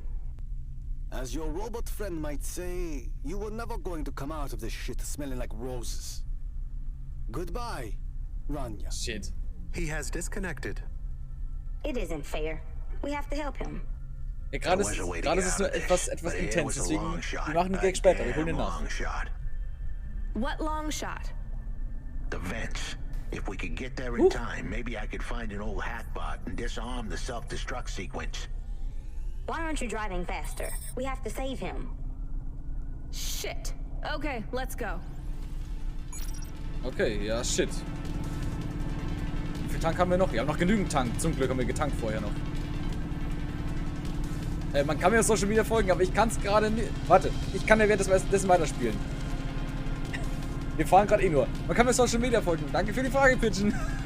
Einmal hier auf Instagram. Einmal da drüben. Auf Twitter kann man das auch machen. Admiral Himizu immer. Und was es doch irgendwann nicht gemacht hat. Oh, shit. Ah, muss fliegen. Kann man auch bei mir einen Follow da lassen. Man kann mir auch auf Patreon folgen. Patreon Geld da lassen. Man kann mir Geld spenden, ja. Auf... Oh, Kurve kriegen. Auf Patreon/Admiral Himizu wahrscheinlich kann man mir da Geld spenden. Aber am wichtigsten wäre, wenn ihr mir hier bei Twitch einen Follow da lasst. Das wäre mir das Wichtigste. Jungs, ihr könnt nicht dauernd euer Abo zurückziehen und voll zurückziehen und mir wieder einen geben. Ihr spielt mein Gefühl. Ich weiß aber ehrlich gesagt nicht, wie das Twitch auswertet. Wenn mir jetzt in meiner Twitch-Auswertung steht, ja, sie haben heute 20.000 neue Follows bekommen. Ja, nice. Aber du wolltest Follower. Das ist halt alle blöd. Exploiting the system. Boah, ich glaube auch mein Follow-Counter ist einfach komplett falsch. Der muss erst wieder... Ich glaube, den muss ich nochmal neu einstellen.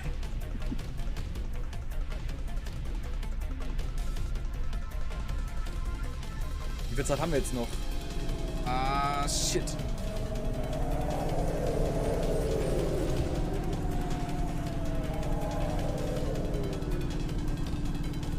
Halt echt nicht mehr so viel Zeit.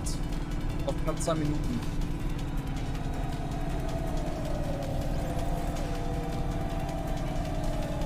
Noch knapp 2 Minuten. Geht weg, Autos. Wir haben gerade echt andere, schlimmere Sorgen. Den Tank haben wir noch, alles gut. Wir müssen da raus. Okay, sehr gut. Wir kommen in die Slums runter. Sehr schön, wir haben noch genügend Zeit. Alles gut, das kriegen wir hin.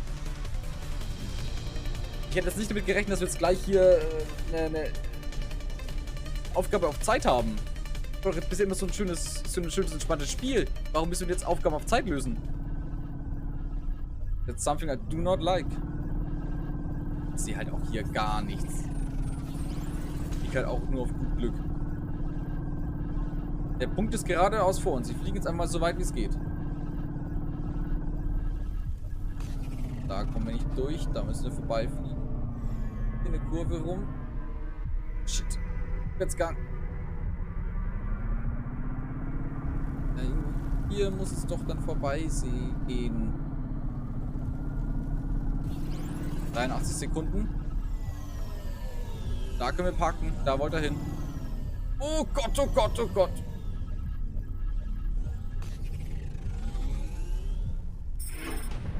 So. So, where do we find this hackbot? You said you had 5 minutes about... How could I tell her that it wasn't as easy as interfacing with an old machine? Nein, So, tell me what you need. Sag mich, du hast uns angelogen. I needed the dame to look after Pashta. No more, no less. What do you mean? Huxley. Why are you just standing there? Truth was, there was no hackbot. I was done. Only the girl mattered now. I needed the dame to take her in. I can't do that. I can't just take on a child, Huxley. The dame protested, but I knew in the end she would do the right thing. She had to get moving. Damn it, Huxley. It shouldn't be like this. It's not fair. Fair is what we make it. You deserve better than this. I told her to get back into her car and her safety. I was able to insert lines of code into my core loop to delay the big moment, but I wasn't able to prevent it. Goodbye, Rania. Huxley.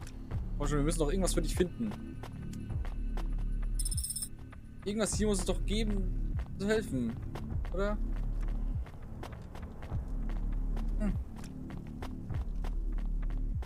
Wenigstens hat sich selbst dafür entschieden. Ja, aber jetzt entscheide ich mich dafür, ihm das Leben zu retten. Jetzt entscheide ich mich dafür, was zu tun. Stimmt. Kann man hier nichts finden? Gar nichts. Ist halt auch nur dieses kleine Ding hier. Hier halt auch nichts.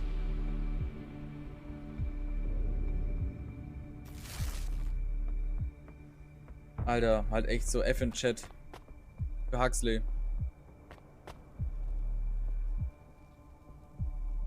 Ah.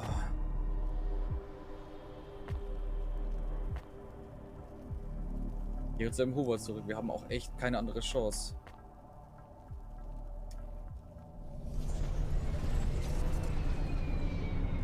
Parkinson gestört. Why didn't you save him? We couldn't save him. You knew that. We all knew it.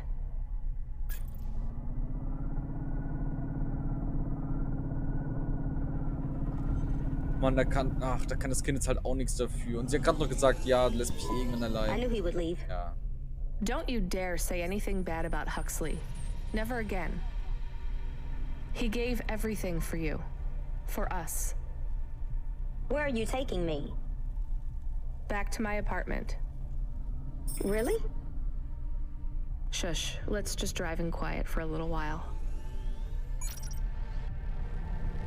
Ist doch alles Kacke.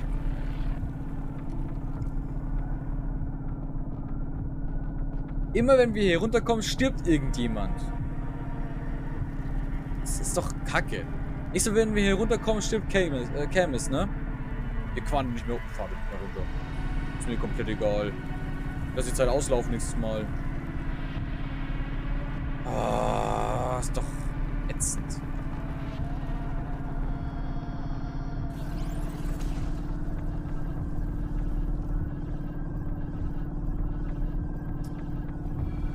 Oh, das gibt einen persönlichen Krieg gegen Lomo, ne? Das ist euch bewusst. Lomo ist jetzt halt unser Erzfeind. Den kriegen wir und den beseitigen wir.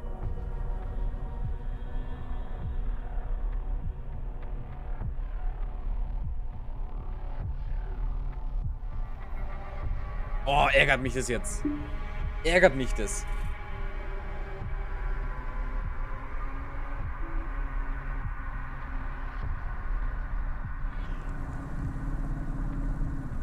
Fucking. Und ich habe gehofft, dass er einer von den Guten ist. Ich habe es echt gehofft, dass er zwar halt ein Gangsterboss ist, aber halt, keine Ahnung, Gangster mit Herz. Aber der Mann will Krieg, der Mann bekommt seinen Krieg. Wir haben uns eh schon gegen ihn entschieden. Liegt der Slums unter dem Meeresspiegel? Ich habe so das Gefühl, dass die Slums halt sowas sind wie die Abflussrohre. Also wie halt zum Beispiel bei Harry Potter im zweiten Teil, wenn die halt dann zu dieser Schlange runterrutschen. Ich glaube, so ähnlich ist es bei den Slums auch, so ungefähr aufgebaut.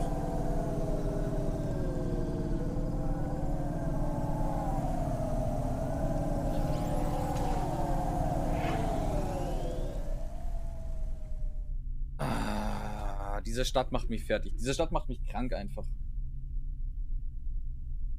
So rum.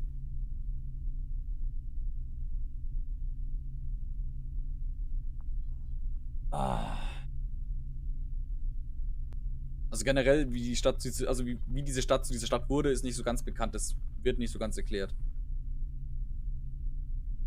Oh, ich muss aber echt sagen, ich bin sehr froh, dass es zu den Spielen DLC gibt. Und ich bin sehr froh, dass ich mir dieses DLC bereits geholt habe. Oh, ist das alles ärgerlich.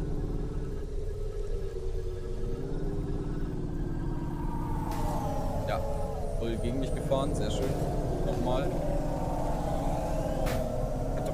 Ich will doch hochfliegen.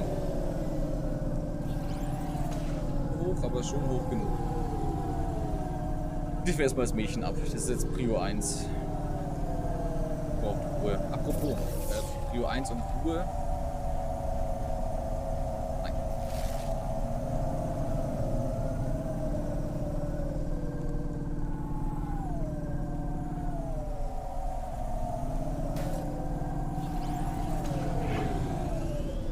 Auf einer Little China. Das kleine China. Ach Mann, das ärgert mich schon wieder. Das ärgert mich echt schon wieder. Das kann doch nicht sein. Hätte doch bestimmt irgendeine Möglichkeit gegeben, ihn zu retten. Bin mir sicher.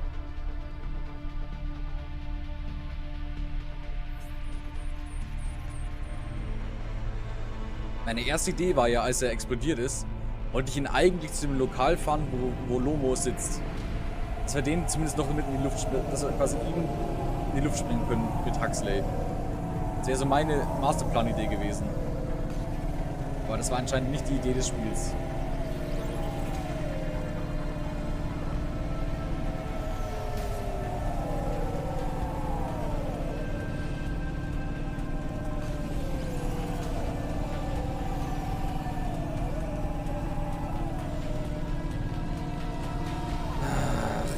Halt! Sind wir vorbeigeflogen. Fucking Novakop macht halt auch nichts dagegen. Nichts. Sowas. Also wir sind die bösen Illegalen, aber dann kommen solche Drogenbosse und machen so eine Scheiße. Aber wir sind die bösen Illegalen. Wir, die nun einen Lieferdienst führen. Klar, wir stellen keine Fragen. Okay, ist eine Sache, aber...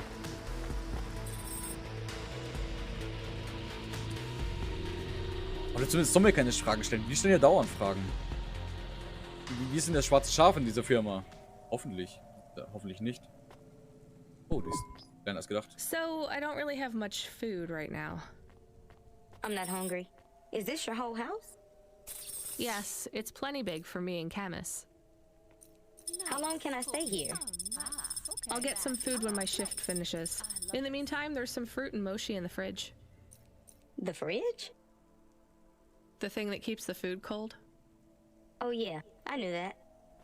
Just make yourself at home, but don't touch anything. You can watch the holo vids or whatever. When do I have to leave? Look, you don't have to leave. I won't send you away until there's somewhere you want to go. I don't want to go anywhere. Nowhere is home anymore. Then this is the best nowhere you have right now. Gute Nacht, komm gut ins Bett. Don't worry about me. Schön, dass du da warst. Freut mich. Okay then, I'll see you soon, Pashta. Rania, I know Huxley saved us. Good. He said we need to stick together, so we will. What? I'll see you when the sun comes up. Bye, Rania.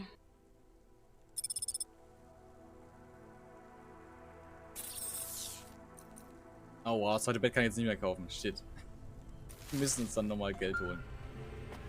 Aber wir haben zumindest dieses Haus ein bisschen verschönert. Jetzt mal schnell. Driver 14FC, come in. I'm here. New job available. Okay, I'm ready. New job available. You already said that. Are you okay? Oh no. Control hat eine Macke. Und das ist nicht gut. Control hat leider einen an der Klatsche. Oh, nicht, dass die nur jetzt wirklich so ein Löschprogramm drüber fahren lassen. Ach, kann das Spiel langsam mal besser... Also, nicht... Das Spiel ist klasse, aber kann das Spiel langsam mal fröhlicher wieder werden? Seit 3 Stunden fliegen wir hier durch die Stadt und es wird von Minute zu Minute wird die Story einfach nur... Ja, wir treiben dich einfach mehr in den Abgrund. Willkommen in unserer Stadt. See you later, Alligator. Hoffentlich hast du Spaß bei uns. Nein, ich habe keinen Spaß. Ich leide. Ich leide. I'm really not in the mood, Control. Can you just talk normally, please? It's been a long night. New nav point generated. Your voice sounds weird. I've had enough bad surprises for one night. What's going on? Please proceed to the nav point. No, everything is normal. Well, that's reassuring. Okay, I'm on my way. Rania out. Is Mr. Control okay? I don't think so, Camus.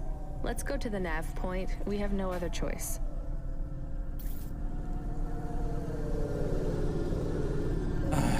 Jetzt geht's Control auch noch schlecht. Kann die Nacht bald nicht einfach vorbei sein. Wir brauchen echt Schlaf. Hoffentlich passiert Pashta nichts, ne? Wenn Pashta auch noch was passiert. Camus, Pashta und Control. Das sind die letzten 3, von denen wir sagen müssen, die wollen wir beschützen. Und Control können wir halt oft nicht beschützen, weil Controls Anweisungen halt oft einfach gegen unsere moralischen Vorstellungen gehen. Wo er wahrscheinlich nichts dafür kann. Trinken ist leer.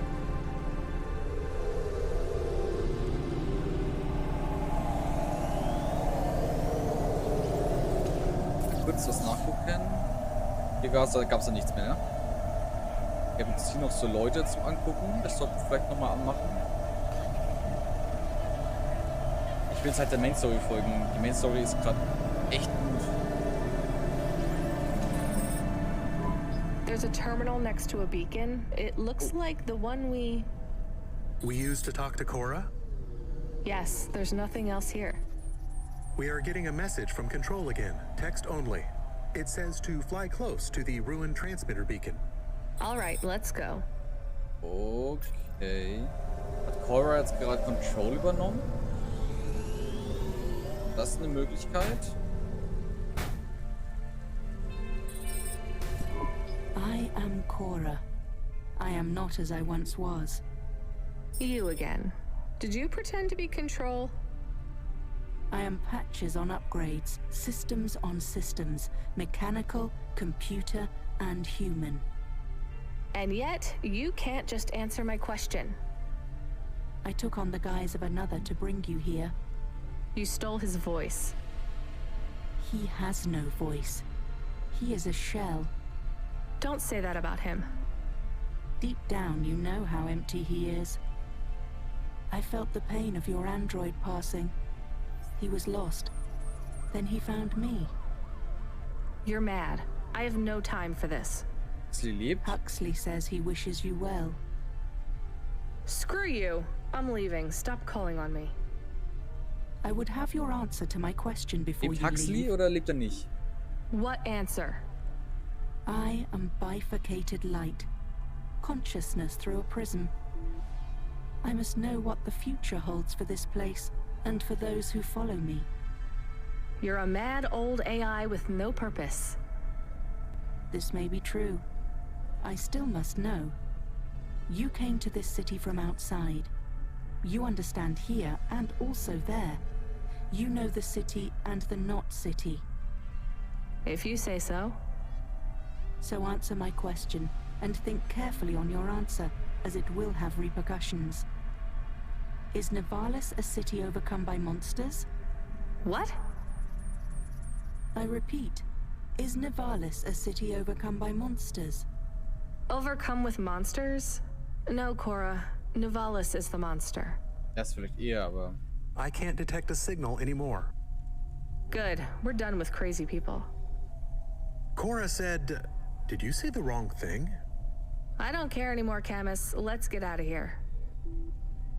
Weiß nicht, ob wir uns Cora zum Feind machen können, sollten oder wollten. Aber ganz ehrlich... Das ist einfach so schrecklich. Schrecklich. Warte. Oh, da drüben ist der Parkplatz. Wir gehen mal zu den Zweien. Zu den zwei Figuren, die da noch stehen. Wupp, wupp, wupp, wupp, wupp, wupp. Schön umdrehen. Und hier stehen. Tschüpp. Hey, kid, you there? Are you the real Control or the annoying fake one? What do you mean? Nothing. What you got for me? I need to ask you to take a passenger again. Machen doch keinen So, Passenger. you're the annoying real Control. You know, we're not a taxi service, right? I know. But this one will be worth it. Very rich client. Needs to get somewhere without the paparazzi getting a sniff. Ich will wieder tanken. Someone famous? I think so. But even I don't know who it is. Sending an half point. One more thing, Rania. Yeah? If it's a cute pop star, get me an autograph? What? Don't push your luck. Eigentlich ist es schon ziemlich süß, dass das Control auf Popstars steht. Engineer, are you ever going to tell me your name? Oh, der Engineer. Sure. Call me Painter. You've given up then? You know, for a while there, I really thought I was onto something. I followed a lead down to the vents. I didn't expect to find all these people. What was the lead? An old master control program. I found a data cable that stretched out of the city. It led there. What did it lead to? Nothing. I'd hoped to find some old rogue mainframe spitting out garbage to the main infrastructure subsystems. Maybe it would be as simple as turning it off, then on again. It wasn't that simple? Nothing ever is. What will you do now? The city needs people who are trying to make things better. I know. And I might go back to work. I can't see another disaster and feel that weight on my shoulders. Could I have stopped it? Did I cause it? It's too much. I understand. See you around, Painter. See you around, driver. Der Ingenieur hat gekündigt. Da hinten ist der andere. Er ist aber auch belastend. Du arbeitest dein ganzes Leben als, naja, Zusammenhalter dieser Stadt. Oder irgendwie, wie soll man es nennen? Versuchst die Stadt zusammenzuhalten, wortwörtlich, damit sie nicht auseinanderfällt. Aber halt, keine Ahnung. Es passiert einfach nicht so und es fällt trotzdem alles auseinander. Das ist halt auch irgendwie kacke. Hey, hi. Hello there. I saw you earlier delivering parcels. Are you Cloudpunk? No, sorry, I have to go. Wait, don't be like that. Listen, I know you're Cloudpunk. I just want to ask something. And who are you? Don V. I work for the Inquirer. A reporter. Oh, no way, Mr. V. Not Mr. I hate when people do that. Just call me Don. Shit, me too. Sorry, Don. Look, you don't need to talk to me, but I'm investigating corp corruption. You're from the East, right? No one from out that way loves the corps. What do you need to know? You delivered to the Spire, right? That's your question? Just confirm something for me. Are they ordering pizzas via express delivery up there? The CEO of Entech says that all corps are on a spending freeze till the end of the day in sympathy for the famine in District 6. Will I get in trouble for saying anything to you? Probably, and so will I. You ever meet an investigative reporter in Nivalis before? Nope. That's because they're all at the bottom of the sea. So... Yes, they ordered pizza. I knew it. Here, take this. I tip all my sources. Makes them less likely to sell me out to Corpsec. Thanks, Cloudpunk. Also dafür, dass wir sterben werden, haben wir jetzt $50 bekommen. Okay, Krypto, komm du auch gut ins Bett. Wir hören uns wieder. Gute Nacht. Dafür, dass wir jetzt sterben werden, haben wir $50 bekommen. Das ist jetzt ja... unterwältigend, ehrlich gesagt. Was anderes kann man jetzt nicht sagen. Das ist ja tragisch. Für was kriegen wir denn $50? Was haben wir denn damit? Da können wir nicht mal tanken mit. Jetzt haben wir $430. Unser Tank ist fast leer. Und $50, das sind... Ja, okay, es sind 25 Liter, aber ich weiß nicht, wie viel unserer schluckt, um ehrlich zu sein. Eigentlich mehr. Für $50. Geh mal hier rüber und tanken einfach.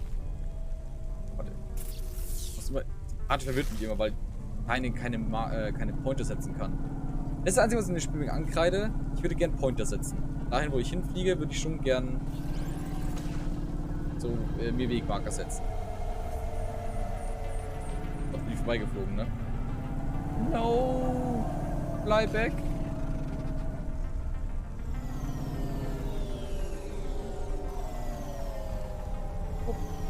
Dass wir auch selber tanken müssen, ne? Das zahlt uns die Firma wieder nicht. Das müssen wir nur an... 93!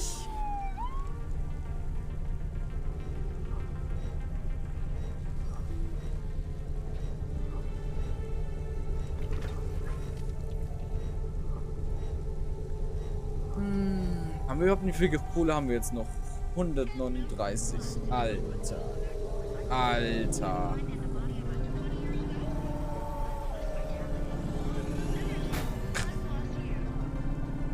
Genau wieder dagegen geflogen. Sehr schön.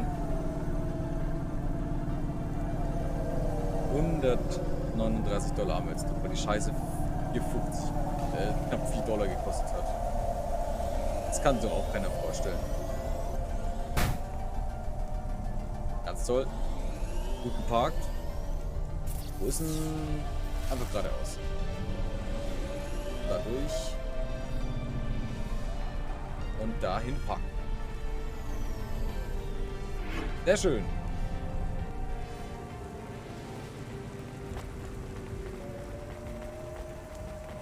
Jetzt ist schon fast 12, voller die Waldfee. Ich will auch gerade nicht aufhören, ich bin gerade echt im Flow.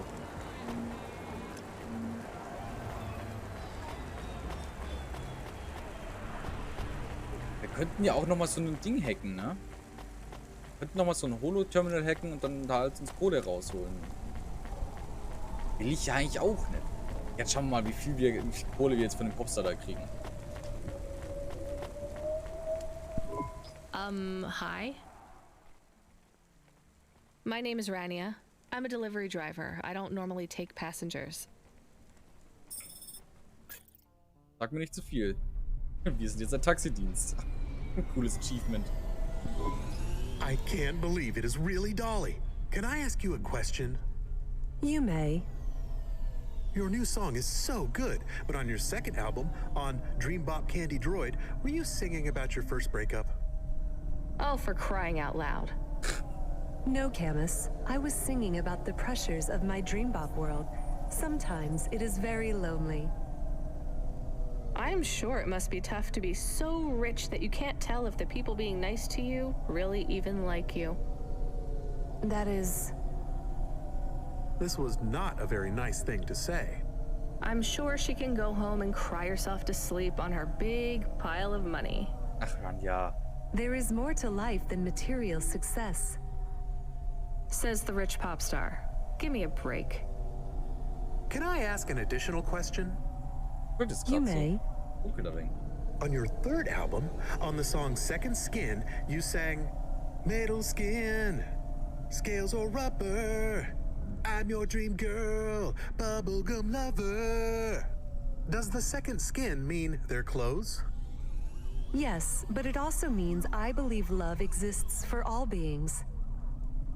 This makes me happy. Dolly's new album, Dolly and the Symbiosis Dream, coming to stores in March. Pre-order for the bonus special edition. Maids.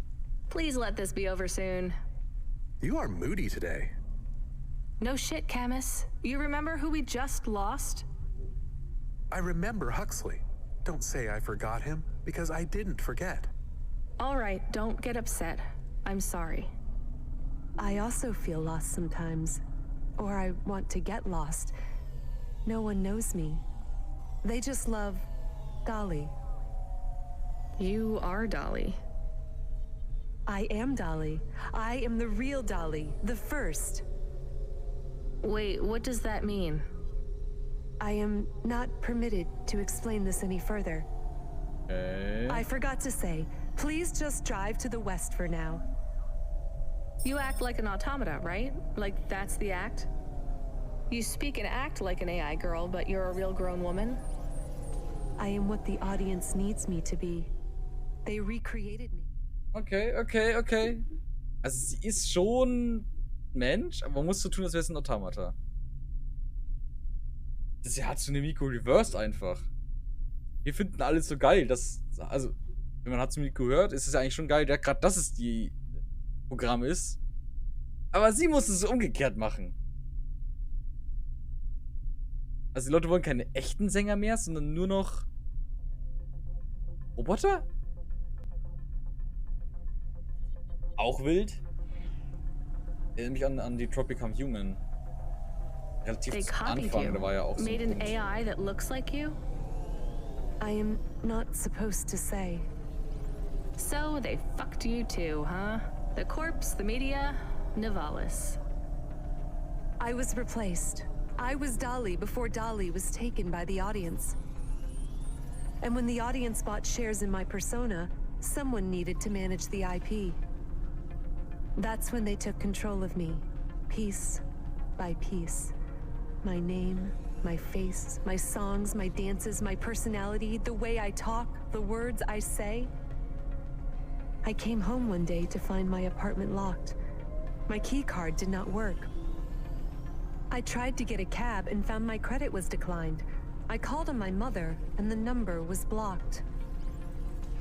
The whole time, a billboard with my face looked down on me, mocking me. I called CorpSec and they said I could be arrested if I told anyone I was the real Dolly. Who is the new Dolly?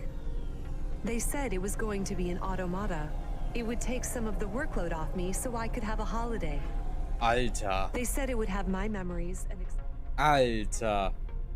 Könnt doch nicht einfach den Künstler seine Kunst nehmen. Das ist ja ganze Identität. Das ist ja noch viel krasser. What the fuck?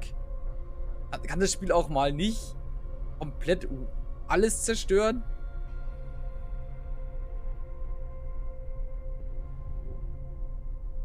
Ich hab da ganz schön lang gestrengt. They've been mapping my consciousness with the neural implant they gave me. That's so awful. They lied.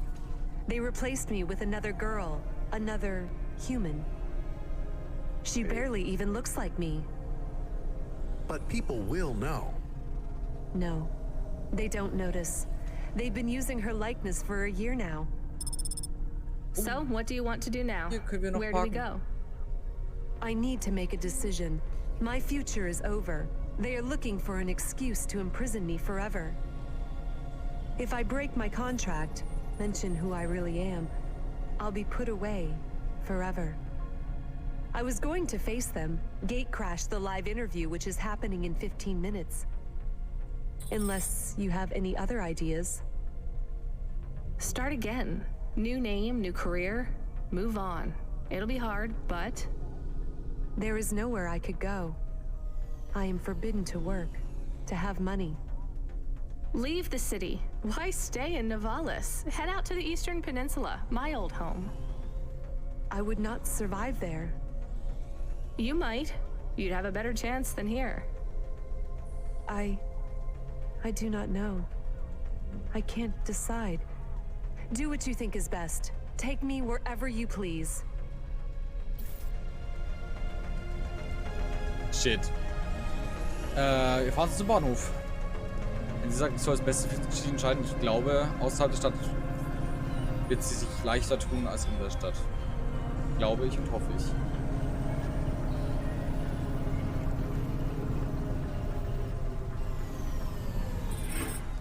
In der Stadt kann es nur schlechter für sie werden. Do you miss home?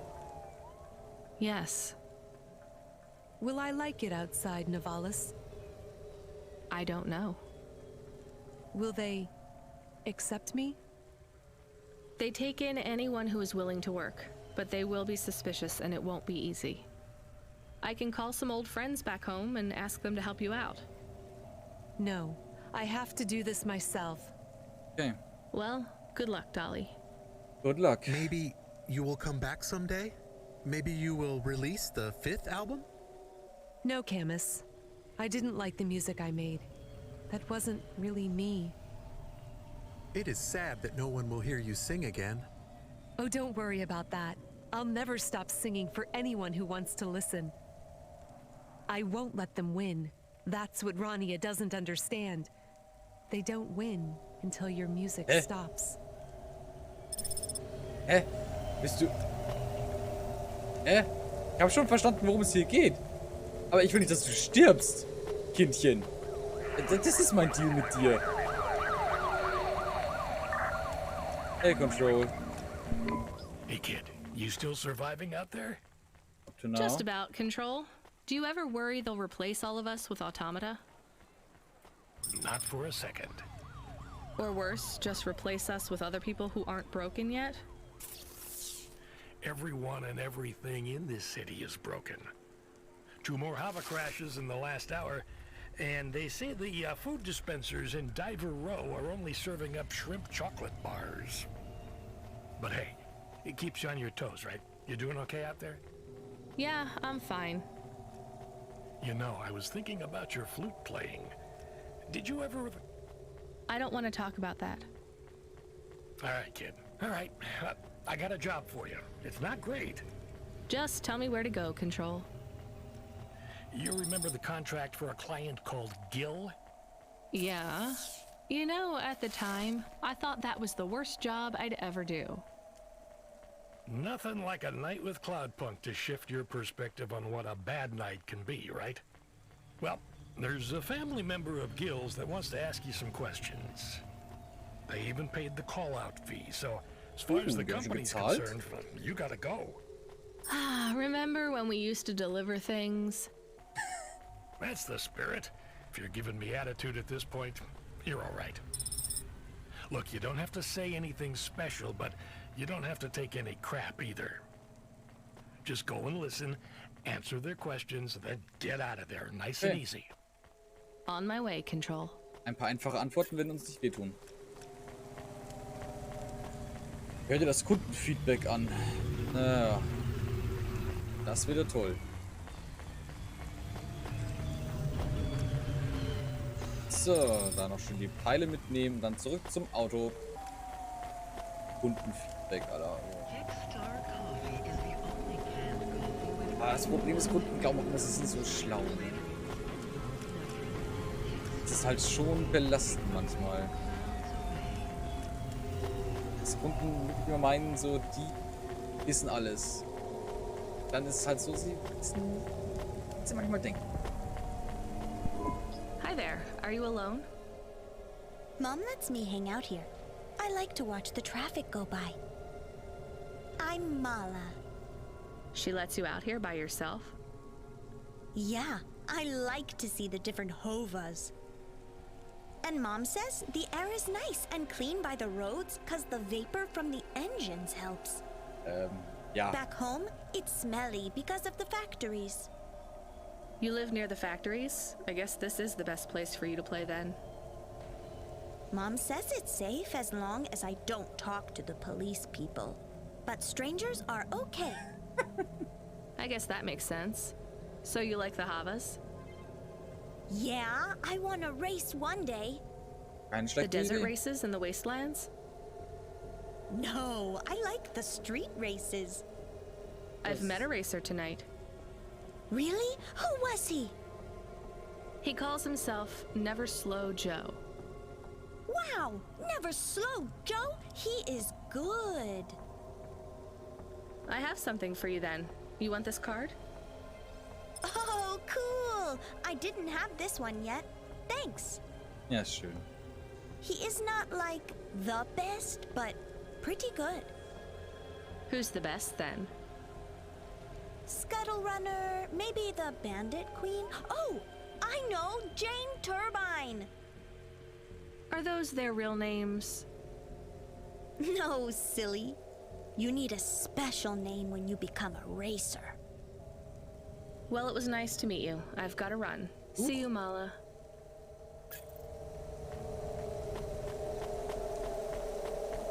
Jetzt habe ich keinen Grip in dem Game. Gib mir die Ego-Perspektive zurück. Ach süß, ich mag, wenn so Kinder sich freuen. Immer so, ach, diese kleinen Dummköpfe. Gibt es hier noch irgendwo Karten zum Einsammeln für uns? Ah, hier gibt es noch eine ganze Menge Karten. Da müssen wir jetzt durchgehen, das werden wir jetzt abklappern müssen. Wir brauchen nämlich die Karten, um neue Hintergrundstory für Evelyn zu bekommen. Dann geht es mal nach unten. Da müssen wir jetzt durch. Bisschen was einsammeln, bisschen looten. 7 Stück, dann kriegen wir neue Infos zu Evelyn. Und noch ein paar Side-Quests könnten wir auch noch machen. Wenn Uwe mich jetzt hören würde, Side-Quests machen. You sell instruments? I sell everything. Sheet music, drumsticks, reeds, strings, performance-enhancing stims, guitar picks. You seen one of these before? That's an ocarina right there. Dirty, but not in bad condition. Where did you find it? Does it matter? I'd like to sell it. Sure, I could take this off your hands. You knew what it was already, didn't you? Yeah. You're from the East, right? You folks play some pretty intricate folk music, with all the crazy time signatures. I don't anymore. That's a shame. I'd love to hear some of that mountain music. Ich auch. You don't get much of that here in Navalis. I didn't think anyone in the city would be interested in that. Well, it's not mainstream, sure, but there's a lot of people looking for something different. Kann ich nachvollziehen. Unterschiedliche The Nets Musik don't finden immer support ganz music gut. except for what the cops approve, so we don't hear much variety, you know? So why don't you play anymore? I don't really want to talk about it. Well, that's fine, but if you ever get back to playing again, you know where to come to get a good music stand. Nice. Tell a friend about old Sabra's music ephemera. And if you find anything else like this, bring it here for a good price. Schön. Ja, Uwe habe ich traumatisiert mit Final Fantasy. Uwe, Nicole und Lucky. Die 3. Wenn ich sag so, oh, da ist noch eine schnelle Nebenquest, dann heißt es schon immer, Flo, wir wollten eigentlich zusammenspielen. Heute hätten wir es schaffen können, dass wir zusammenspielen und die erste Instanz zusammen machen. Ja, hätten wir. Aber dann hätte ich jetzt nicht die Nebenquest gemacht. Und die war schon. Also, ich habe jetzt da schon was rausbekommen aus der Nebenquest. Ich darf nicht mehr über Nebenquests sprechen. Es wurde mir verboten. Es war auch so schön. Wir fangen das Spiel an. Und auf einmal so, oh, ich kann hier Blumen pflücken. Mein ganzer Traum, mein ganzes Leben war erfüllt mit Freude. Es wird übrigens, wenn wir Xenoblade Chronicles spielen, wird das sehr, sehr ähnlich ablaufen. Das ist dann auch so, oh, Blumen pflücken, ui. Aber Blumen pflücken zu extrem guter Musik. Oh. Weil ich sagen muss, leider kommt bei Xenoblade Chronicles 1 die beste Musik direkt am Anfang vom Spiel. Und danach kommt man halt leider nicht mehr so ganz so coole Gebiete. Gebiete sind immer noch cool. Ne? Ganz klar. Aber, ja. Spielen wir Offstream weiter? Ja. Also, Final Fantasy ist so ein Game, das werde ich nicht nur im Stream spielen. A, weil es ist ein Game, das spiele ich halt einfach mit den dreien weiter. Und wenn ich mal Bock habe, dann werde ich streamen. Das ist so relativ einfach die Regelung dahinter. Generell, ich habe jetzt mit so einem Plan mal aufgestellt, dass ich eigentlich immer dienstags und sonntags streamen will. Aber davon abgesehen werde halt auch so einfach streamen. Also ich weiß auch nicht, ob ich dienstags und sonntags immer halten kann. Dienstags schon, hoffe ich sehr gut, weil ich diesen Dienst- und das Tag einhalten will. Aber ich kann es halt nicht immer versprechen.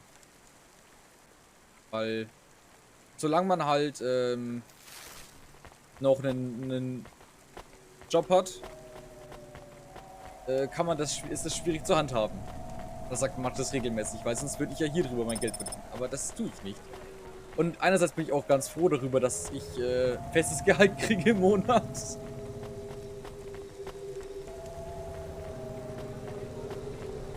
Ja. Von dem her, alles cool. Bleibt bis erst ein Hobby. Gut geklappt, heute ist Freitag. Ja, ne? Dienstag und Sonntag, immer gut. Ich stream schon seit 5 Stunden, Alter. Ich habe immer noch übel Bock. Also das Spiel ist heute, ich habe heute echt richtigen Flow für das Game.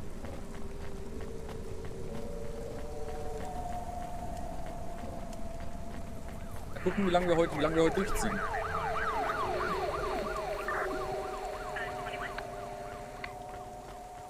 So, wir nehmen das noch mit. Haben wir jetzt noch irgendwo eine Lochkarte rumfliegen hier? Hier glaube ich nicht. Nächste ist hier oben in der Mitte.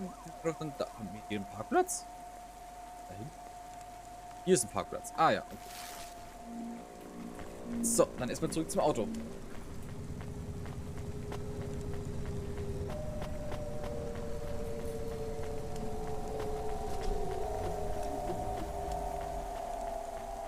Wir könnten die Items hier trotzdem noch einsammeln, wenn die schon am Weg liegen.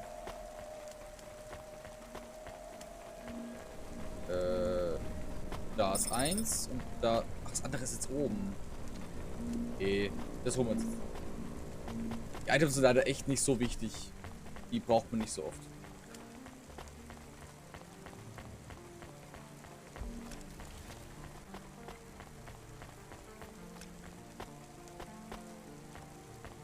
Ja, freut mich, dass ich da, einen guten Abend bescheren kann. Es ist halt echt krass, wenn es mit Lost Ark so schlecht funktioniert. Haben wir eigentlich noch irgendwie ein Musikinstrument außer unseres? Speicherkarte. Eine Disc hätten wir noch, vielleicht. Und die was? Gehen wir mal noch mit ihm. Hey, you wanted to hear more music from the East? I found this. Ah, immer noch was. Schön. Not exactly authentic. This is from the big CD revival fad that kicked off about 200 years ago. There's no original CDs left now. But the music is what you were looking for, right? Yeah, this is a good find. So, you like this job? Selling junk? No, but on good days, I get to talk to some pretty interesting people about music. And don't get me wrong, it's not all junk. This CD, for example, is a real find, and I have good reeds if you need one. Flutes don't need reeds. A flautist? I should have guessed. You got to play for me sometime. Ich will's auch gern hören. There's a jazz club. Not exactly your style, I know, but... No, no thanks. All right, I get it. Maybe when you're ready. Anyway, Spiel doch mal let me Musik. give you a good price for this CD. Ah, I'm gib mir closing the Kohle. stall early tonight.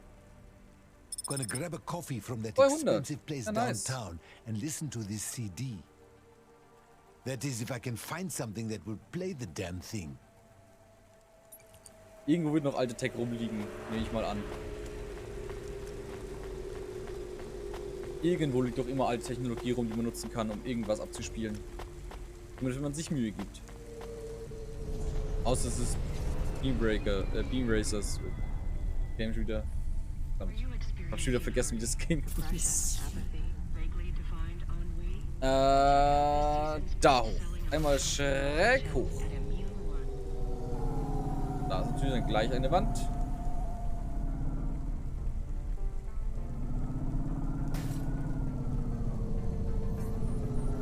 Da runter, hoch, darüber.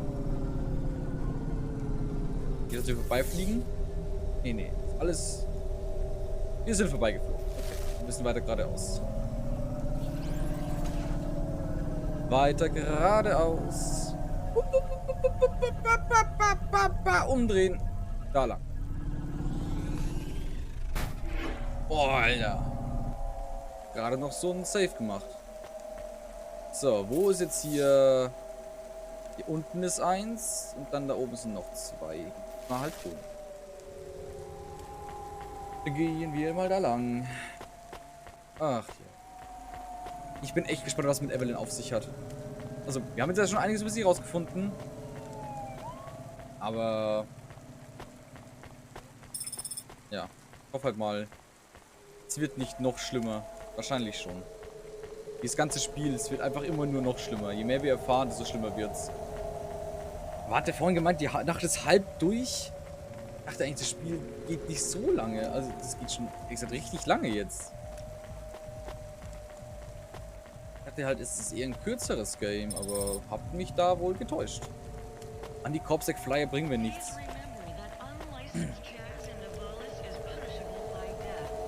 Unlicensed Jazz is punishable. Das ist ja schon mal ziemlich nice. Wait. Nee, das war schon der untere. Ja. Nicht, dass wir hier den falschen mitnehmen. Die anderen zu früh mitnehmen oder die anderen dann vergessen.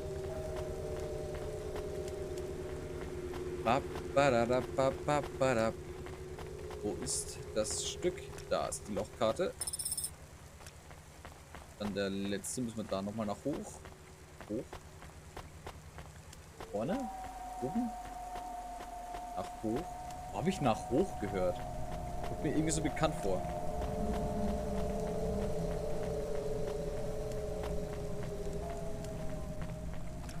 Komm gerade nicht drauf. Ah, Saugroboter. Was ist denn jetzt? Da liegt die Lochkarte. Sehr schön. Und da liegt noch irgendwo ein Item rum. Schön genommen. Alles mitgehen lassen, was man mitnehmen lassen kann. So, dann gehen wir jetzt wieder hier zurück. Diese Sammelaufgaben sind nicht jetzt gerade spannend. Aber dann das Ergebnis könnte uns schöne Überraschungen bringen. Bin echt gespannt, wie viele Lochkarten wir noch sammeln müssen oder sammeln können. Das sah weird, das sah gruselig aus, ey.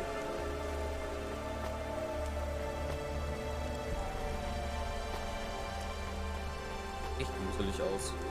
Oh wait, da liegt noch ein Stück Item. Das müssen wir einsammeln. Nice. Ein ruiniertes Buch. Das war mir wichtig, ist einzusammeln. Und das ruinierte Buch hätten wir das Spiel nicht weiterspielen können. Das hätte uns später in der Story gefehlt.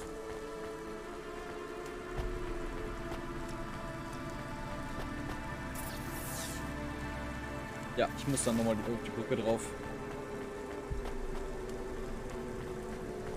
Ach ja.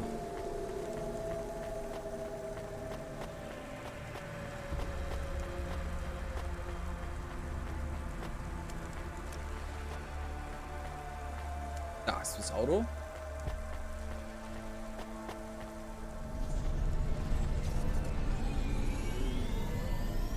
So, der nächste Block, der uns fehlt.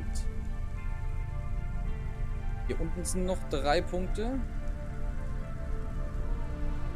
Gehen wir nach da unten. Hier ist der Parking-Slot. Relativ geradeaus.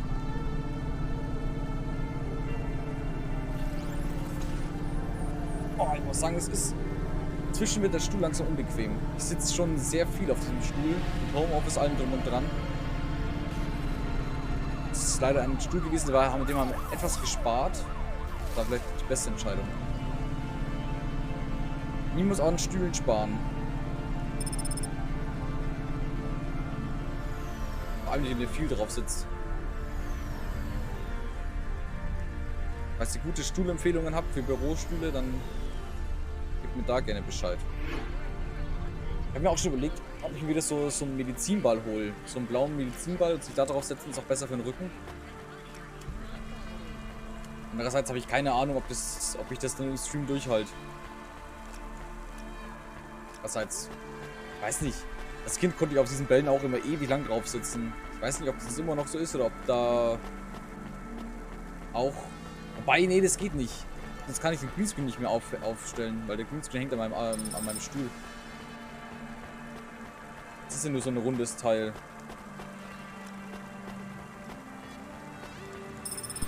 Verschlüsselte Keycard. Hey Camus, I found this encrypted keycard. Do you think we could read it? I am not really a decryption automata. I am more of a running in a park automata. So there's no way? Scanning. There are markings on the keycard. 1, 7, 9, 8, 5. You're right. Whoever owned this actually wrote their PIN number on here. We should hand it back. Mr. Spacula, CEO of Spacula Enterprises. He must have lost his holocash card. CEO? So we will hand it back? I have a nav point for the Spacula HQ. I would like to take a look at this account first. Are we going to... I'm still deciding. Wir könnten jetzt einfach Geld machen. Also wir können ja einfach auch mal auf den Account gucken, wie viel Geld er denn hat. Und derzeit haben wir, ihr seht's, ja, 1089. Ist jetzt nicht wenig, aber es geht natürlich immer mehr. Das ist ein CEO, also wenn wir den nicht komplett ausrauben, ist es ja wohl auch noch in Ordnung.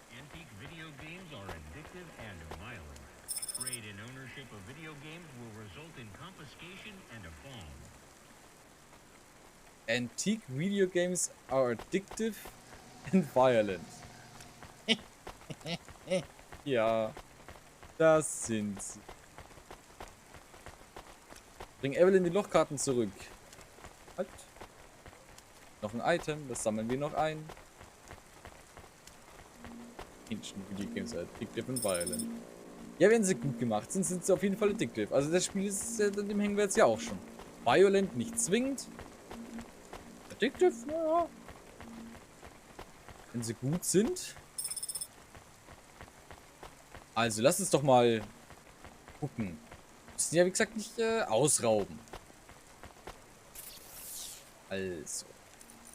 1, 7, 9, 8.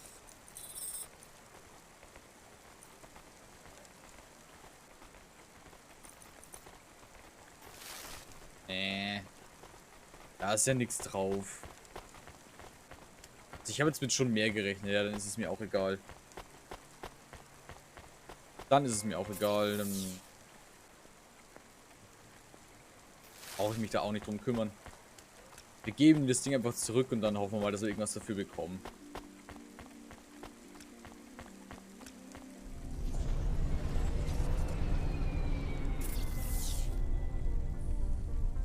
So, da wird es zu Evelyn gehen. Da sind keine Punkte. Da oben sind noch welche. Da müssen wir auf jeden Fall hin. Da fliegen wir jetzt auch als nächstes hin. Das ist einfach nur geradeaus, ne? Geradeaus hoch.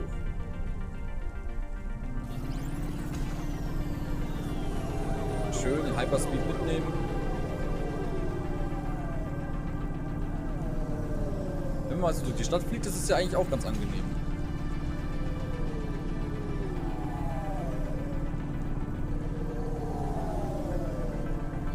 Und hier parken wir. Weiter oben. Oh ja, natürlich. Ja, komm. Geh hoch und park da. Sehr schön. Vex Majora.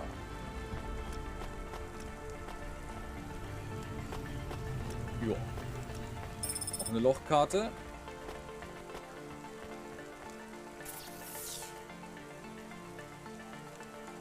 Auch hier ist sogar ein Hauptpunkt.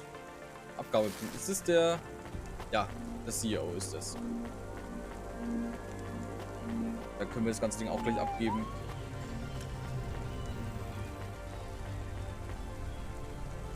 Ich bin wieder der größte Cloudpunk-Streamer auf ganz Twitch.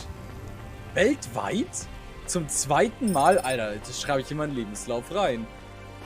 Ich verstehe nicht, was das für ein Gag ist. Es ist halt hart erarbeitet und mit meiner extrem loyalen und super tollen Community, die ich über alles liebe. Herzen an euch, Kinder. Danke, Ovitero, für den Hinweis. Ist ja nice. Nee, ist schon cool. Also muss ich nur ein gutes Game aussuchen und dann ist mir der größte Streamer dabei. Also. Hi, I have a card to return. Das ist so gut. It's Mr. Spacula's. Please place the card in the mail receptacle.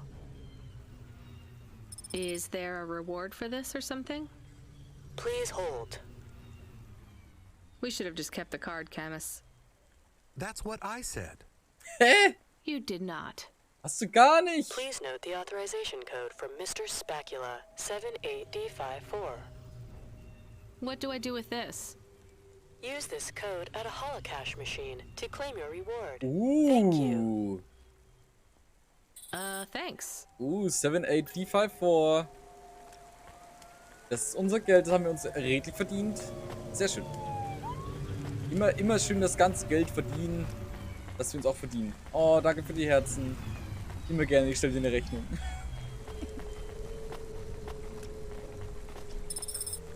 Hey, ich hab dir einen Minijob angeboten. Du wolltest nicht. Von daher. Kannst mir keine Rechnungen stellen. Komm runter, Aufzug.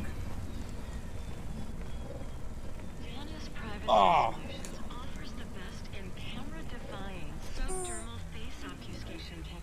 Ah. Get your business face on. Ist hier was? Ist nichts.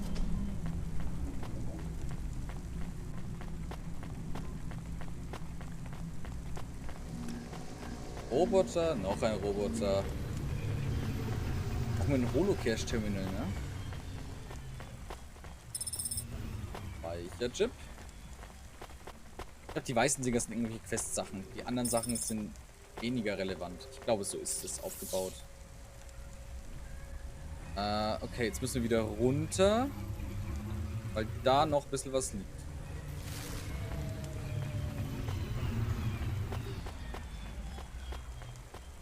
Sagt Cloudpunk. Bitch. Mit 5 Leuten. Letztes Mal waren wir nicht letztes Mal irgendwie zu 7 oder zu 8 wenigstens. Jetzt sind wir zu 5. Na gut, andererseits ist halt auch kurz vor halb 1. Also, ja. Meistens sind wir ja schon im Bett. Ich weiß gar nicht. Nee, in den USA müsste doch jetzt dann langsam Tag werden? Oder ist da Tag? Oder wie ist das? Oder wird es jetzt Abend? Keine Ahnung. Wie viele Stunden sind die uns voraus? Sind die hinter uns? Keine Ahnung. Hey, wie kommen wir denn da hin?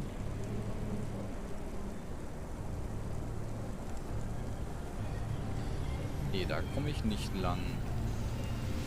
Und da rüber.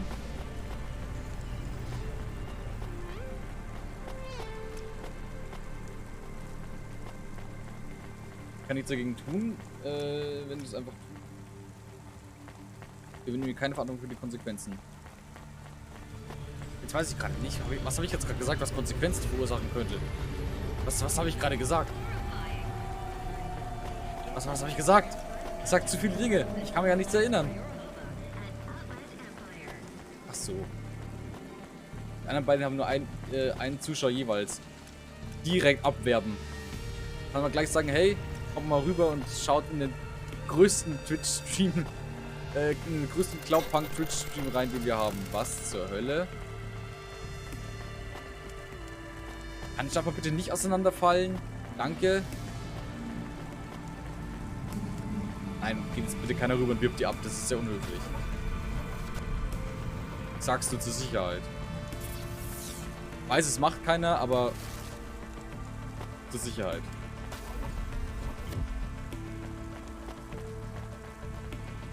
Ruckelt es gerade? Das ist nicht ruckeln. Ruckel nicht, liebes Spiel. So habe ich dich gern. Dankeschön. So. Holen wir unser Auto. Dann schauen wir mal, wie wir die anderen Lochkarten noch bekommen. Und ich bin gespannt, was auf dem Geldkonto, auf dem Bankkonto drauf ist. Ich hoffe doch etwas mehr als 750. Dann hätte sich das Ganze nämlich sehr gelohnt. 700. Das ist halt echt nicht viel. Dass der halt CEO ist, ist dann schon ein bisschen läppsch. Wait. Nein, wir müssen in die andere Richtung. Drehen, drehen, drehen, drehen, drehen.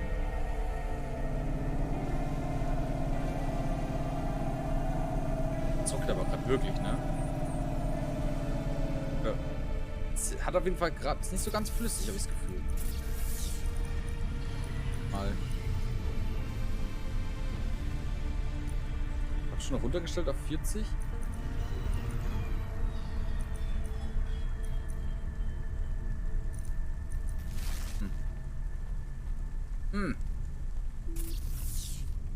Da vorne ist noch was zum Parken. Nicht, wenn ich gegen das... Nein, du sollst... nein. Also... Nein. Ja, okay. Gut geparkt.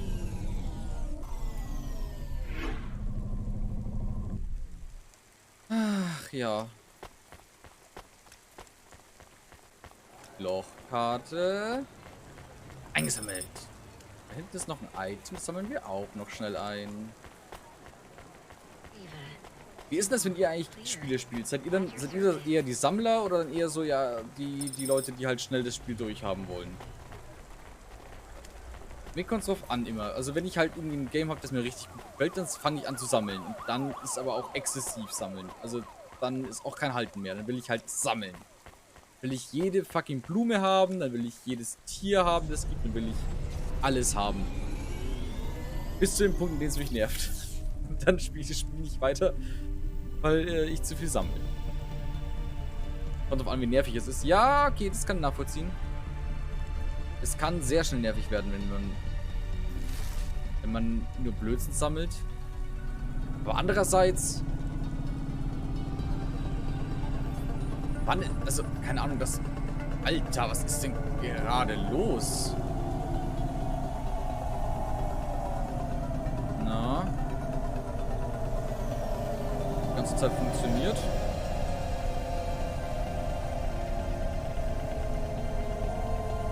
Ich muss mal den PC sauber machen. Der kühlt nicht mehr richtig. Längere Zeit.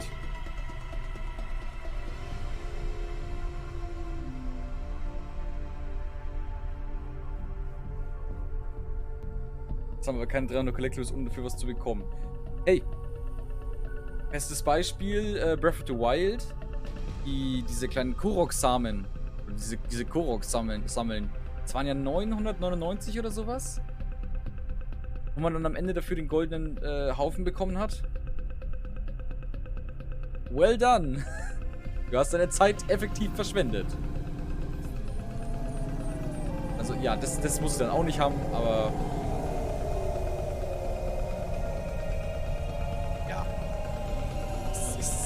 Davon gibt es Speedruns, ich weiß, ja. Das heißt, es muss Leute geben, die haben das sehr exzessiv gemacht. Allein zu lernen, wie schnell du die einsammeln kannst, dauert ja schon ewig.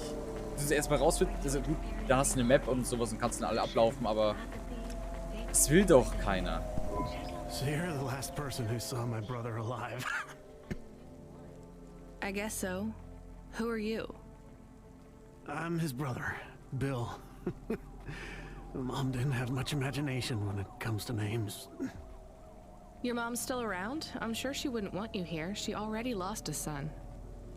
No, Mom supported Gil in his choice. She understood. So do I. I've heard stories about the sky since I was smaller than a sump rat. Ja, war das. Beyond the clouds!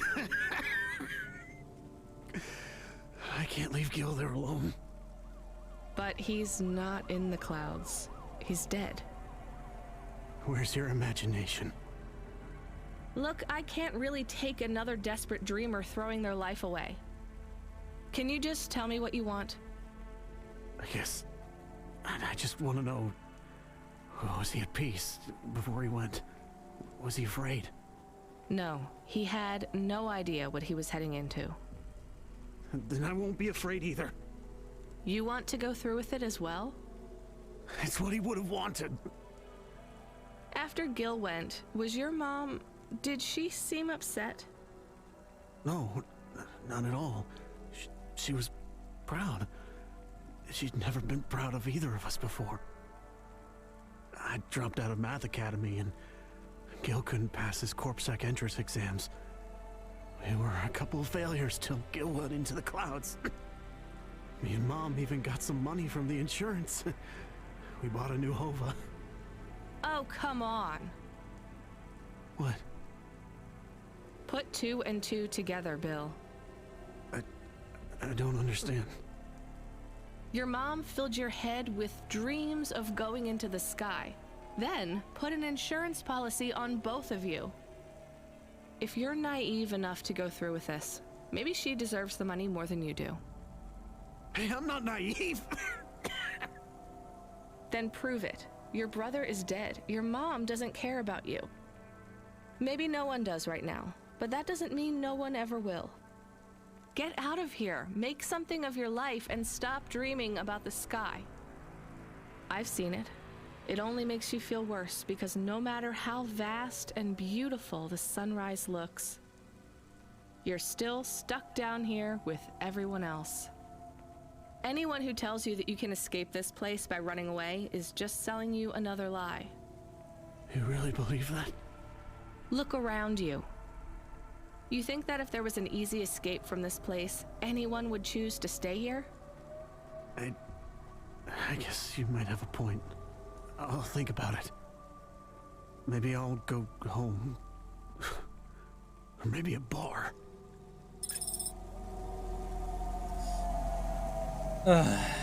Ines. Deine eigene Mutter hat dich halt auch Pasta is trying to send you a message. Well, put her through. Deine eine Mutter hat dich auch bloß will, die Lebensversicherung zu haben, ne? Well, send her a call request. Calling. Calling. Calling. Can you stop saying that? Play a ringtone or something. This is very awkward. Calling. What kind of ring? Calling. Tone would you like? Calling. To choose. Why isn't she answering? She has not activated the comm, but according to your apartment sensors, she is currently activating and deactivating the light inside the refrigerator. Damn it, put me on the speaker. You are now transmitting. Pashta, listen to me, okay? I'm coming back to the apartment. Just try not to mess with anything. I guess I should have shown you how to use the comm. I'll be back in a minute, okay? Do you think Pashta is okay? I think so. We left her alone. I am aware of that, Camus. Maybe she is not good when she is alone. It's possible. Damn it, I'm not good when I'm alone. We'll check in on her. She'll be fine. I'm sure she'll be fine. Should we bring her something? Like what? Water. Our home automata says our water ration is low. We have enough water to drink, though. Good water? Yeah. Well, grade 3 comes out of the faucet, and it should be fine for most. Maybe we should get her better water. She's probably used to grade 1. It might take her a while to get used to the impurities down here. We could go to a store. It's on our way. Maybe. What if she really needs us, though? We might be wasting time. Nein, wir kaufen 5 Flaschen für das Kind. Vorher schauen wir noch schnell beim Terminal vorbei, holen uns Kohle ab und dann... Wir haben Huxley versprochen, dass wir uns gut um sie kümmern. Wenn sie gerade Licht an und aus macht im Kühlschrank, dann kann es ihr nicht so schlecht. Ist sie gerade nur curious about vieles. So wie Kinder halt sind. Einfach manchmal neugierig. Was kostet denn das Wasser?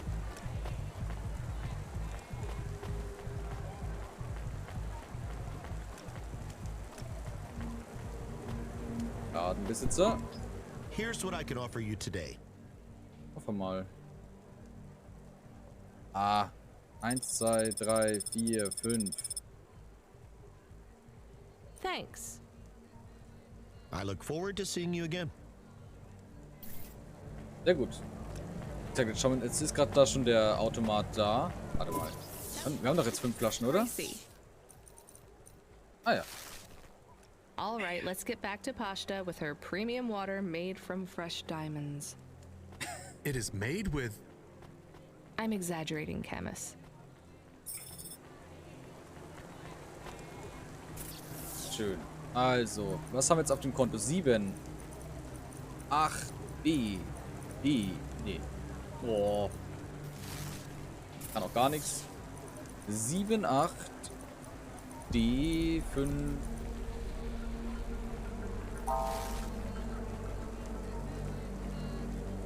Wait.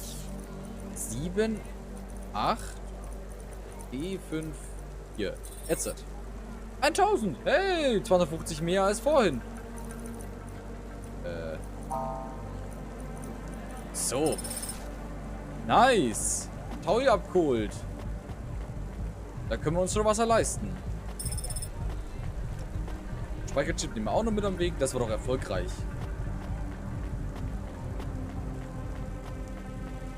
So.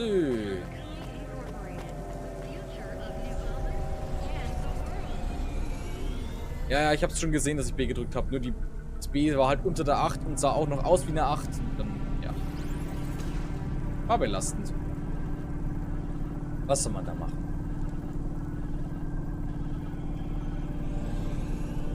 Und zwar fliegen wir erstmal zurück, gehen kurz zu Evelyn. Weil Evelyn braucht unsere volle Aufmerksamkeit, genauso wie Pashta. Dann wird das Ganze schon. Am Ende des Abends sind wir alle eine glückliche Familie. Evelyn kommt zu uns mit in die Wohnung, hat ihre Erinnerung zurück und alle sind glücklich. Alle sind glücklich. Je, einer ist nicht glücklich. Ich habe auf der falschen Seite geparkt. Muss ich einmal um den Block laufen. Das ist ja belastend. Das ist ganz gut, dass wir jetzt wieder so viel Kohle haben. Dann können wir uns wieder schöne Wohnungssachen kaufen. Damit Pashta auch eine schöne Wohnung hat. Sie braucht auf jeden Fall erstmal das Bett. Hi, Evelyn. You okay? Thank you, Rania. Thank you for helping me. Sure. Did you recover any more of your memories? What do you think about Novalis, Rania? Is it a good place to live? You're asking the wrong person, Evelyn. There is no one else to ask. I don't know, Evelyn. Maybe you should just tell me what happened. It might help. I made a mistake. Dr. Zizic said we should make a new start, and we ran from home and came to Novalis. Beiden waren noch zusammen, oder? Now she is gone. I am completely alone. It is my fault she died. You didn't cause the accident that killed her, Evelyn. That's not on you. She was only flying her Hova that day because of me. She was going to put my memories in storage. Keep them secure for me in case I was ever ready to face them again. She wanted to make sure that CorpSec would never find them. Why would CorpSec want your memories? They want all android memories. All humans if they use memory augments too. Anytime your memory is erased, backed up, or modified, they demand a copy. That's terrible. But still, maybe it's easier just to let them? After all, you did nothing wrong. Just because I did nothing wrong does not mean I am prepared to give them my memories. They are not for anyone else. I don't want CorpSec to know anything about the person I cared for. No, you're right. I'm sorry. I think your friend Dr. Zizic did this for you so you could have a fresh start. That's what she would have wanted. She is gone. What can I do without her?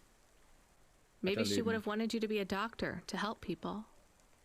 Is it really that easy to forgive myself? To start over? I don't know. I'm trying to. I will help whoever I can here in Novalis. I will make circumstance into purpose. Good luck. Luck. Thank you, neighbor. You too. Ist die Quest rum? Warte, nee, oder? Hey, neighbor. Hello, Rania. I see you have a smaller human now. The kid? Not mine. I wouldn't call her a small human exactly. I know, this is me attempting a joke. I hope you're a better doctor than comedian. I am. Rania, I can look in on the girl from time to time. Oh, das ist ja super. I won't be in the way, just to make sure she is safe. Unless... Unless what? You don't trust me, because I am incomplete. I trust you. I think anyone who cares so much about love, whether they can feel it or not, is a pretty good person. Yes. If you kept an eye on Pashta, it would mean a lot to me. I remembered a little more. Do you want to know my final memories? Oh, yeah. Sure, but you don't need to tell me. I want to tell someone. Dr. Zizic loved history.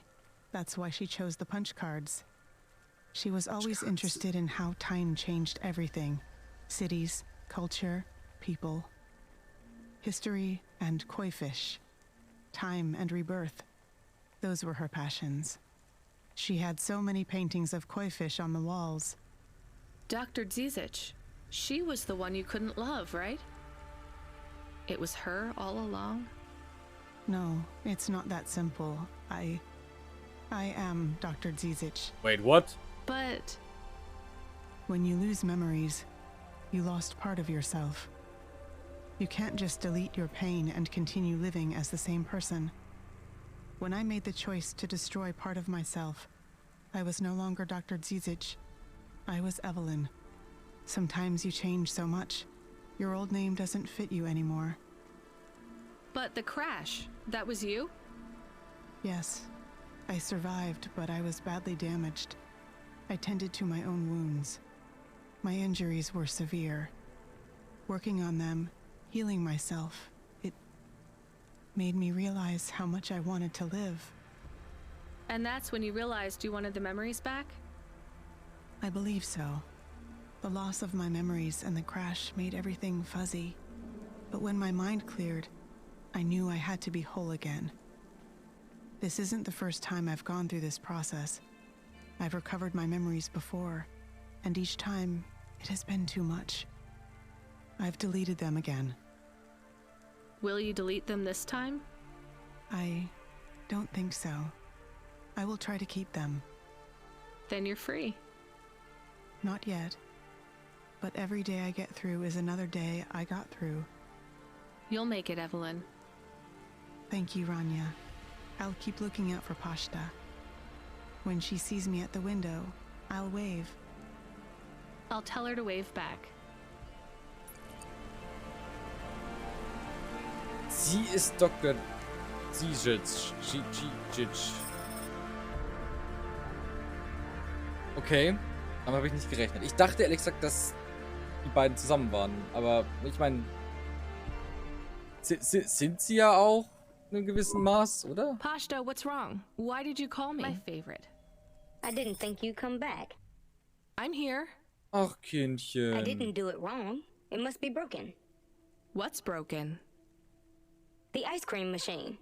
It's not my fault. That's not an ice cream machine, Pashta. That's a faucet. And you've used most of our water ration. We get charged a fortune for that. I told you, it's not my fault. Ach, Kindchen. We picked up fresh water. Grade 1. It might be better if you drink that for a while till you get used to things down here. What flavor? Water flavor. Okay. Look, things are probably different, way different here than they were in your old apartment. The clothes replicator is broken. It's not broken. We don't have one. It's going to be hard on you for a while till you adjust. I'm not spoiled. It's okay, you were, but only in some ways. Spoiled with things, but not with affection. Not from what I saw of Rio, anyway. I can't give you those same things you had before. Do you understand? Yeah, I guess. But I'm not going away. I won't let anyone take you away if you don't want to go. I don't want to go. Then there's nothing to worry about. Now, can you read these screens on the front door? I'm gonna bring up some instructions for you. They'll tell you how to do stuff. Wash, open the window filters, call me on the comm, basic stuff. Just read them carefully. Can you do that? Yeah.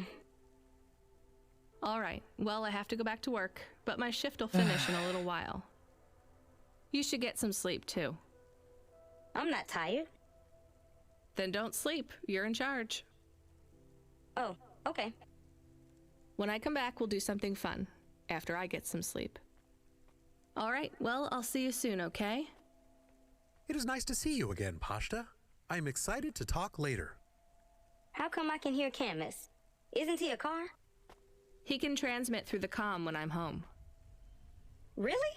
Hi, Camus. I'm going to stay home and look after everything till you come back. Oh, that's good. But this isn't home, Pashta. Remember that. It's just where we live right now. I understand. Ja, ist doch alles gut. Pass mal auf. Jetzt pass mal auf, Kindchen. Control, jetzt mal ganz ehrlich. 14 FC, we need you to get out of that area. Fast. Why? An undernet pulse? It's a root-level data surge through the network. It pings back to your location, affiliation, and cargo. You have to get out of Midtown. Avalon Heights should be safe. I'm not carrying any cargo. It's not about deliveries, kid. If the pulse hits you, Cloudpunk will get hit with a fine. We only have a license for 5 Havas in this zone. So?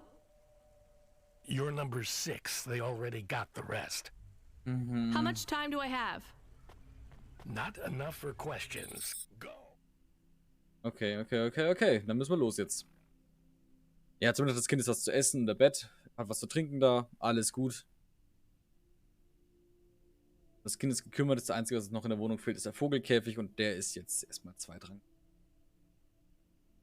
Ah, Alter. Diese Firma hält mich echt auf Trab. Diese Firma hält mich richtig auf Trab. Dann geht's in diese Nachtschicht. Oh.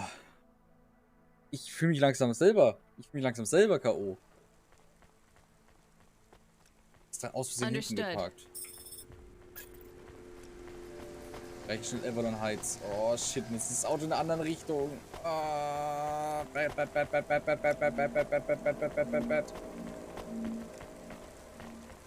Super bad. Okay.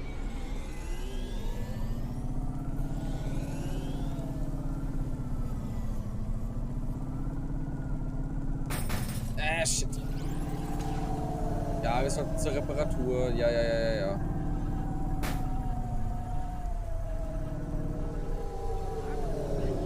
Avalon Heights. Okay, we did it.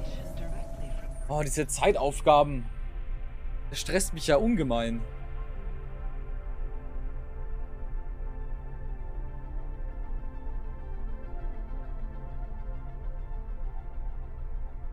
Oh.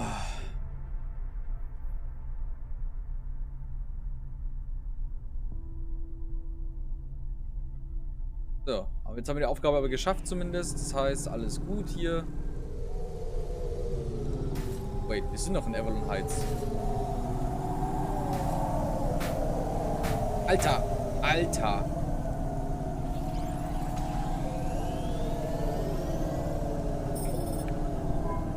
Damn it, 14 FC. Hä? We didn't make it? No, it's not your fault. We skimped on the license. We can't process any bonuses now. Ach, come on, als wäre das jetzt meine also, die sparen eine Lizenz, geben mir 60 Sekunden Zeit, das ist doch unschaffbar gewesen. We have a call. It is from William. Who? William. The cleaning android, remember? Right. Should I put him through? No. What if it is important? It's only ever bad news, Camus. When was the last time someone messaged us on the comm and things didn't get worse? Well, there was no. Did he say what he wants? No. The message request says urgent. Fine, put him through. Nice. I need you to come back to Avalon Heights. These people have gone crazy. What do you mean they've gone crazy? You know what? Don't answer that. This has nothing to do with me. This is a dilemma. I know not who else to ask.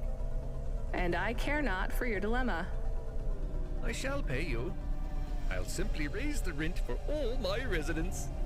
Your usual Cloudpunk delivery rate, but paid in full to you. This will be just between us. And what do you want? Wait, you're a vacuum cleaner. How can you raise the rent? Much has changed since we last spoke. It certainly sounds like it. I need you to come to my spire. Once here, I require no more of you than to flick a switch. Okay. And I'll get paid for that? Yes. I'll get my switch-flicking finger ready then. Dann. Problem ist, jetzt müssen wir halt nicht nur Geld für uns verdienen, wir müssen Geld verdienen dafür, dass wir Camus eine neue Lebensform geben, also eine neue Hülle, und wir müssen dafür sorgen, dass wir ein Kind durchfüttern. Wir brauchen halt jetzt jede Kohle, ne?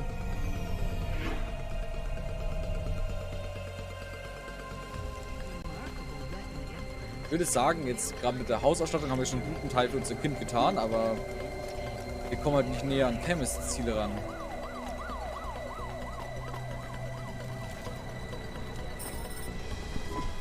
Okay, I'm here. What did you need me to do again? I will send you to a nav point on the northern face of the building. You'll find the override switch there. I can't get to it myself. Fine, I'm on my way. I'm transmitting the building security manifest to you now. This should give you access to the terminals. Should we ask what the switch is for? No. Nope. We don't ask. But maybe it is something bad. Better we don't know. We did not like William. He was strange. Everyone is strange here. We are strange here. You have changed. Hey, where's this attitude coming from? I'm just trying to get us through this shift.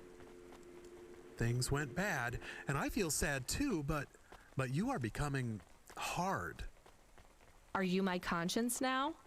Look, we should keep our heads down for a while. Ask him what the switch does. Fine, keep your wheels on, I'll ask. Hey, William, come in, please. What does this switch do? You must hurry. They are overrunning the building. Who is? The infected. Infected? Like a disease? Yes, it makes them crazy. They will destroy this building. They plan to unplug me. Why would they unplug the vacuum cleaner? I am the building factor now. I was lucky enough to benefit from a series of accidents that befell my senior AIs. Okay. A string of promotions led me to be the new building manager. Eine Nacht. How fortunate. Camus, I think you were onto something. Everything has been running smoothly during my tenure. Trash is collected on time.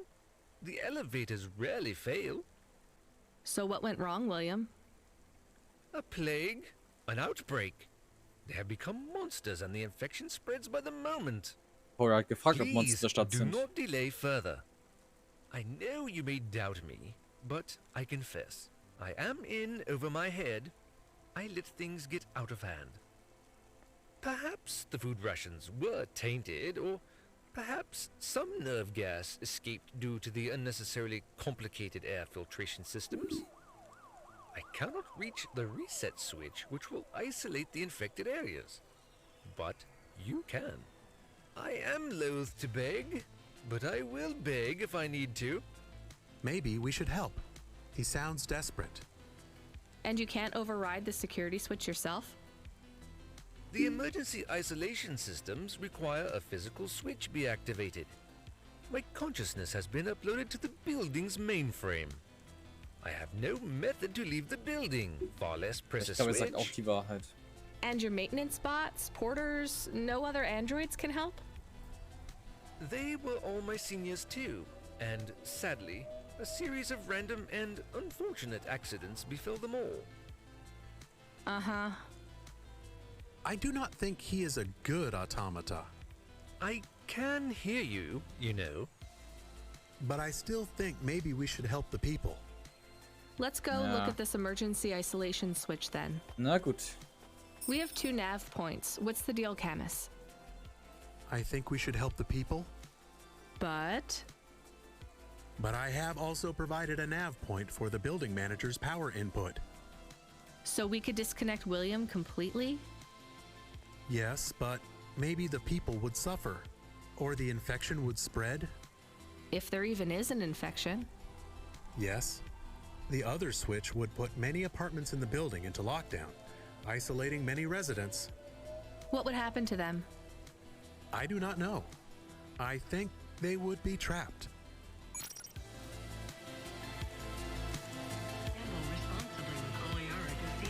Gibt es Monster in Nevalis?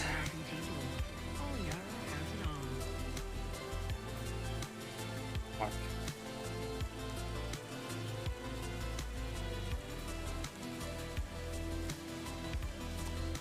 Glauben wir einem Automata,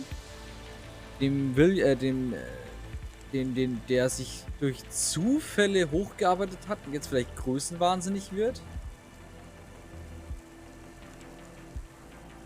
Oder schalten wir ihn ab?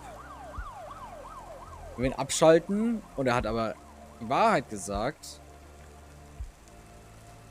Ah, Mann. Gibt es Monster in Nevalis? Scheiß drauf, ich schalte ihn ab.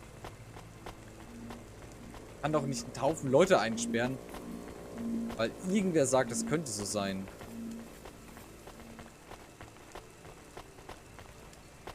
Ein Automata gegen viele Menschen. Oh, ich habe so Angst, dass wir die falsche Entscheidung jetzt treffen.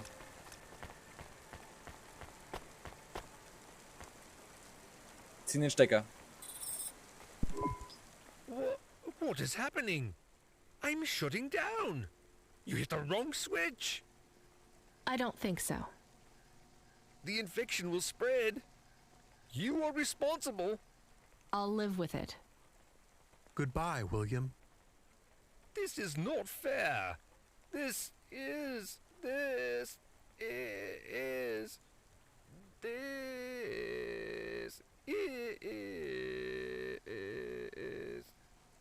Unfortunate.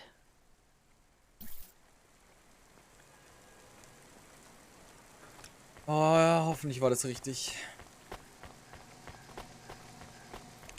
Er hat in seine... Oh, Control. Driver 14FC, we have an urgent contract. Oh, no. We need someone fast.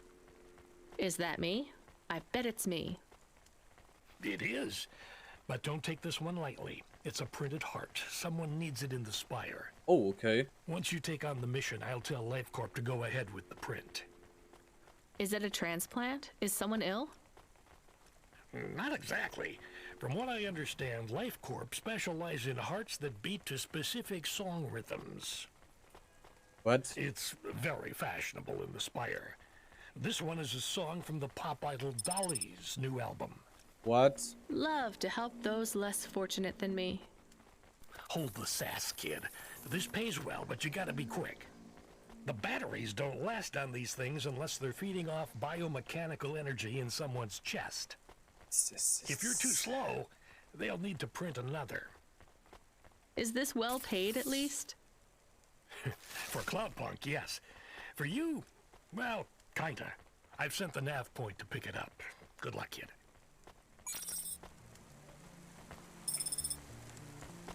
Ist es jetzt die wollen sich Herzen implantieren lassen, die zu Pop-Songs im Takt schlagen.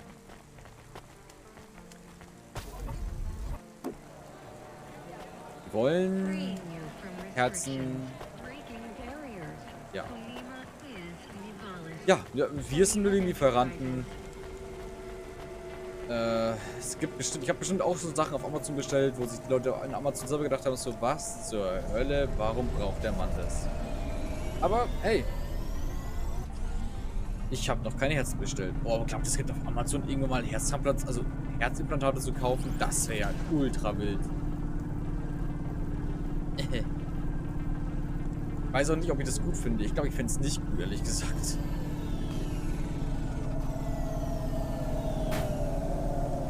Jo, Postmann, komm gut ins Bett, gute Nacht. Ja, ich weiß.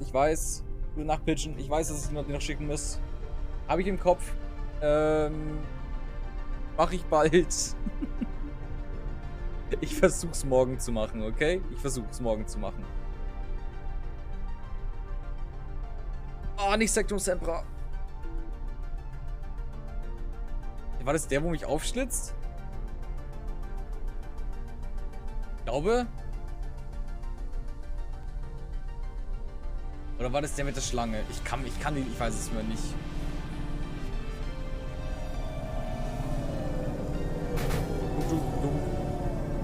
Alter, what the fuck? Ich kann auf die Straße gucken. Aufschlitzen. Okay, danke. Wollte ich wissen. War mir jetzt nicht mehr sicher. Ich wusste, dass es ein Kampf zwischen Harry und Malfoy war, aber ich wusste jetzt nicht, ob es der in der zweiten Klasse war, wo Malfoy den... Es war Serpensortia, glaube ich, ne? Serpensortia war der mit der Schlange und Sektum Sempra war der zum Aufschlitzen. Okay.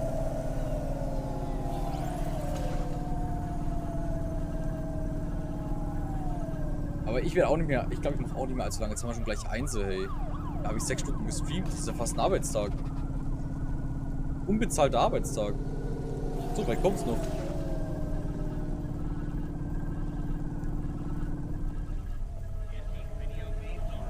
Könnte noch einmal tanken gehen.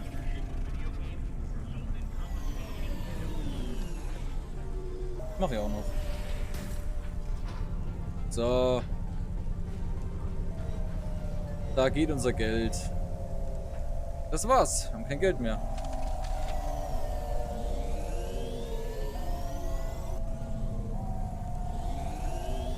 Wir haben kein Geld mehr. Da hinten ist ja irgendwo der Parkplatz, oder? Ja, da haben wir ihn gefunden.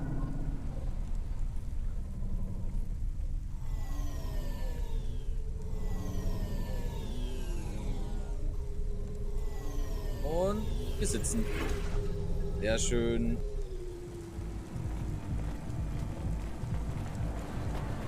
Wir könnten ja auch wieder im Notfall einen Automaten ausrauben. Aber das ist natürlich nur Notfall. Stimmt, wie Guardian Levioso mein Auto fliegt. Hätte ich dran denken müssen. Manchmal einfach nicht so schlau. I'm here to pick up the heart. Now, go. Every second counts. Let me go. 129 Sekunden. Okay, 2 Minuten. Bin gerade noch getankt.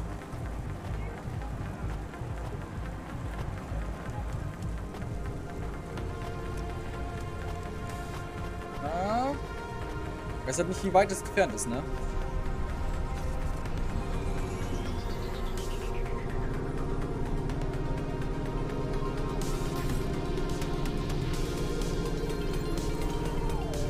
Schön Gas geben.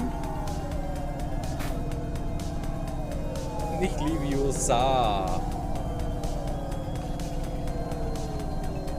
Es heißt Leviosa, nicht Leviosa. Pass auf, was du mit dem Stab da machst. Das schießt doch irgendjemand in das Auge aus. Schön. Ja, aber nicht viel Zeit, ne?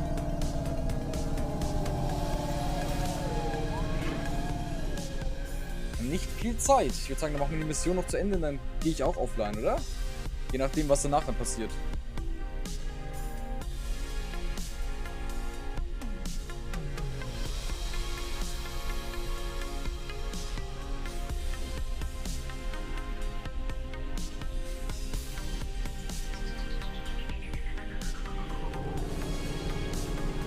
Na komm.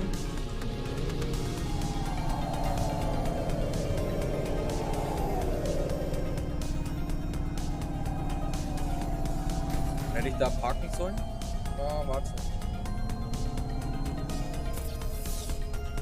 Ja, ich muss da parken.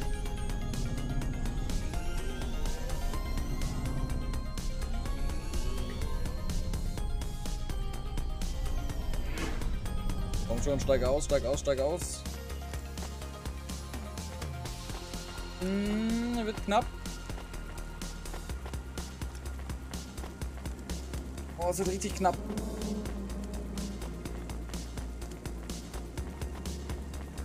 Ist noch geradeaus, ist noch geradeaus. Ja, sollten wir schaffen, sollten wir schaffen.